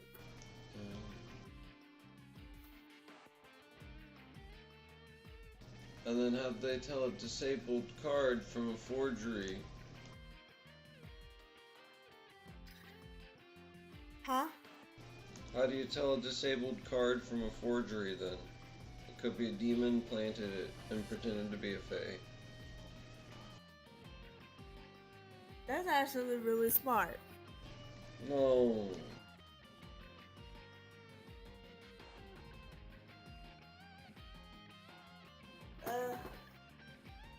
Well, the truth is like the unseelie court. It was the unseelie court. Like they're going around making deals with fairies so they can break the treaty and take over and kill all the humans.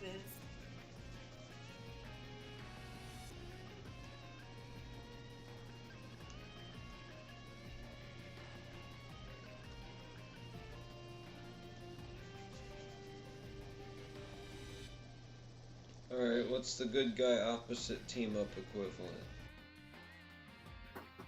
The silly court. There's the unseelie and the silly court. No, it's the opposite. There's, the unseelie teaming up with the demons, so then the seelie teaming up with The angels.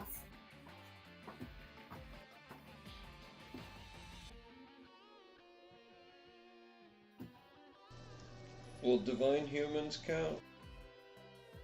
What are divine humans?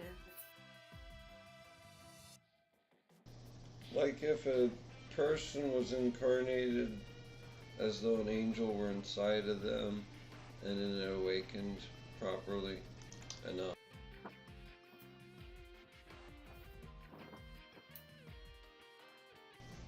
Probably what we'd consider like a saint.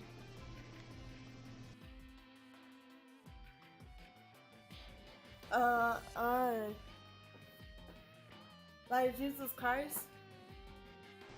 He would be a, next step up, a messiah, basically. Jesus Christ is a Messiah. I said next step up. A saint is someone who's similar to a messiah, but they are missing something of all archetypes. They're not quite at messiah, but in olden days they'd probably be considered one, I'd assume. But I am unsure myself.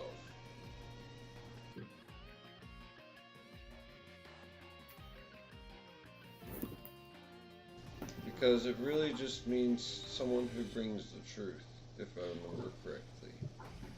It's probably a distortion, but vaguely that.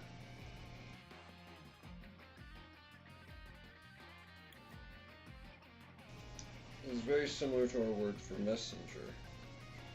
So we at least have that.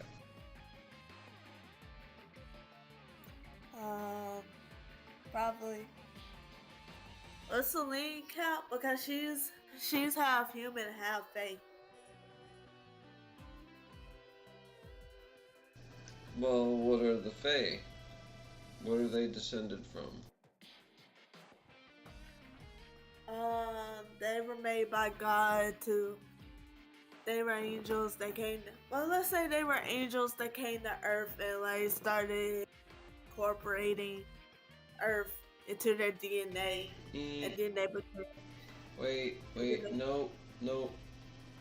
In most depictions, whoever makes the realm, which in this case would be God, just made the realm, and then the realm made the Fey world, and the Fey world made the Fey, and then the Fey created their own logics. And so you Okay, have yeah. all sorts of debug mode nonsense, video game cheat shenanigans going on in terms of creatures and their abilities and what they do. Like teleporting cats that just maul everything to death that they touch, and the opposite, really strong, like rockish-like people who also kind of can teleport, if I remember right. And then, of course, fairies who can disguise their appearance and trick the said mauling and rock dude. And mauling thing and rock dude. So yeah, it's a whole hierarchy of insane, broken mechanics or abilities that they are all working with and having and then competing against and trying to make theirs the absolute best one. And then the core fundamental of how a Fae has their power is that kind of like the orcs from Warhammer 40k is, and several other things. They just simply believe they have it in them, and that allows them to do it.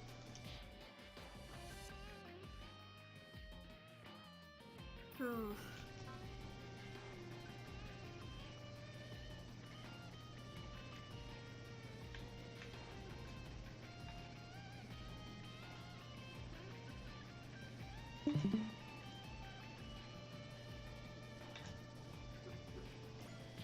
I hope I gave a helpful bit of info. Yeah, you did. Who's this? Hmm? Oh! She's Hey, from... look, there's a little character on me. Oh, I thought that was a... I thought Discord added a little character on me. What? Her? I thought Discord added a little character.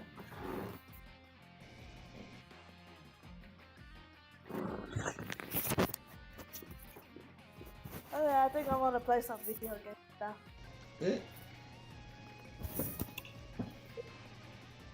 That's not funny.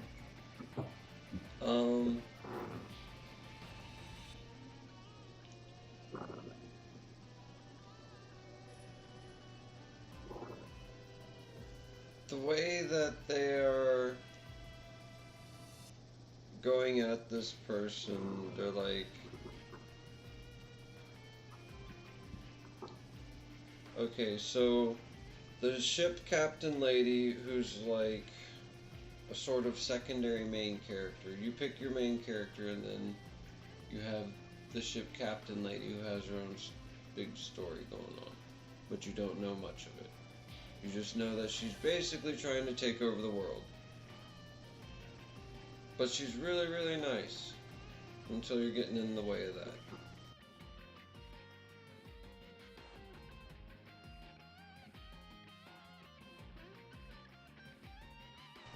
She has a gigantic, absolutely humongous ship that is bigger than all the ship of ships beyond belief.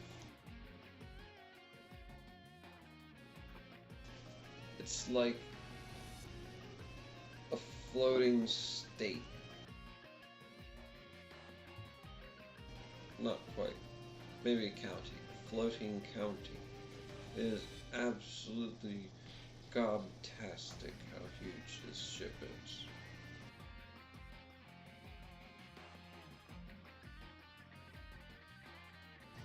So anyways, it's that big so that it can hold super robots. Maybe it's just as big as a city, but it's a pretty big ship.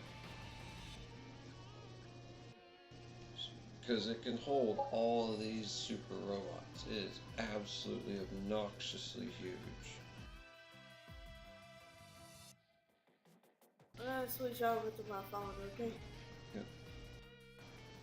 And then, real quick before you, or let me know when you're done.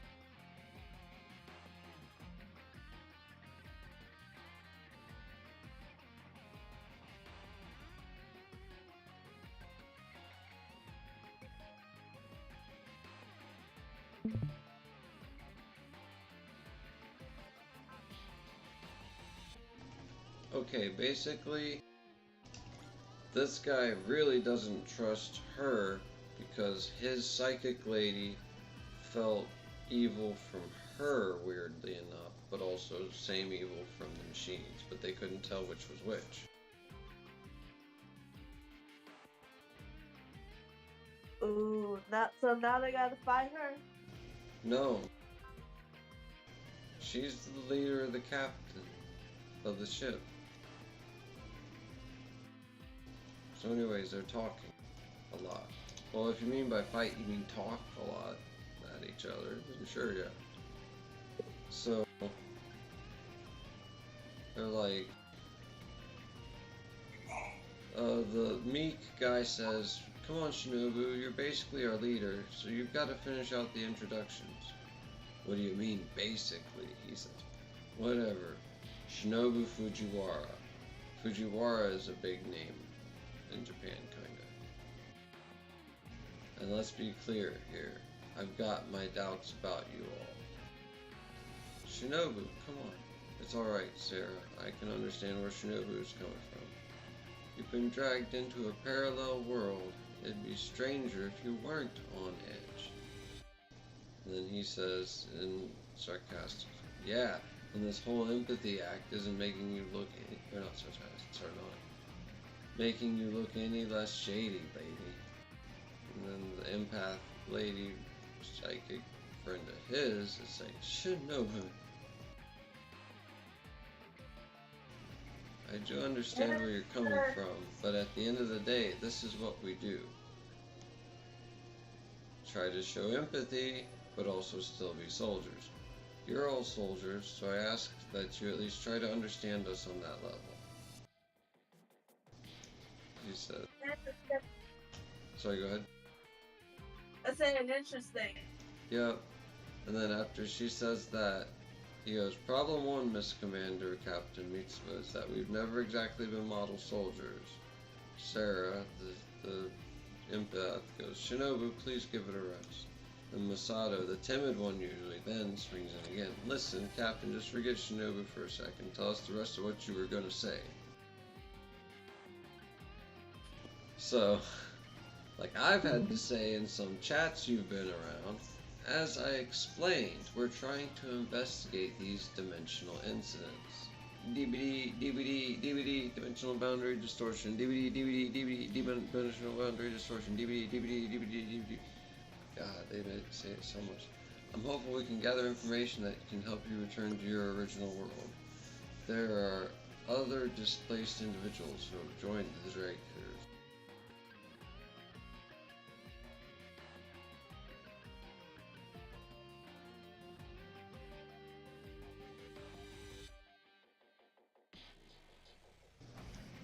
I'll leave that up to you. In return, you want us to work for you, yeah? I'll leave that up to you. We are fighting against those who wish to destroy the peace and freedom of our world. We'd be very happy if you would join us in that fight. Fine. I hate to feel like we owe you in. We're in. But if I think one of your plans sounds crappy, I'm pulling us out. That's fine. I kind of imagined it would be impossible to get a call around a wild beast, even if I wanted to treat you all that way. There's something we can agree on. Now I understand how you made captain at your age. I'll take that as a compliment. Thank you. Shinobu, for the love of God, think about what's coming out of your mouth. Why are you giving her so much attitude when she's trying to be nice to us? He just complimented her. Hey, what's up? Say something. Nah, it's nothing. Just nerves. You're probably exhausted after everything that's happened. Why don't we show you to your quarters so you can rest? Sure, that sounds good. I've got some stuff to think about. Shinobu. This ship. I think whatever is setting Shinobu off is on this ship with us. It's her. She wants to take over the world, and he doesn't like that one bit.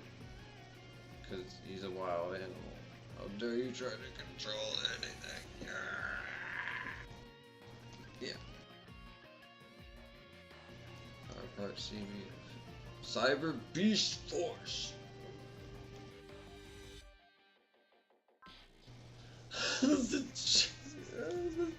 She made the most kills in this map.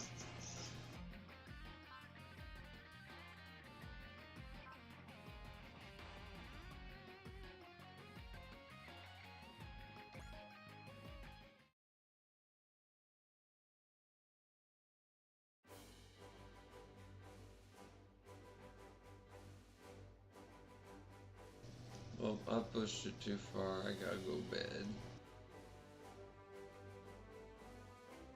No, alright. Meditate time. Good night. Meditate time. Wait.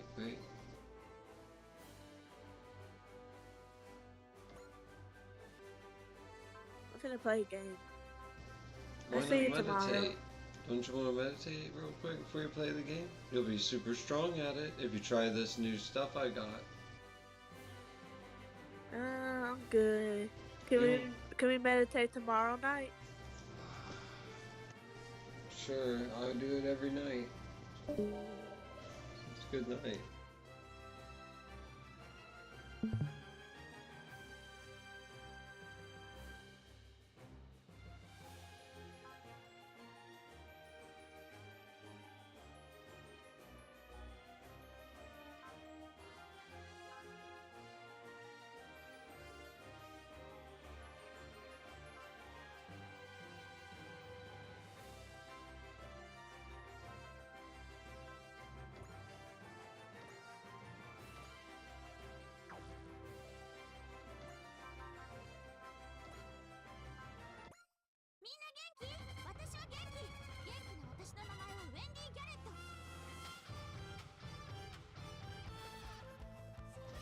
Great, Garrett. Rengar, do me a favor. Please don't call me that.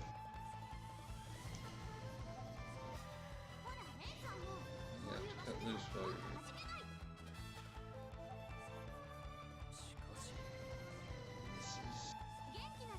you're You're doing great, and your name is Ray Lundgren. Tell him I'll call you Raven. Come on. Call me Ray. You're actually going for it? Where's your self-respect, man? This place is nothing but a graveyard. What?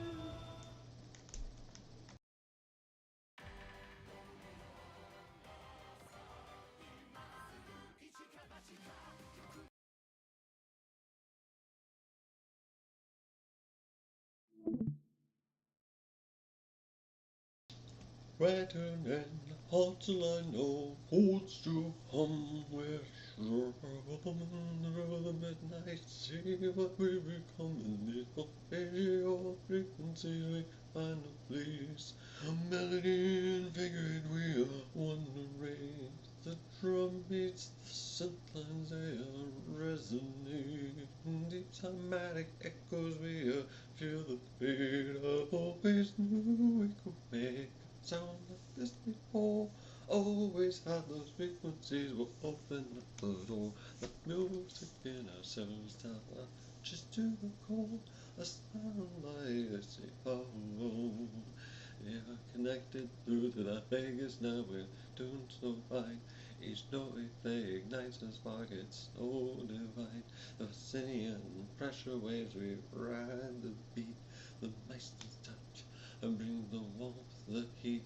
The second make drive melodies that our heels so true. In every chord we hear, we know exactly what to do. I always knew we could make a sound like this before. Always had those frequencies of open up the door. The music in our souls tap just to the core. A sound like this, oh, oh. Yeah, a sound like this, oh, oh.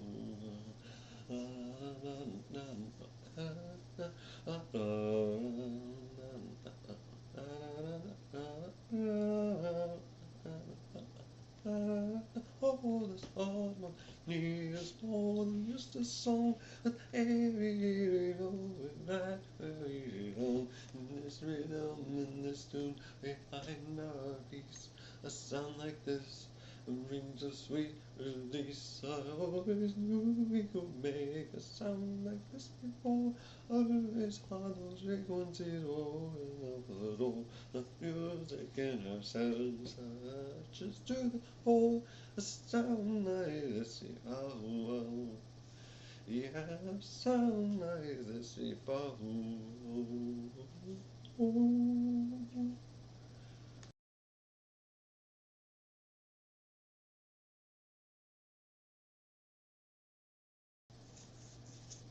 Hope y'all enjoyed that.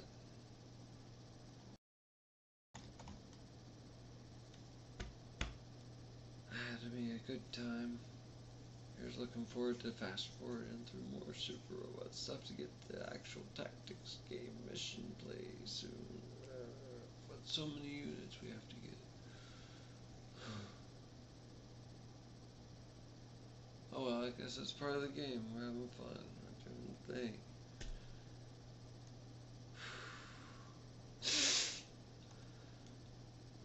Voice acting would be a good calling somehow. It'd be nice.